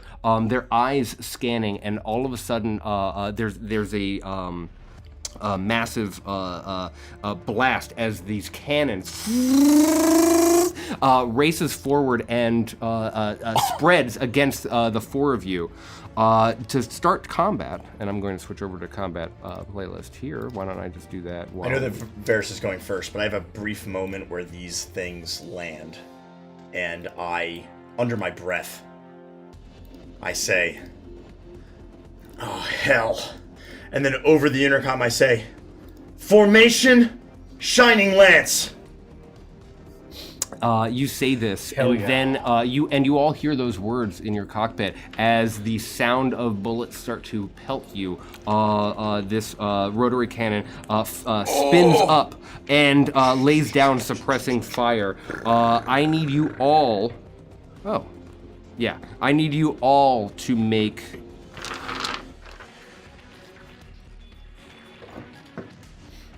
a strength saving throw. Ooh, Strength saving throw. 21. nice. 17? 18. 12. Nice. Well, all of you are able to push against this attack, except for Ren. Shit. Class. Is there anything that we have to boost him? I don't think on a save. Yeah, I know there's one for Dex, but I don't know if it's generic saves. I just want to check. That's the only thing I don't have memorized. Power dice. It would be 39 piercing or damage. saving throw. But I wasn't sure if it was specifically a Dex saving throw. Isolate signal Dex reaction check. when you just an ability check or saving throw. Spend power dice to add to the total. So I you would can use isolate mine. signal. Watch out, Ren! So you just have to generate heat. As I am going to take a heat. That's a and reaction. I'll add 3 to that. Makes it a 15. 15. Just enough. Good shit, bro. Just boy. enough. So you each take half of 39 one's for the damage, Hearth Mother. and you do not. Oh man, you would have been pushed back a hex, and your speed would have been halved until the end of your next turn. That's crazy. That's crazy. Get me So in the there. suppressing fire lays down. But as soon as the guns click to a stop, and you are confronting these mechs. You can tell that there's a tremendous amount of communication happening between these mechs, but they're not engaging you except in silence. As Varys, you are able to take the initiative and do whatever it is that you want to do now that you have been able to shield yourself, and you know that the information in these terminals are of tremendous value to the Cavalon Empire. You know that this is for the good of the people, saving lives, if you can get this information back for analysis. So I'm not the computers guy, right? My job is to defend. I have 80 feet of movement, which is only 4 squares. And so I'm not very fast. What kind of weaponry do these hulks have? You can see that they have a rotary cannon, which they used these large. It looks like the what's his name? Wow, I'm really a terrible nerd sometimes. I just never keep Vulcan Raven. It looks like one of the massive miniguns on Vulcan Raven that Vulcan Raven has in the original Metal Gear Solid. It's a very, very long, multi-barreled spinning rotary cannon. Very cool. And that's on one shoulder. And in their hands, there's some form of a mace. It looks very similar to yours, except instead of being attached by a laser chain like your weapon is. This is a hard mallet, and from all sides of the actual business end of this weapon, there is fusion geysering and spouting out as though there's some sort of energy core like a right morning inside. star. Exactly. Some sort of like nuclear morning star. The term that I have in front of me for the attack itself is fusion mace. God, that's fucking cool. Also, I know you said you're not the computers guy, so I imagine you being like, "So Ren, the printer is out of toner. Is that different than it?" And yes, What the heck is toner? like a Gatling gun would be another way of saying it. Yes, Do or we a take minigun. damage with that spray? Sorry, I think Yes, I'm missing all it. of you would have taken half of 39. Which is 19. 19 or shield points. Uh-oh. 19 or Was that Shit. Piercing. at the beginning of the round? Yes. Yeah. Okay, that's 19 points. If you had a reaction or something that you wanted to do, let I me check, jumped let in me there, check. but only because we I'm got at such a good hype 31. train. 31 shield points. Ba-ba-ba. I also presume I'm back to 0 heat because there's been enough time. Did you say since I- 17 damage? 19. The moment that you took coming out of going into the tunnel Yeah, would have I allowed you to express that heat. Okay. Cool. I will, and knowing that Ren is our computers guy, and he's a This lord, guy. I would want to make sure that I protect him. So I'm going to move 20, 50,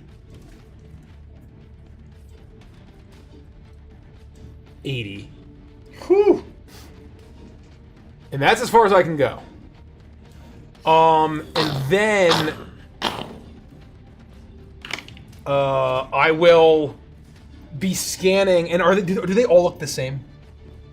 There's differences only, not in the design, but there's differences in the, for lack of a better word, the verdigris of the metal. This Brinzium has such a color shift to it. It reminds you somewhat of the orbital the orbital defenses that you saw in space, but clearly this is much more masterfully engineered.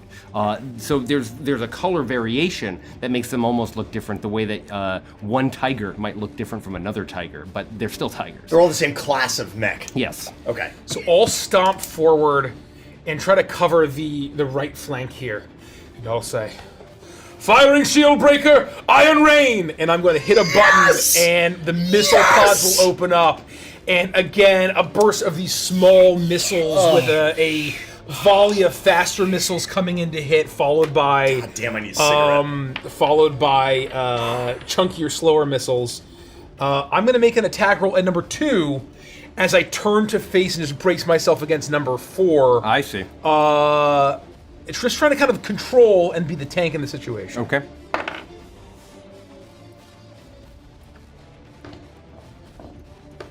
I roll a natural 1. Let me see if there's anything I can do to re-roll that.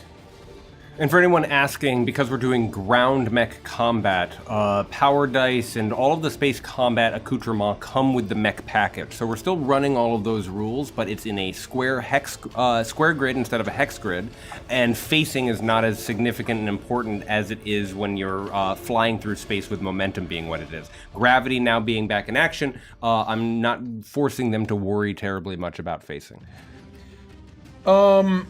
Reaction when you hit the attack. So I believe a natural 1, no matter Yeah, what, I think it just misses. Yeah. even if I try to Yeah. boost the hell out Yeah. of it. Yeah. So basically, it'll miss. I don't know if will continue going and they'll spin around and. If they function like missiles Yeah, on they the do. attack, then they should keep going. Yeah. How much movement do the missiles have? I believe it is.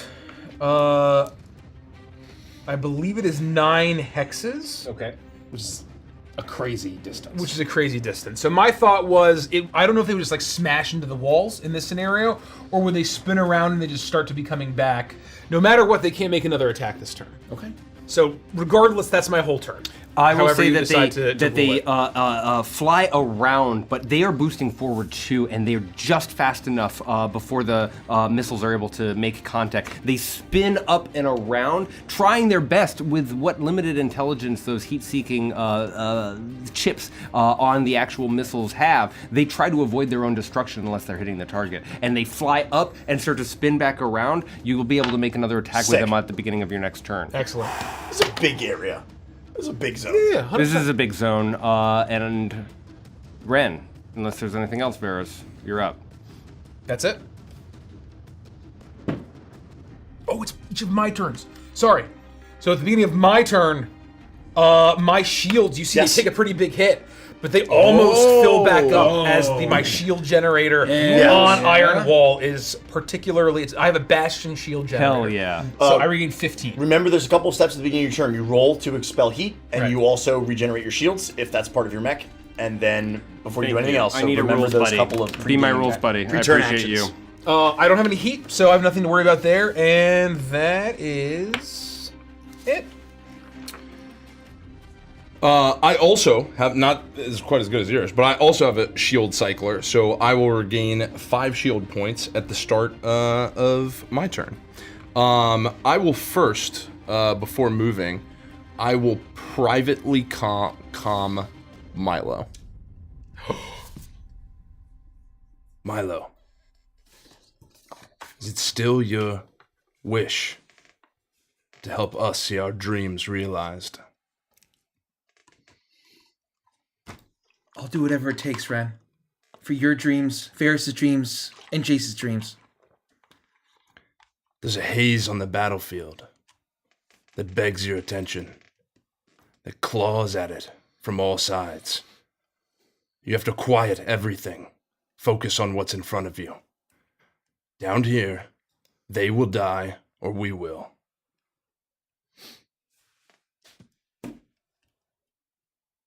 We're not gonna die here. You have my word, Ren. I'll make sure of it. That's enough. I'll go invisible. That's sick. That's some badass shit. I will. My speed. My speed is. Nice if you need to. Is can I run faster with power dice? Yeah. Oh, I You can. just expend up to 3 to get like extra 3 hexes or I something can insane. go 1, 2, 3, 4, 5. You might not need it, but Well. because it's 2 each, Oh, it's 2 each to go 1. right? You were counting 20, 50. I believe it is. Yeah, so he can move 5 squares. Yeah. So And if you- so 1 2 power hex dice will or get you there. basically probably 1 square. So you could spend 2 power dice to get there. or 1 more power die Oh. to hit him. Right? So the idea Just is 1 that, power die. Yeah, goes exactly, in? yeah. Or 2 Oh, or yeah, 2 I'm power die. stupid. One. One's enough. Yeah. Okay. One's yeah. enough. Is it? Do I not want to be standing in front of you? Can you do something like if I'm within 5 feet, or is it like bad to be right? You're in within front 5 feet of me, so that should work. of me? Oh, okay. As hell far as yeah. I can tell. Hell Yep, yeah. Yep. I can get my shield in there now that you're next to me. That's what I'm talking about.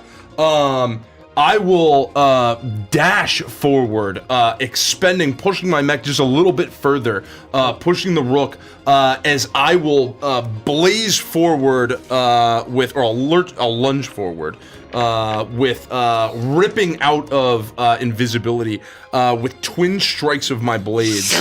As I start attacking. Oh, and I am also, as we now all know, I'm the computers guy.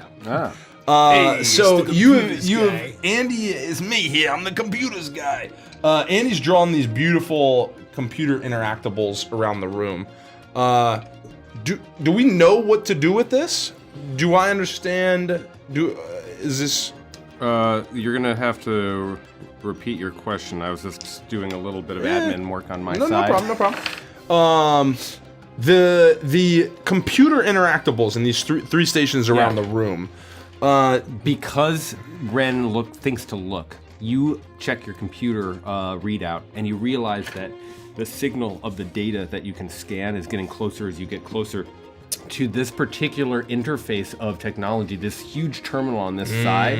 Even though it is a huge tower of racks of information, you know that similar to how you scanned the door panel and was able to bypass its security and lock it, that your mech is equipped with the interface it needs, but only if you're in range. And so by merit of getting closer, you look down and you can see that there are a couple bars of signal, but that you would need to get weak. And stay in range of that particular wall or any of the other walls that are in this space that have the technology that Andy has so kindly drawn for me, in order to start the data scan. Doesn't look as good on the map, Cam. Got it. And you imagine that it is anywhere within 4 squares of the wall would be enough to get you there. Do I have to use an action to scan? It doesn't require an action or a bonus action. The download will start immediately, presuming there's no interference. I'll use one more power die, if that's fair to say, and just move there. 1, 2, 3, So you 4. just take 2 heat. 2 heat. But I'm ice cold, baby. You take 2 heat, but you're ice cold, and you immediately It's like the Eye of the see. Storm battleground. You immediately see your rook. The rook knows, or rather, the people who designed the rook knew that you'd be perhaps piloting this in the heat of battle. Without you even needing to do more than a keystroke and verifying that it happens, the computer is already doing the handshake necessary in order to start the scan, and it's seeking. Whatever it is the Cavalon Empire is here for, it is here to put those puzzle pieces together, and you start to see a download bar click up. Yes. 18 to hit for my first hit. That hits. Okay. All right. There's no way this thing is gonna go down in a single hit. So I'll tell you what's gonna happen. I'll roll the damage and I'll tell you about my die move. Oh. That's not right.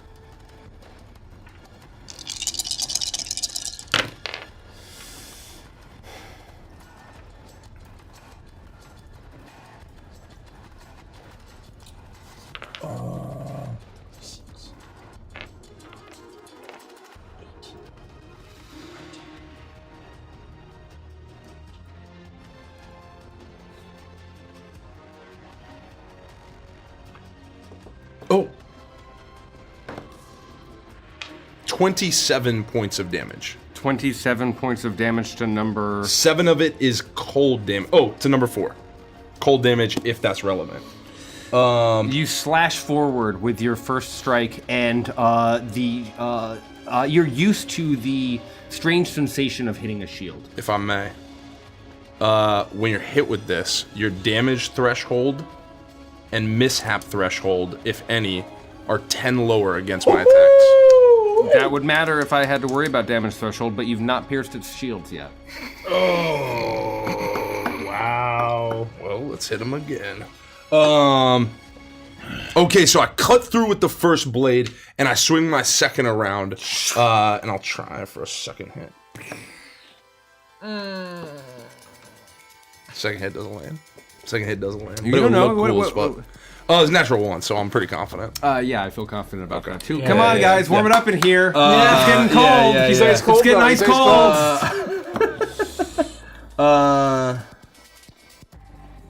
Yes. Okay, and I went stealth through the start of the turn, so that is just me, but I'll call out, the terminals around the room. Move close. We'll download what we need. Knowing that the rooks will know what to do if you get in range, Jace, you're up. Over the intercom, I message the squadron and I say, Elm 3 is with Elm 2. Elm 4, you're with me. And I move 3, 6, 9 because I have 90 movement, so I'm just gonna move it a diagonal. I believe that's correct. Yep. And then I'm going to fucking hit the jets and just fucking heat this bitch up as I move 2 more squares to get within 4 and to attempt to attack number 3. That's going to be a 16 plus 8 is a bunch. 24. Yep, that hits. As I am blasting the jets, the actual blaze sword is dragging across the ground as I am getting ready to do this ripcord slash as the booster jets from my feet are going. And I make this slashing movement up. My shields, I also have the shield cycler to heal 5, so I go up to 36 shield points. That is going to be 60-10 plus 4 fire damage to this. I am not bloodied nor at max heat, so I don't do the extra damage. Not great. Not a great roll this time. 8, 9, 10, plus... That's going to be 10, 16...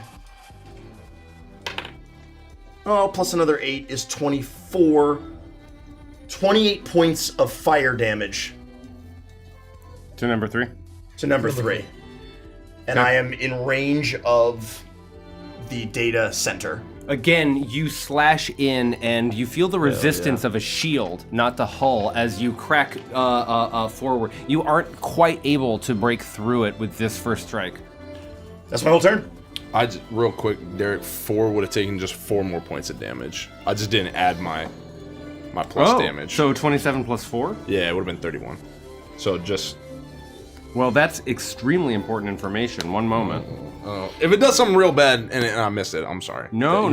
It does something real good as you slash through and you feel that resistance break, Ren. And Nice. you cut through the shields as it shatters. And you finally, with your second hit, are able to make a very light contact with the Brinzium armor. And it's at this first moment. You don't connect through through the shield with Not with, 28. like, garbage. But with a 30 shield point technology, you break through and that one extra point hits, and it sounds like in every classic Western when you hear a gun ricochet. There's this immediate sound as your weapon makes contact with the hull, doing just a smidge, but not enough to truly damage it as you are able to cut in. You know that these are made of the very finest material of Morzib, and that becomes clear when that sound rings true and reverberates and echoes through the space. Milo, you're up. Options. Take a look. Thank you. Do I get the sense that basically if there are 3 of us downloading at the same time, we'll be able to finish up our mission faster? Yes. I will say, only Valorwing is fast enough to get to the back. I've got it by myself, and I just leap forward, boost exactly 10 squares. You know what they say? Unbelievable. As I get within the 4 squares. You leave the floor for a moment and you boost forward as you fly, and you're able to get within range. Your rook makes the handshake. You can see that the download has begun. Making an attack on number 2. That is a 22 to hit. I could have used more heat. I could have generated more heat. And so that's going to be 60-10. Does piercing versus 4? I guess does piercing matter? No, you can have those both up. Okay. Yeah, just give me the full total. 1, 2, 3, 4. For information, it doesn't cost a bonus action to use the power dice to move more, and I could have used my bonus action to raise shields. Oh. I did not realize that. No, it's just free. You just burn the dice. So that's on me. Sorry. I should have. If I'd been listening, I could No, look, it's the first time I forgot my folder. I've been so good, and I left my folder at home. Yeah. I think So I have a spare. We're sharing over here. Hold on one sec. But also, I would have gained 5 shield points at the end of that, so at the beginning of the turn, and then also need to roll. What do I roll? A d6, and I got a 4. Did I get any heat? No. No. You generate. You get rid of the heat on a 5 or 6. Except for 19. Yeah, he's got special 29.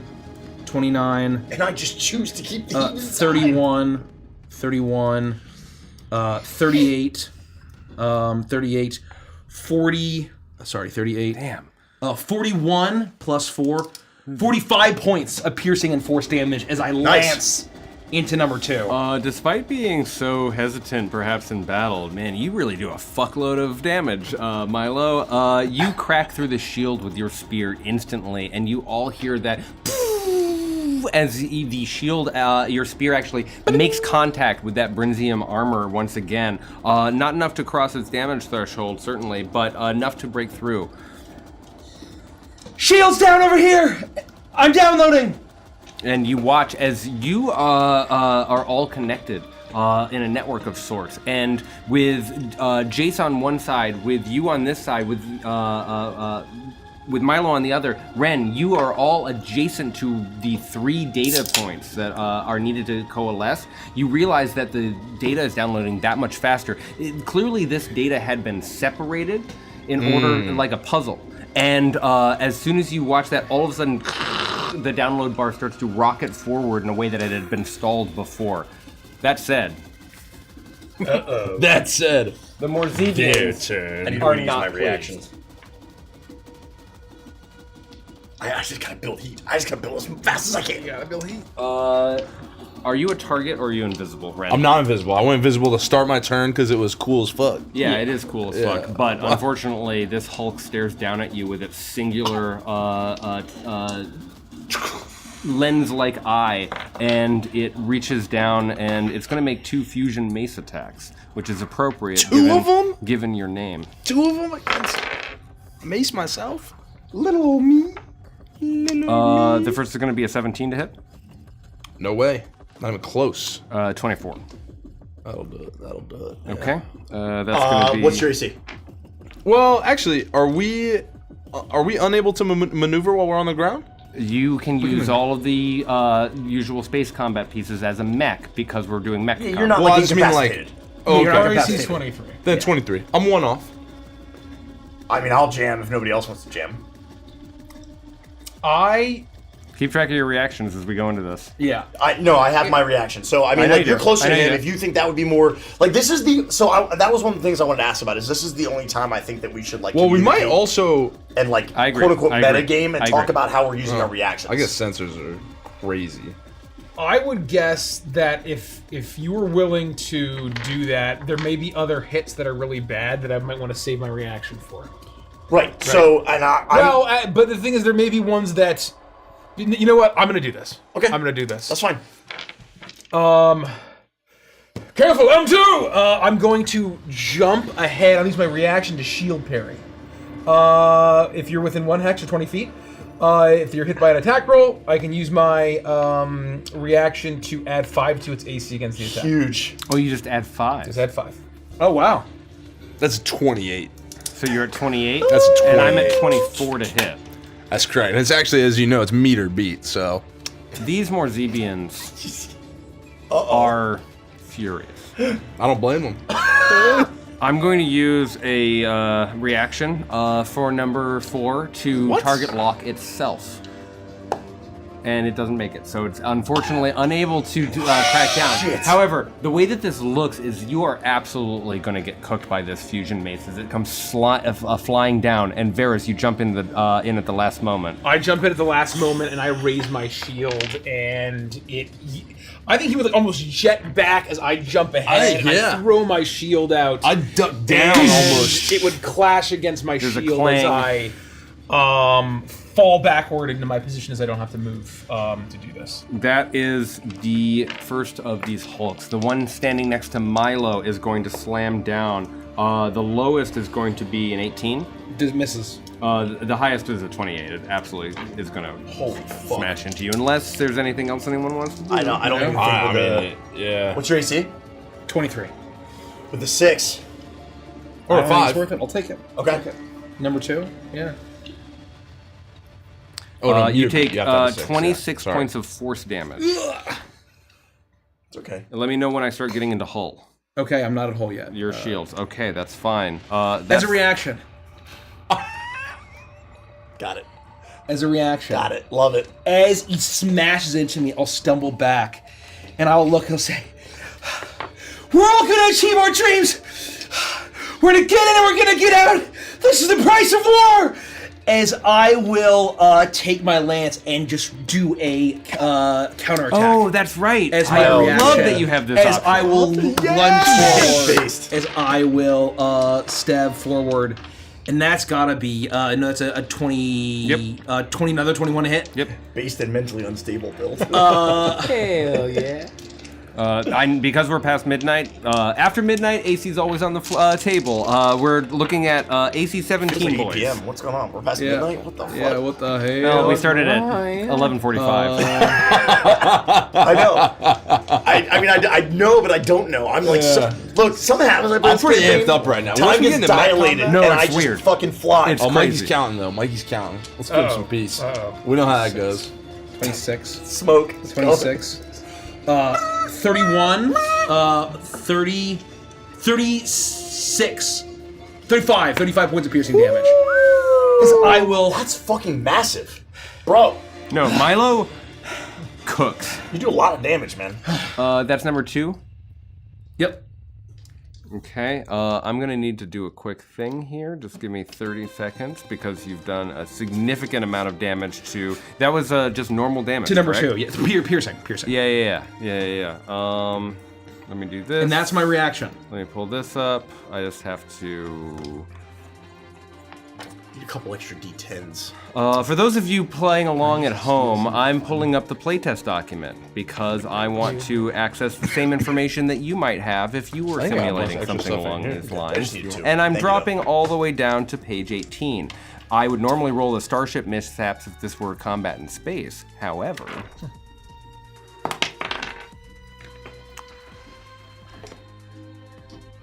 okay, you bust something essential. A tube goes.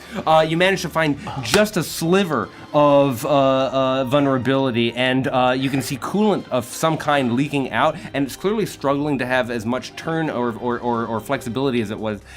Mechanically, you imagine that it probably would fail dexterity checks if it needed to make those kinds of vehicle checks. And do you do anything else? No, it's still my turn. Oh my goodness, I'm doing there's so many still- shit things. Still have 2 more. You are really a danger, Milo, and so number 1 is going to turn to you with no. this You with this Gatling gun. Oh, he doesn't move in. He's not going to move in. He's Okay. just going to fire from 40 far, lashings for Milo to get back to base.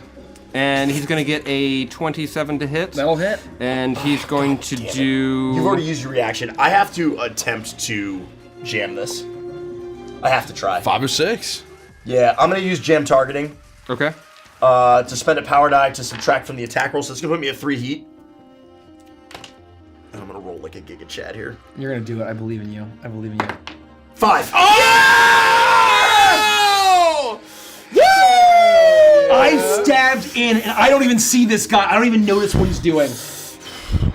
Don't fuck with me. Don't fuck with my team. That's fucking crazy. I enjoy it. Enjoy it while it lasts. Is that a threat? You put in a few key commands, and in the last second, your rook is able to engage with its targeting ability just enough for the Gatling gun to be to the side, and you watch as the bullets rip up the side of the wall, creating a terrible pattern of destruction, but not destruction on the armor of your friend Milo. And now I'm about to get my ass beat. You protect. And now. Two Yeah. Here comes the natural two fusion 20. maces come flying down. Attacks come flying down in your direction. It's worth it. I gotta protect Milo. 21, Miss. 23. Hit. I have 23 shield points. I have 36. Sorry. 44. That's 52. going to be. 16. Wait, what was it? It was 23 to hit. I'm gonna have a 22 AC. I She's have gotta my roll a 2. reaction. You gotta roll a 2. Don't roll a 1, Mace. Don't do it. Just enough, baby. Just enough. Just enough. He can power it back, though. Is he gonna do Yeah, it? I guess he could. Fuck. No, he can't do that. That's crazy. These That's are, he wants these are more Mechanically, I have the This is ability. narrative. This is narrative. But it's way too sexy that you guys are all helping each other out. I'm going to say that the fusion mace slams Dead down. scared. You are too busy to deal with this. But Ren, you key a few commands, and your boosters go off, shocking you for a moment, pushing you forward, and it's the handle of the fusion mace that hits against your shoulder before coming away. You would have been hit by Glancing blow. that energy absorbing mass at the end of Focus his on your weapon. battle, you But, hothead. Ren is able to make you dodge out of the way in this last final moment, and they continue What do you to want, thank you? continue their assaults. You're not hearing the sounds of voices come through the comms or screams or anything like that. You imagine that there's a tremendous amount of chatter on their end. In the same way that you're communicating with each other in these moments, this is just a silent battle to the death. Anyone watching this would just be watching machines wrestle and wallop each other as we get to the top of the round, Varus. At the beginning of the round, first you will see Iron Wall's shield just totally, totally repair and kind of disappear from view. It's like Oh my God. It's like As I'm back to masonry full bricks shield point. as the panels Yeah, of that's energy fly do you and have any flip heat? up. I have no heat. The Master Chief So shield. yeah. I'm looking pretty healthy. Besides the whole points that we took from the radiation mines. Oh, is that that was a power die to do that, right? What does? I'm sorry. Oh, to it jam does. targets. It Yeah. does. I'm at 3. The next thing you would notice is the missiles, the shield breaker missiles. Oh my are god. Turn around and are now flying To back number in. two! To number 2. Whose shields are down? Whose shields are down. Just armor crushers. Oh, our boy's about to pick up a pretty hefty kill count. I gotta feel it. I rolled a 2 this time, which is better because I can reaction to make it better. Do we know what their AC is? 17. 17, Yes. you said. It's 14. It's about to be Oh, on. I mean that's pretty good. It's about to be on like Donkey Kong. 3 and up. The question is, do I want to save my... Screw it. I'm going to... this is almost going to happen automatically as these things really want to hit. I'm going to expend the heat since I have 5 max heat. And I'm going to use my reaction to try to make this hit. Roll high. 6. Oh, bro, So... bro. That is a 12, 13, 14, 20 to hit. That hits. They all collide in, and the smaller, faster missiles will explode, but they almost completely glance off of its hull because they only do shield damage. But the larger, more explosive missiles come in behind. They all hit in. That's in the first half. Not gonna lie. I know. I thought we were doomed. The first few missiles hit him like someone getting pelted with an airplane. It's laughable. There are these small little sparks of explosions. A paper airplane. I'm sorry, paper airplane. Yes, Holy I meant shit, a got hit paper by an airplane. airplane? Like paper airplanes, as they crush and almost disintegrate. Their purpose no longer needed. With the shields removed, these massive missiles come in and collide, boom, like fireworks going off, echoing and reverberating We're about through to the pop off. engineering This lab. turn is going to be devastating. This guy's getting vaporized. This whole round is going to be devastating. 28.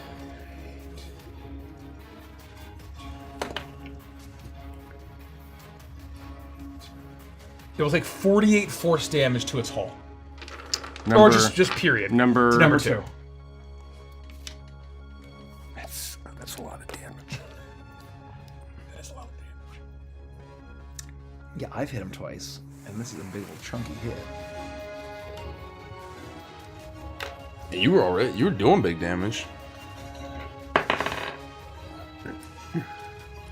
Oh yeah. Okay. Yeah. does that mean? You destroy. I don't know how else to say this. Let's go. It's So obliterated. it would have been hanging on by a thread, and we would have continued to simulate this Morzebian's Hulk's battle. But I rolled a natural 20 on the ground vehicle mishap because you crossed its mishap, and the natural 20, the vehicle rolls over, and so it would have been crushed and fallen to the ground. And the fact that it would have gotten pushed by the concussive force of this blast would have had it roll, taking additional bludgeoning damage that easily would have pushed it over the edge. So when Nice it gets fucking hit, job. Milo, you are watching as you are stabbing into this thing, continuing to attack, and it's almost like this thing gets hit by a truck's sideline, and it just crushes and disappears, flying into the center of this chamber and disintegrating into nothingness. Gone. Seeing that Milo's been feeling all these ways, being hesitant, and then rushing in recklessly, I don't really know how Milo's feeling right now. This is very concerning to Varus. Yeah. And I see that both of these guys, I think that Varys feels like they are more ready mentally for this mission, and so I am going to privately calm in to Milo. Elm 2. I mean Elm 4. Don't forget your vows. In the name of the faceless, be measured. And I'm going to jet forward. This is the greatest campaign we've ever played. 3, 6. I was saying, there's nothing. What do you want from me? What do you want from me? 9. There's nothing left to say. 12. Greatest piece of cinema on the planet. Yeah, no, Nothing better than this. And I'm going to basically rocket in here, and I'm going to spend 2 heat to cover this distance. As I use that is not a reaction, I believe. No, it's not. You're good. No, you can just spend up to 3. That's all. The movement is a cap to it. I start stomping and running and activate my boosters and interpose myself between this minigun that's gatling down Milo and raise my shield. Let me add 2 more heat here. My turn started. You already took got your shield. You got your shields. You got your Then reaction. you said you didn't have any heat. Oh, so I got did this your heat reaction this turn. on your turn. Correct. Right, on my turn. Okay, perfect. And so with my action, I will, as part of this engine boost, I'm gonna bring my blast flail in and down, and we'll see if I hit this guy. Man, the fact that the missile is passive after you fire it. If your friends and family aren't watching Waltz for Eternity, fucking get them right, okay? And tell them to go to neonrpg.com. Tell them to go to neonrpg.com. To watch Waltz for Eternity fucking now. You too can do this. I roll a 16. That's enough? So is it? 15? I'm sorry, 17. it's 17. It's 17. Do we have any... I don't have my reaction back yet. My reaction's gone. Oh. And I think It comes back on my turn, right? Oh, no, I use... So Wait, you don't have it's yours. on your turn. I don't Varys have just mine started either. his turn. You didn't use your reaction. I did. Yeah, he did. Did I? No, you now have a new reaction. Signal boosted the rocket. Because I it's did. your turn. I missed that. Oh, yeah. Okay. Okay. Thanks for keeping everybody So honest. I barely miss as I come down, and this thing just barely dodges. It just takes 1 step back, and my engines barely get me here. And These just are takes one little step back huge and I miss. Morzebian hulks, and so they're not dodging. These are not nimble things. You smash into it, and you're horrified when this Brinzium armor absorbs the attack and it drops down. That's my turn. I'm gonna respond. Oh. And I'm gonna say, Oh. but isn't it their fault why all those civilians are suffering? Because their government's plotting against the Empire?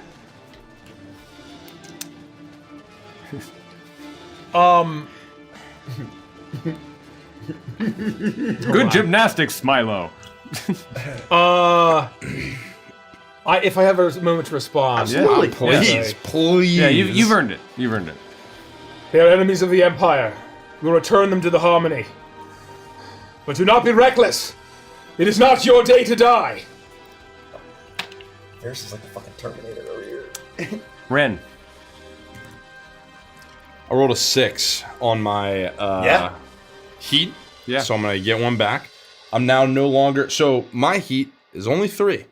So I currently sit at maximum heat. I now no longer sit at maximum heat. Which is very good, because at maximum heat, all my stuff turns off. Oh, shit. So you have to stay cool. You literally have to stay cool. Don't forget your shield points. Shield points, thank As you. well. You also recover shield points. Also, shield points. That's really sexy. I Do like you, that a lot. what do you need to hit to recover heat? Do you have a wider heat recovery range? I do. Yeah. It's super wide. I just rolled 6, but I have the cryo core heat sink. So when I roll event heat at the start of my turn, I succeed on a 3, 4, 5, Nice. or 6. That's so insane. it's almost impossible not to succeed. So yeah, we recover on a 5 up. His is a 3 up. Yeah, Yep. that's Really sick. good. Yeah. Because of the cryo core.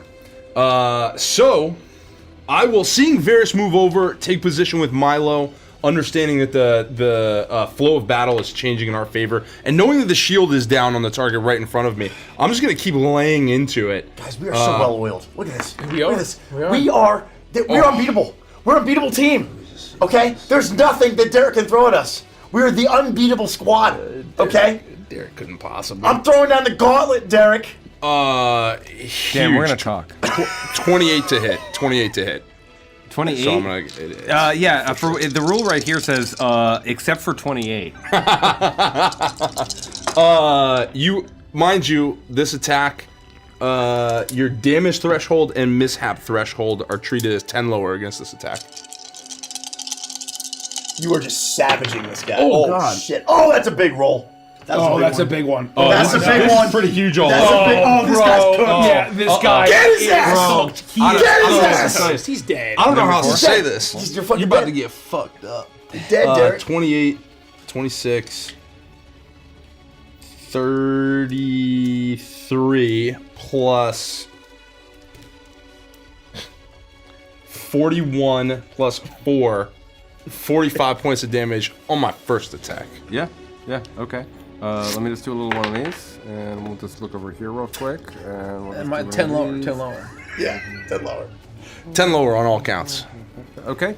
You smash into it, and for a moment, there's almost a second where slice. It has to catch its balance. It almost looks like it's going to go down on one knee, and it catches itself as you and starts to swing in against you, regaining its balance. But you've done a significant amount of damage. You still hear that same sound as you make connected. It's like slashing into a bell or an instrument as you smash into it. 15 to hit, but I'm going to try and target lock for my second hit. Just don't roll a 1. Don't roll a 1, Mace. We'll go. Oh, true. I'm hot with the 2s, baby.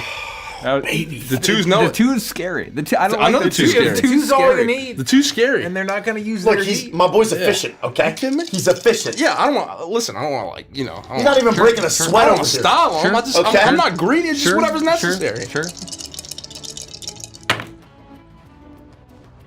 There's no kill like overkill, I always say. But Red's a different breed. 17. And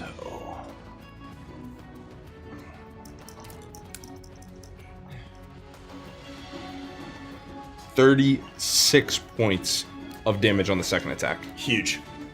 One moment. Okay. And I'm gonna do one of these. Got it. Oh, that's really fun.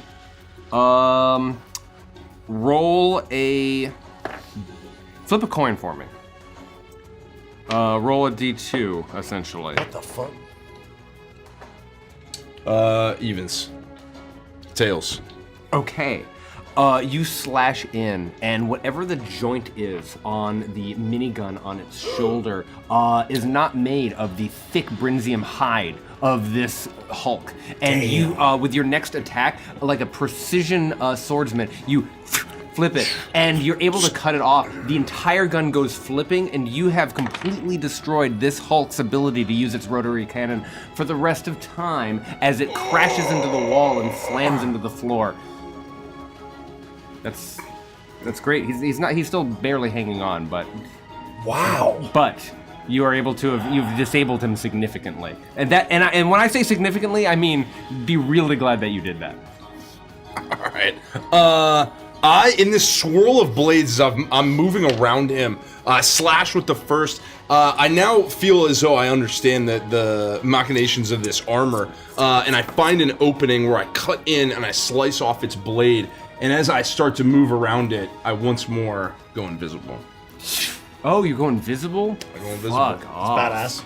All right. Jace, you're up. The boosters are still just absolutely cooking, and they do not stop. So I spend another 2 power die to go up to maximum of 5 heat to thruster around this guy and put myself in a better position of the data center and this guy. So gross. The warnings are just going. I gotta heal my 5 shields, so I go back up to 41. And because of part of my push the red line, this mech can choose to not roll to vent heat at the start of his turn, so I don't. With this extra movement, which is boost engines, I'm now at maximum heat. The warnings are going in the bright roar. At this point, it's music to your ears. But I did an upward slash before I made this move. So as I move around him, the blaze sword now does an extra 1d10 fire damage because the mech is bloodied or at max heat, which I am. And I unlock my bonus action, blazing strikes, where as a bonus action I can make 1 extra sword attack, but I will also generate 1 additional heat. So I am going to attempt to make 2 attacks on number 3. Okay. Let's fucking go. And so the first thing I'll do is make the attacks. Oh, the 4 is probably not good enough. I got an 18 for one of them. Okay. And for 4 is a 12. If you target lock, there's a chance with a 5 or a 6. Are you kidding? Yeah, I'm gonna target lock. But I've used some things in a certain amount of order. So the first thing that's gonna happen is because I use the bonus strikes attack, I'm gonna generate a heat and potentially go to 6, which will trigger push the red line. When the mech gains heat while at max heat, I have to make a DC 10 vehicle constitution saving throw. On a success, I ignore the heat, and then that DC goes up by 5. Okay. Damn. So I have to see if I can, with my +5 to con, I just have to beat a 10. I do not. So I'm going to go to 6 heat. Oh. Then I am going to target lock and try to generate another heat. But let's first see if the target lock hits. Okay. So I need a 5 or 6 on the target lock. I got a 4. And I will attempt to hold the red line again. But the DC did not go up because I did not pass. Do you instantly get ion exhaustion when you go to 6 heat? Presumably. Well, now I have it. But I didn't have it on that attack. On the first attack, because doing the bonus action gave him that. Right. He just rolled it first. He rolled it too early. I was thinking, I guess, would you know, oh, it'd be better to try to just pass this and not have the exhaustion and then not target lock instead. You know what I mean? Either way, I don't think it matters because I missed.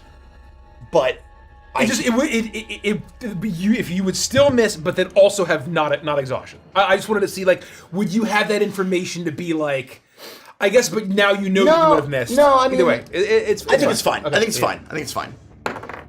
That's a pass. So I don't get the 7th. I don't get the 7th heat, but I am at 6 heat, and I will still deal. Now I do 7d10 plus 4 on that first attack. Okay. Not bad. Not great. Ooh, boy. That's going to be 13, 15, 25, 32, 36, 45 points of fire damage to number 3. You and Ren doing 45 points of damage. That's very funny. That's a lot of d10s. So now I have -2 on my d20 tests and rolls. Correct. But anyway, 45 points of fire damage. You slash into this thing, and again, there's this almost melodic sound as you crash into it, slicing with your sword. You watch as its armor is rended. It takes a significant amount of damage, and it's slower for having taken the wound, but it's still standing. And now my DC on push the red line is 15. And that's my whole turn. Milo.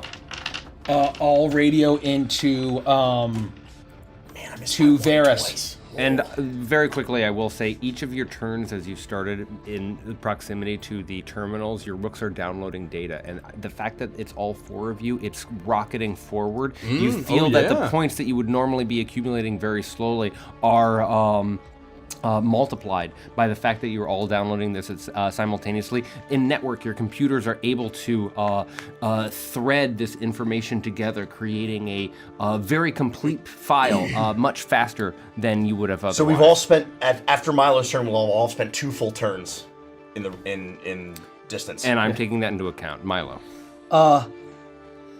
Elm 3, is Ironwall downloading? Yeah, I believe it is. Elm 4. I'm with Elm Leader, and I blast off over, and I see the as my wings will flat forward, my thrusters will engage, as I will go wide, avoiding hopefully an opportunity attack because Varys has given me this blockage. Oh, you can definitely go wide in, for sure. And as I go directly next to Jace, I will wrap my wings around him as the mist and the clouds kind of cover his almost like a coolant, like a cool breezy cloud. As I'm going to use damage control, as you are going to regain 15 shield points. Beautiful. That puts me back to full. And you are going to end 1 ion exhaustion level. All you haters out there. See, I got my boy right here. When you come to a stop with a flap of your wings, you go in to envelop the heat that is pouring off of Bright Roar, and you, just by merit of landing, are able to cool off a tremendous amount of his heat. Specifically based on the wording of the thing, I'm still at 6 heat. I just don't have the ion. You don't have the ion exhaustion. Correct. So I can still, on my turn, choose to try to clear that 6 to get back to 5, and I'm basically good to go. Yes. But I don't have the ion exhaustion either way. Correct. Thank you. Correct. So you lost the ion exhaustion. I am within range of this still. I just switched to this zone. Yeah. Instead. And I'm going to radio into Jace and say, you're going to achieve your dream of being the greatest knight in the Empire and the greatest rogue pilot, Jace. I promise. And that's my turn. That's your whole turn? My man! My turn? Amazing. All right. But I got my reaction. Trying to attack an invisible mecha is very interesting. I believe I just do it at disadvantage. He can swing wildly. I think, yeah. I'm also still right next to him. Number 4 is going to swing So wildly. you and I don't have reactions, Don't get and some. they do. Correct. I don't have mine. Oh, you use yours. I use a target. I use a target boost. Got I don't it. have And mine. 13. Okay, so just you have your reaction. This Hulk swings wildly, but you're able to dodge out of the way without issue. No problem. And yes, you chuckle just to lean yourself back. very, Yeah. very I hit him renningly. I hit him with the Trefor Belmont against Oh, yeah. Oh, yeah. I just do the side step. Yeah. Hell yeah. Don't care. Numbers 1 and 3. 3's looking bloody. 1 is uninjured, has not been hit at all, including its shields. Both of them, you see them sort of turn to each other, and there's a moment of understanding as they realize how effective you all are, and in what feels like only seconds, you have all immediately dismantled this defense line that they had intended to put up to defend their valuable data stores, and you are tearing them apart as easily as cutting a piece of cake. And they lower their Gatling guns, and they both unleash the suppressing fire that you remember they opened with in this moment. Number 3 is going to be able to hit both Milo and Jace. I need you both to make a strength saving throw. Uh-oh. And after that, number 1 is going to be able to 20, hit dirty you, 20. Varus. Dirty 20. 23. Oh! 23. Ain't nothing stronger than the Hearth Mother's love. Exactly You know what I right. mean? That's the holy. Woo! You take 15 points of damage to your shields as they absorb the Nice. rapid but small bullets coming from this minigun as the shots fire forward. 15. 15. That was already half, so it was 30, dropped down to 15. Got it. You see it pierce through my shields. And Valor Wing starts to take bullets into the hull. You actually see the bullets emerge in the surface of the metal of Valor So Wing. now I'm minus 10 hull points. I And- yell into the mic, Elm4, get behind me! This same cone of attack is of suppressing fire unleashes at you, Varus. I need you to make a strength saving throw. I'm proficient. 16. That's enough. Okay. You're gonna take, and I'm gonna roll it again. Half of 38 as this attack unleashes against you, pelting mostly your shields. Roger that. They're all looking weak, and you are still managing to survive as a team, to work together, constantly boosting each other, alley-ooping each other. Varus, what do you do? And I will say that in this moment, you hear a ping. You look down, and the download is complete.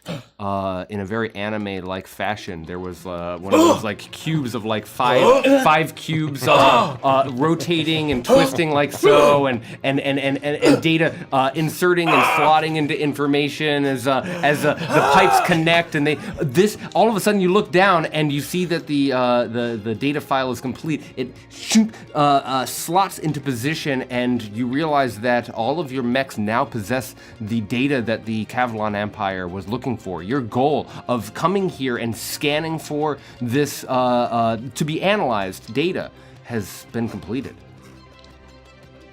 I will open comms. Elm Squadron, downloads are complete. Elm Leader, can we retreat? Elm 3, I read you. My readings are showing that the download is complete as well. Yep. We need to clean them up and then go home. Yes, sir. Knowing that I'm the slowest, I don't want to be the one lagging behind. We've completed our mission. We don't have to kill these guys. We just need to get out. So I am going to use 4 squares of movement to stomp away. I restore 15 shield points. So I am down to 2 damage on that. Let's see if I restore a heat. I do not.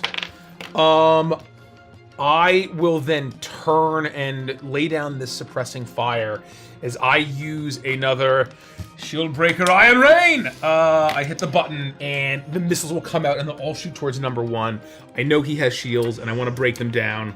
I would say too that we would have some sort of code word or some sort of understanding that we would all know that my call would be it's safe to tactically retreat when we have number advantage.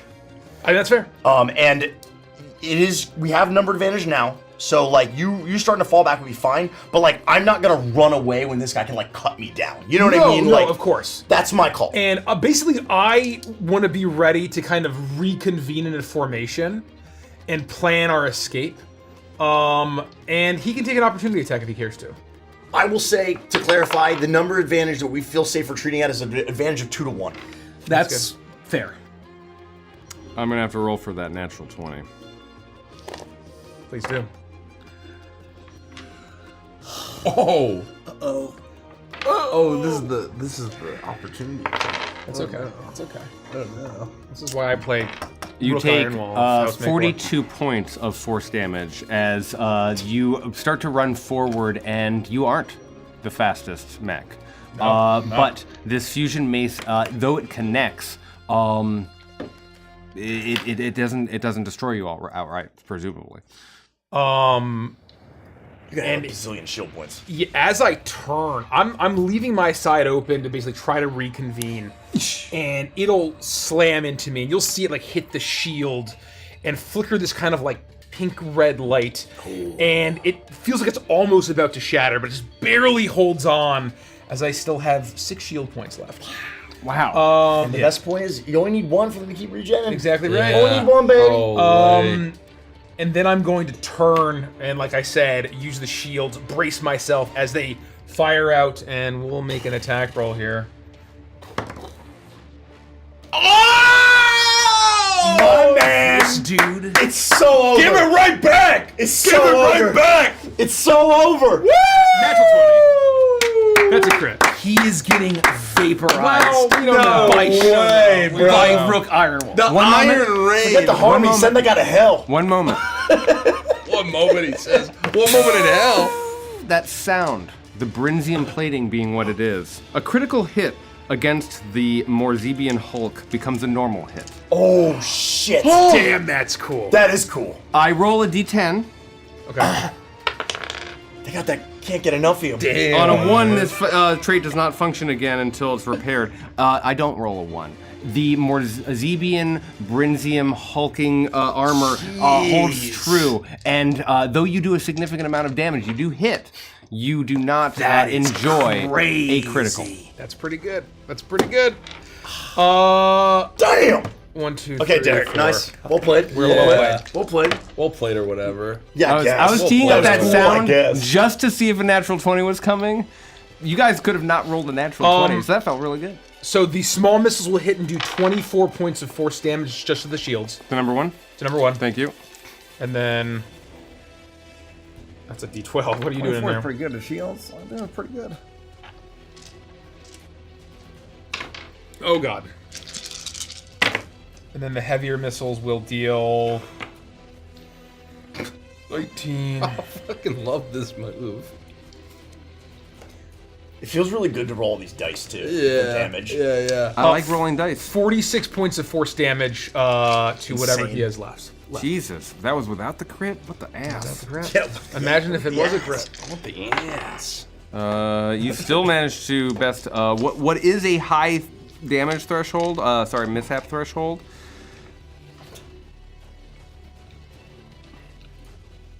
And you reduce that damage threshold. It's almost like a crit. You still do a significant amount of damage as the you buckle the frame of this thing and it collapses a little bit, and you can see it almost hobbling as you manage to connect with this attack. That's my turn. Ren, you're up. Already healed my shields. Okay. He's as cold as ice. We're back. I will, out of stealth, once more, strike with my blades at... Smoke him! 23. Yep, that hits.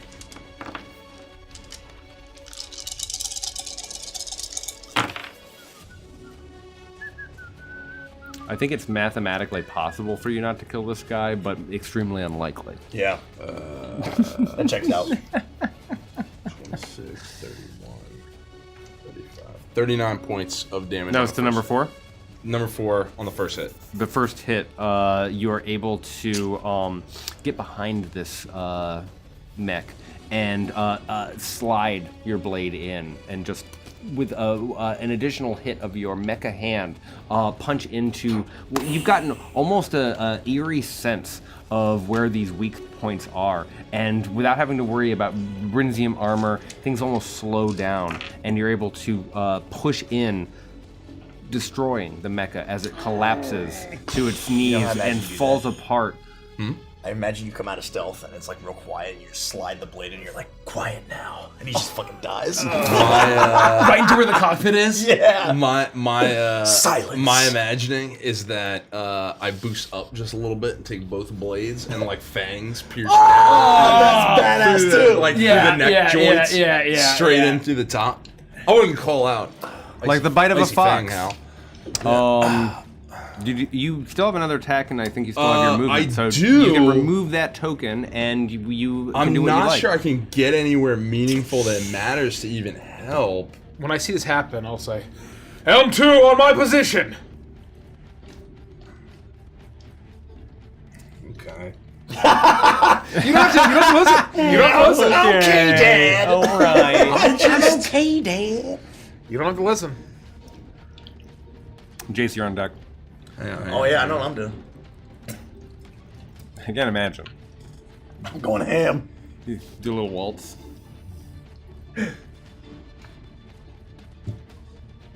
Are we really leaving these alive?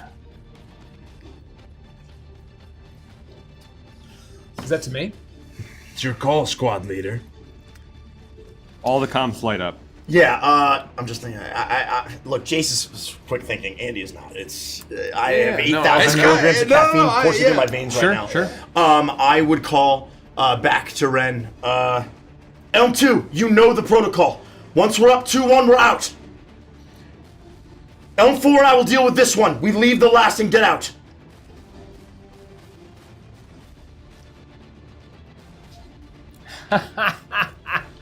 Damn. And you run up, choosing not to engage number 1, but instead to turn and join Varys at his side. Jace, you're up.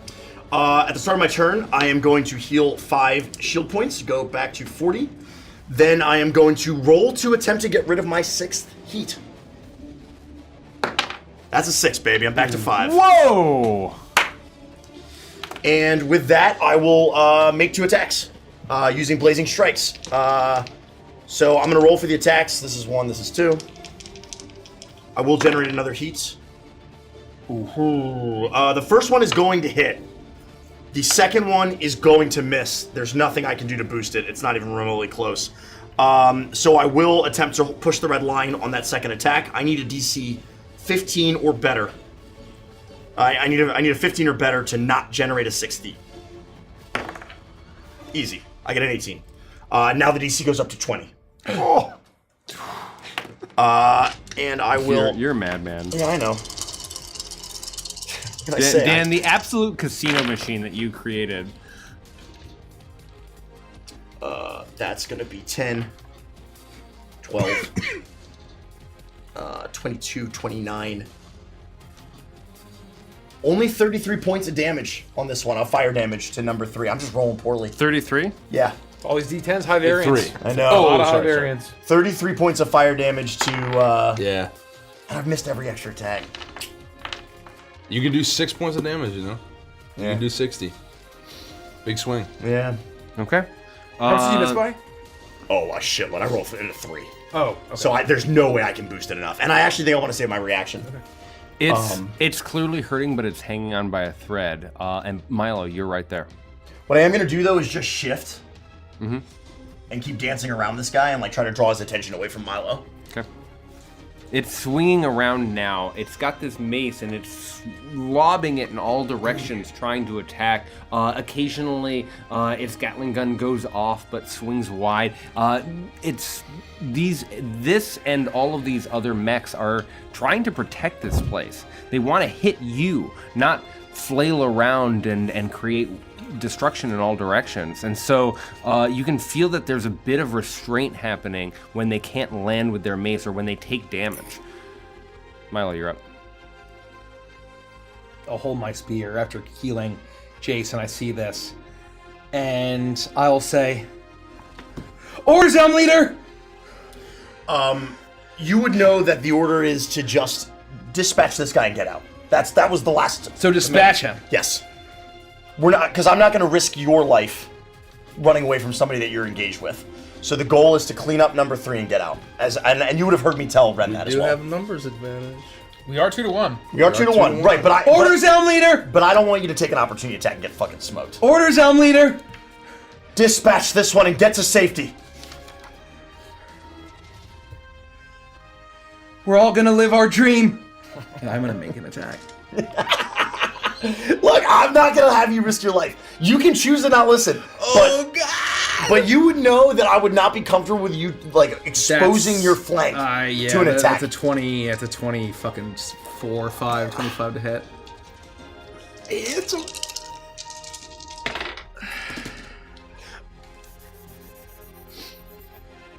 15, 22, 20, 23, 20, 25, 30 points of piercing damage. 29 points of piercing damage. Wow, You slice in with your spear and you connect.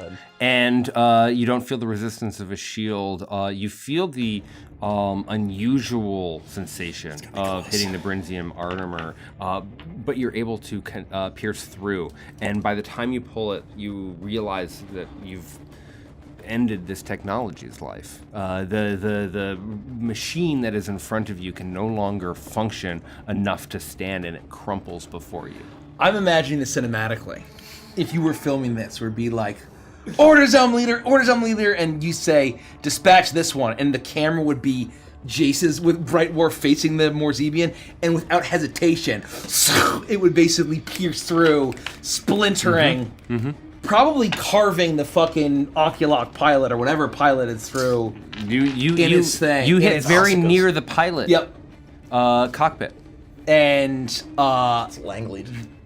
the spear rips out, collapsing it. As soon as I see this mech drop, I would radio over again to everybody and say, Elm 4, nice job. Now use Valorant's superior speed and get out of here. I'll lead the way! And then I will just use my bonus action to dash. And I've... my speed is 200. So what is that? 10 squares. It's 10 squares. what if I go diagonally? Diagonally. It's 3. It's 3 per. 2, 3. You're able to effectively make it to the entrance. 1.5. Yeah. I'm gonna just basically blast forward. But here, I miscounted then. I was doing something earlier. Don't here ignore me. is where we're going to drop initiative. I would ask you to hide the map view for me because we're entering the narrative theater of the mind play of a role-playing game that we all enjoyed, Dungeons and Dragons. Instead of pursuit or more suppressing fire or a battle to the death, the remaining Morzebian Hulk drops.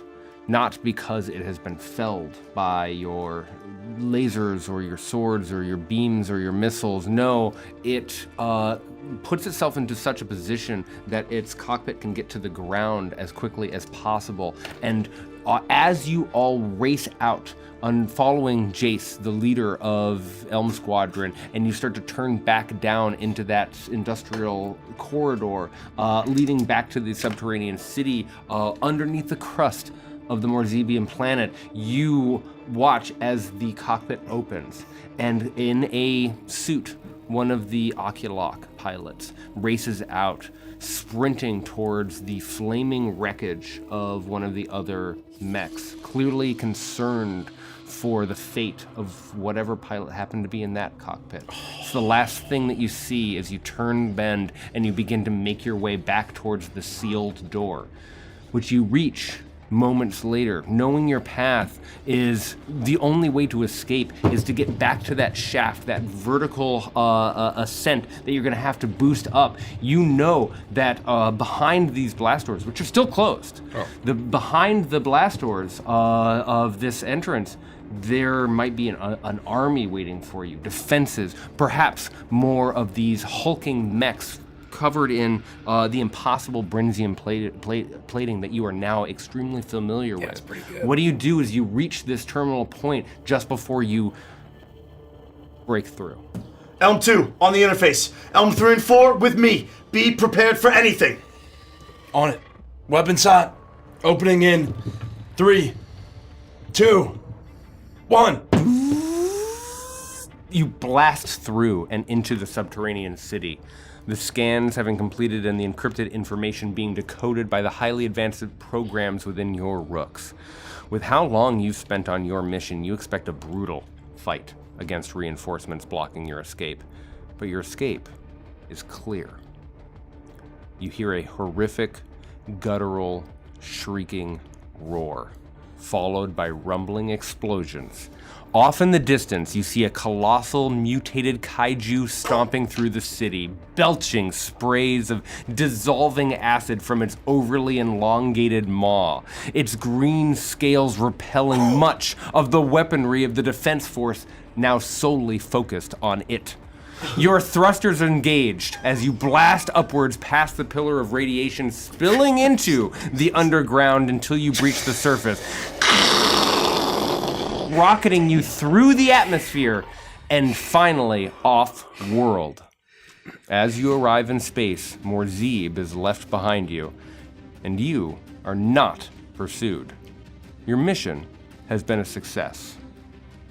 That's where we'll take a quick break. Oh my dude, God! We were just like, we're outie. Like, peace. See you guys. Good luck with that. No shot. I didn't realize we were releasing Godzilla into the, Oh in the my residential goodness. district. What the hell? Well, This didn't go well, guys. We're this is not good. I actually think mission accomplished, bro. Well, I think mean, this went as well as these things possible. happen. Look, I have a lot of thoughts. Listen, it's war. All right, there's collateral. I have a lot of thoughts, which I'll save for Evangelist Joe. I know we're not done yet, but all I'm saying is that it was a success. But man, I don't feel so good about this. we're only 7 VIPs away from our goal. Just seven. Just Seven VIPs. Let's go. Oh. Hey, 7 more to go. Oh boy. Yeah. I'm racing to the other bathroom. Thank you. You guys will have to hold down the fort. Oh, don't mind if we do. Don't mind if we do. What a night, everybody. Holy. I can confirm that you can purchase a miniature of that mutant kaiju when we launch our Kickstarter campaign, neonrpg.com. That's one of our 9 Mega Boss miniatures. Absolutely. One of our And 9 not Mega Boss revealed yet. miniatures. That's a brand new reveal. That's a brand new reveal. Not revealed yet. And you haven't can seen get it. a sense of what that kaiju looked like by going to our YouTube channel and seeing the trailer. Oh, The Among the Stars. The Among the Stars trailer. If you notice the power tech moment. Exactly right. We have a really cool monster design by Ron Broidy. Legend monster designer. Unbelievable! You could play that same scenario at your table at home, except instead of letting your party get away, you have them battle the giant kaiju. That'd be cool. There's just simply no time. That's simply no that's not our fight. Yeah. I mean, well, if it was like getting in our way, though, it could become our fight real quick if it was like blocking the way. Could, but the thing is, he's like distracting all of the more Zebian. No. Oh, yeah. Hey, I'm with defenses. it. I'm with it. This is war as hell. They're only losing battles. Sometimes this residential district in Warzeeb's got to lose a battle. That's right. So we can get on out of here. As soon as that bathroom's open, I'm are there plans for Neon Odyssey to be put on D&D Beyond like the Crooked Moon, or is there printable character sheets themed for Neon Odyssey? We will have character sheets that are themed. In terms of D&D Beyond, we don't know yet.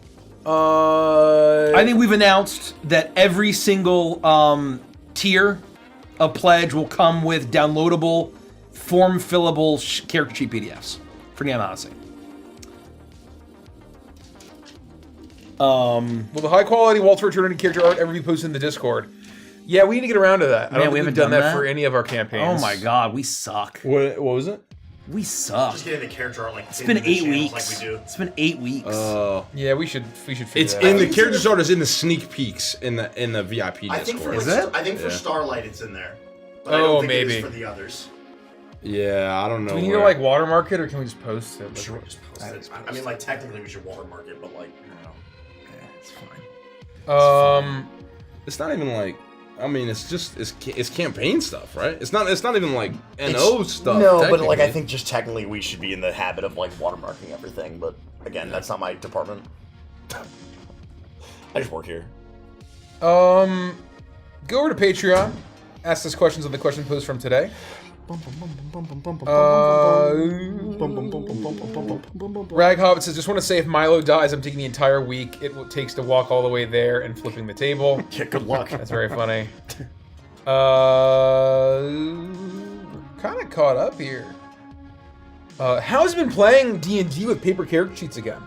I like it a lot. I'm gonna be honest with you. I love it. I'm in love with it. I do like it a lot. Nothing makes me happier than scribbling, scratching, and like doing math, and like Yeah. I fucking love it. The only downside is that like eventually you have to just replace the sheet because like when you start erasing things, you just have to, and that's okay. But it like each character sheet only lasts for so many sessions before it's like, oh, I have to replace this thing. Well, and then once you level up, right? It's you know, you have to change it out anyway. And the nature of what we're doing, we don't have any like, we haven't leveled up at all yet. Yeah. So like, it's less of an issue there. But like, you know, for a long-term thing, I can understand why people don't like pen and paper. I just love scribbling. I would say like for me, I think this is perfect context where this is like phenomenal.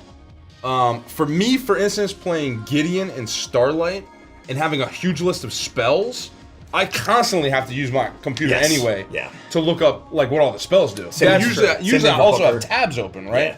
So that's an example of a time where like, you know, if you were using an online support tool, it would be very easy to just like click something and say, oh right, this is what that spell does, and you have it immediately, right? As opposed to like me flipping through and trying to find the tab, or like we have some cool narrative moment and I'm like, fuck, what's this spell do, you know? But I think this is the perfect scenario in which I love having paper here, especially for the mechs. It's very cool and fun. Kyle H asks, with the Gen Con event registration set to launch during the Neon Odyssey Kickstarter, are there any Adventure symposiums of events to get in line for early? You can search just Adventures. We'll be doing a couple panels and a couple signings. Is that available to see before it opens so you can plan? That I don't know. I don't think so. I think when it's announced, you can sign up. Woo! I believe. Just search the word Adventures. Yeah, search Adventures. If you've ever seen us at a con, we're not doing anything crazy, or you know, we're not doing a live show. It's just gonna be sort of just chill. Signings. We'll be available to meet people, say hello. Signings and photos. A couple signings signings, and photos. A couple events. What I will tell you is when we know exactly what events we're doing, I will start adding them to the announcements. we'll be putting that information out there. It just has to be like we submit things, Gen Con has to accept them. Right? Yeah, you have It's to not just a confirm guarantee, them. right? And that happens like at a date, right? Yeah. That's not even. Inverted Rain, what is your favorite part about your Rook? Mechanics, aesthetic, flavor. I'm sorry, can you say that one more time? Your favorite part about your Rook? Mechanics, aesthetic, flavor, and I'm easy back. All of the above. Oh yeah. I mean, yes, all of the above, but specifically the mechanics of Bright Roar tickle me as a gambler. I love the it literally says here, push the red line. That's it to a T. That's what I'm doing. And I am just like, I am just seeing how far I can push it. It's really fun. How close can I ride the line? Push your luck mechanics. And I know that my team's got my back. Yeah. I think for no, go ahead. I think for Ren and the Bitterfang, man, I love the like Blade Master, the icy Blade Master vibe. Everything about it is so cool. The like icy mechanics that interplay with the heat, I think is such a phenomenal ad. I keep wanting to get in a scenario. This is like a really question here. I keep wanting to get in a scenario where I can like in combat really use the cryo beam. It just like hasn't quite like slotted in just yet. But I'm really excited to pump that out. I love having the 2 attacks. I love being able to go stealth.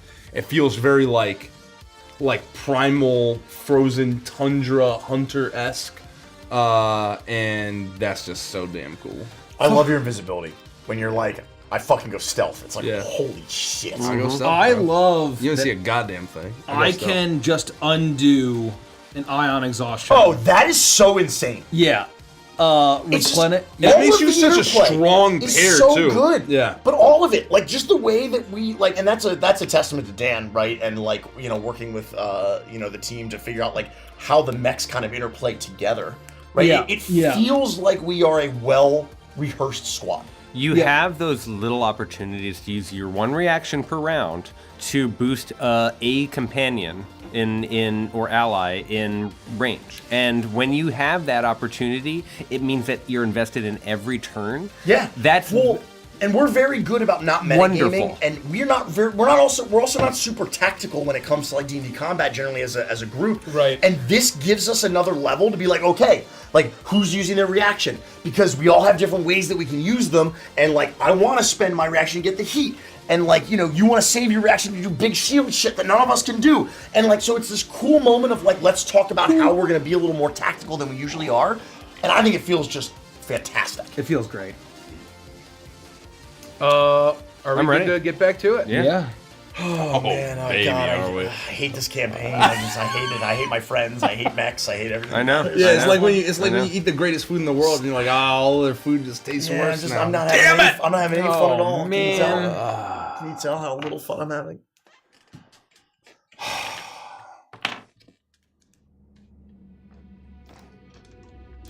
You rocket out of the toxic atmosphere of the irradiated surface of Morzeb as you blast off into space, using your thrusters at full strength in order to reach a formation to burst through and out of low orbit.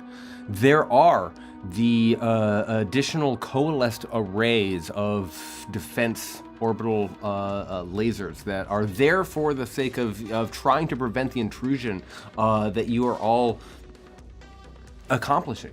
But moments later, a few attacks, a few defense parries, you are able to blast through that defense array, and you're able to follow your guidance systems towards the Star of Uthid, returning back in the direction the transport fled after deploying the World Piercer.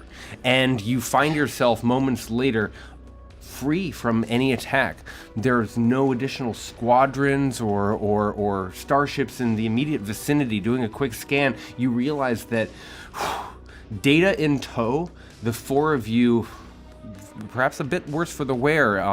Your mechs being one thing, but your experiences being another. Yeah. You have jet off into ether, into the space, and you are minutes away from rejoining the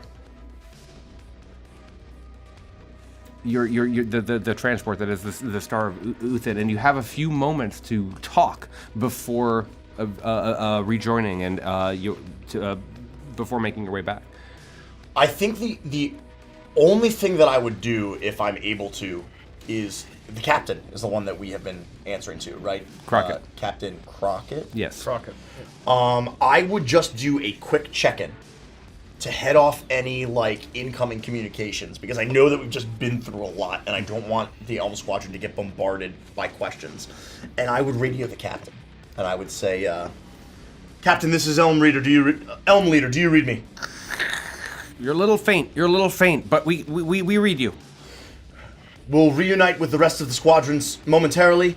I just wanted to report that our mission was success. Elm Squadron suffered no casualties. Over. Sir, it's good to hear your voice. We're here. We're standing by. We will see you in, I don't know, what did you say, 20 minutes? Yeah. We'll see you in about 20 minutes. Over. That monster. It was the world piercer that unleashed that onto the city. And all the radiation from the surface. I mean, who knows if that whole city, that whole district is going to be habitable ever again. Milo. Do you hear me? I hear you. Are you all right? We survived. The Hearth Mother protected us from the horrors of the night. We are in her warm embrace, and we're together. That's more that can be said than for a lot of people down there. Milo, I want you to know, earlier, when I said that I heard you, I meant it. You're right. Star of Uthin, it went too far. Whatever that thing was, that monster, it's a direct result of the World Piercer going too far. Don't think I didn't notice. I hear you. Elm Leader. Elm 4. We've just completed a successful mission in the name of the Empress. In the Empress's glory, we were able to exhibit the immense technological prowess of the Cavalon Empire. It was not our decision that the Molzebian government was assisting the dynasty, our enemies. They mean to end our way of life. In the name of the Hearth Mother, we can be merciful. But in the name of the Architect, we must be disciplined and do what it takes. Lest we forget. Elm 3 is right. We live to see another day. And it's our first real success. We'll get back safely, and we can celebrate. Have the other squads checked in? Elm 2, I haven't heard anything yet. I'm sure we'll be updated as we get closer. Elm Leader is right. This is cause for celebration. And allow me to be the first to say congratulations, Elm Squadron. Echoed. Congratulations. Well done, everyone. I'm proud of you. We operated better than I ever could have imagined. Everything that we've done, everything we've worked for, it paid off. Yes. You're all amazing. Well done. All of you fought well. For the Empress. For the Empress. For the Empress. We're all gonna survive. We're gonna complete Operation Waltz. And we're gonna defend our community. The Hearth Mothers community. No matter what. We still have to get this information back. And that's just the beginning. All we've done is maybe understand their plan. You don't think Zaro and Reyna's squadron ran into any problems, do you? Their mission seems a lot more dangerous than ours, and we barely made it out. I'm sure they encountered their own set of issues. This was no cakewalk. You said it yourself. It feels like we got the easy end of the deal here. All we can do is wait to hear back from the other squadrons. They are skilled knights, Elm 4. And their rooks are from great houses. I have faith that they succeeded. As we have. Do I have the ability to try to radio Reyna? You know that with a few key commands that you could try to communicate with either Oak or Ash. Range is, potentially an issue. You know that you were 10 minutes ago flying and barely able to talk to your star of Uthan, but if you wanted to give it a shot. I'm gonna try. I don't know if you need to make a comms roll. Communicate with Ash? Yeah. Okay. I'll try to open up the channel, and I'll try to say, Ash Leader, this is Elm 4. Our mission was a success. Checking in on Ash Squadron.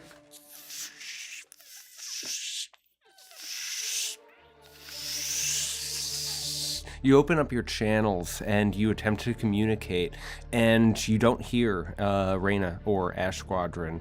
You instead hear on the other side, "You! Follow the Empress!" And you hear the sound of Zaro's voice chime in, and the moment that you're able to get into range, the sound of Oak Squadron cheering immediately floods all communications. All of you, not just you, Milo, because you opened up the channel, have invited them into chat, and you can hear those Morzebian punks didn't stand a chance. Those Britium stores are history, gone. And you hear them cheering each other. You're able to listen in. You know that you could chime in if you wanted to, but you continue to scan. Congratulations, Oak Squadron. You filled the transports with Brinzium? Oh, hell yeah! You all right? You get that data? Oak Squadron, this is Elm Leader. We did. Congratulations on your success. Yes, congratulations. And for the Empress. Well, that's 2 out of 3. Oak Leader, any word from Ash Squadron? We ain't heard nothing yet. Ash Leader, this is Elm 4. Status report? All of you hold your breath for a moment, and you listen. Ash Leader? Reyna? You continue to radio, and you continue to push, and... Reyna! 2 minutes go by, 3 minutes, 4 minutes. You're listening. Oak is Zaro. The rest of the gang, they're all communicating. You can hear cross chatter now. Everyone, after a minute goes by, after a full minute more, you can still hear them talking to their star and figuring out rendezvous points. You radio into Ash Squadron one last time. Reyna? And you don't hear anything back. There is no response. Ash Leader? You try to separate channels. You make multiple attempts. You hear garbled static seemingly blocked by interference from the surface of Morzib, and then, as you fly away from Morzib, still that toxic eye floating out in the middle of space, you look back and you see a massive explosion on the surface. A huge plume of dust and radiation crushes into the sky. And finally, you get a response as Reyna's strained voice comes through the comms. Mission success! Reyna! You're alive, you made it! Ash 3 has been eliminated. Durgan. he got overwhelmed and initiated self-destruct to destroy the remaining Harmonite. He gave us an opening to escape. Quick question. Do we know that Reyna is Ash leader? You do. Okay. The Flambago leader, Durgan, clearly didn't make it from what you're able to make out from the garbled communications. Ash leader, this is Elm leader. Do you read? We're coming in. We read. Do not let Ash 3's sacrifice be in vain. Get to safety. Know that we honor his sacrifice for the Empress. We will. We will. As I let go of the comms, I sink back into my seat and I say, damn it. Glad you made it, Ash Leader. Durgan, Ash 3 was a true knight. He will be remembered amongst the heroes of Cavalon. You hear for a moment a click and static. It tells you that the channel is open, but you don't hear a voice in response. And then a second click tells you that the channel has been closed. Reyna couldn't find the words. Or perhaps it's just interference. Ash 3 is faceless now. He returns to the Harmony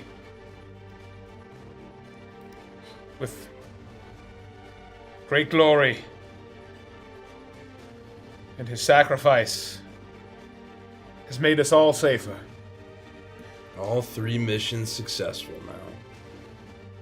Remember, M Squadron. That could have been one of us. Be grateful that we have each other. Hearth Mother, take him into your embrace and show Durgan grace. And I'm gonna fly back in silence. You take formation and you jet forward. Not a moment later, you see the Star of Uthan and the rendezvous point. What is needed to assemble in order to reach your next destination back, to travel back through towards home, back towards the Cavalon Empire, back towards Castle Ascalon.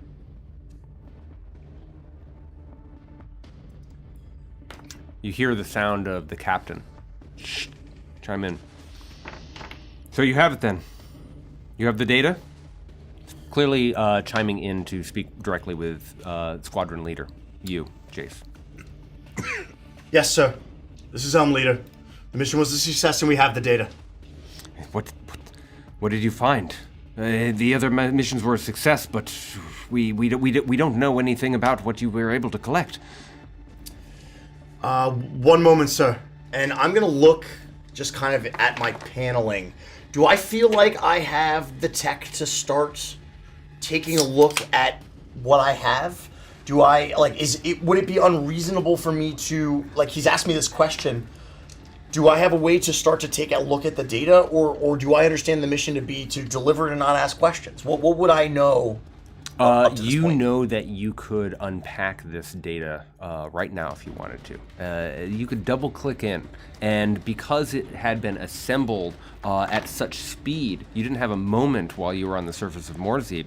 But now that the adrenaline of the mission has fallen to the wayside, now that you know that the other squadrons are there, now that you're here at the rendezvous point, you feel free to take a look.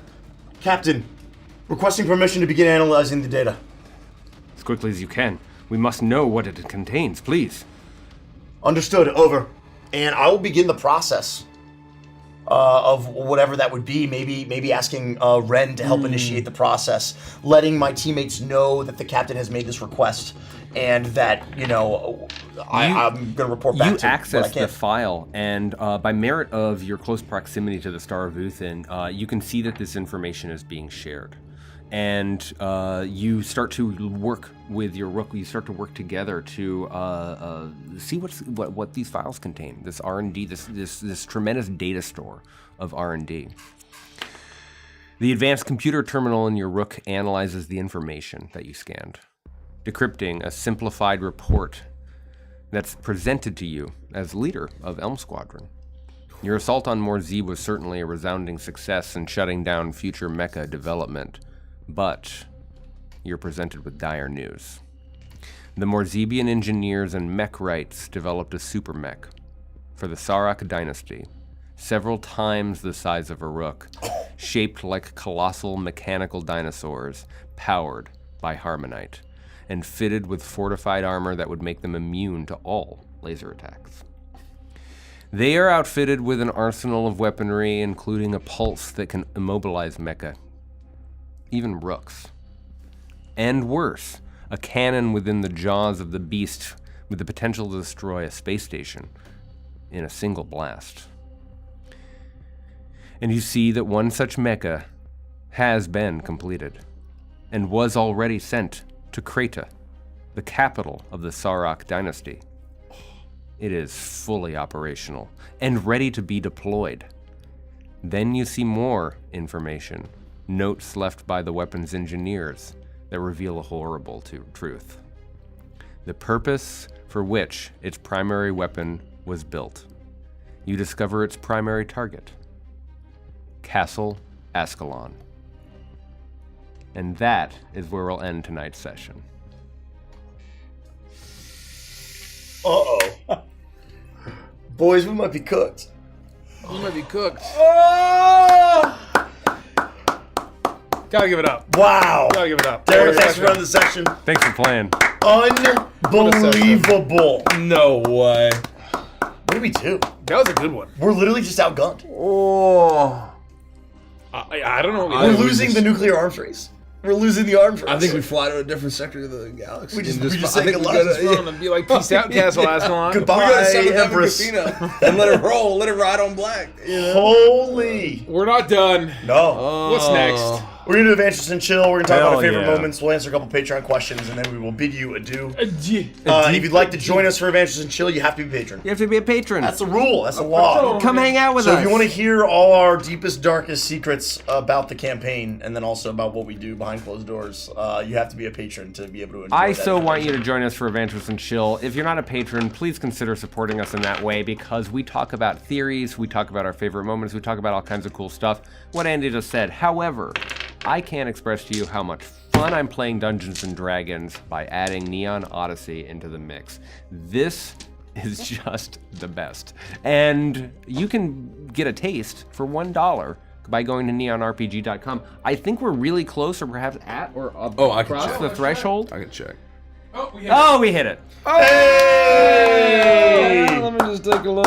So fuck a yeah. little extra Help- sneak peek. Help us push to 36. Help us push to 37. We've got all kinds of stuff to share, and it's all available in the private VIP Discord server that's available to you if you give us that $1. There are tons of other Just perks, $1 but- to be a VIP. But the sneak peeks alone, the ability to get the free dice if you back a physical product, it's just up, and away.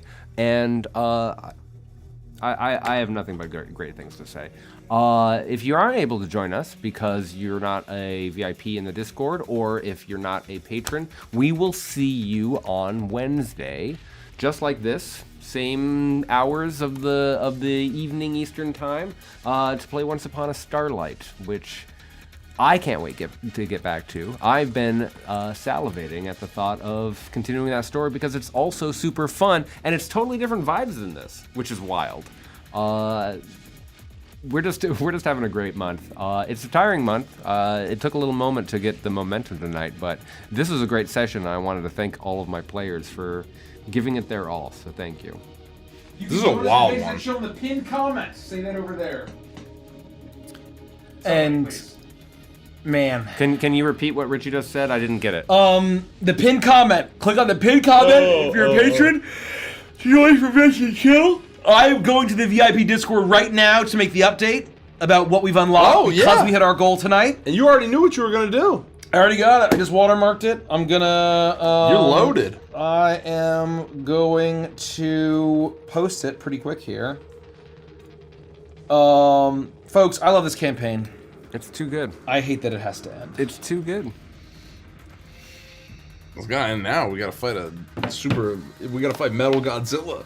Mecha Godzilla! We gotta fight Mecha Godzilla, yeah. I've come to talk with you again. Just for Image and Chill, we are rating Layla Bell DT. We will be back when? When are you back? Wednesday. Wednesday. I almost said tomorrow because it says Tuesday. We are on my back computer. on Wednesday for Once Upon a Starlight. That's right. Good night, everybody. Good night. We love y'all. See you soon. We'll see you in a few moments. Bye-bye.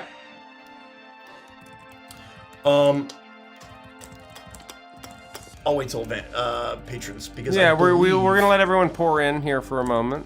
Pour in, everybody. Well, can they see us already, or they can hear us? Yeah, it's usually pretty quick. Yeah. Once the chat starts rolling, I think they can. What I wanted to say was, and I'll reiterate.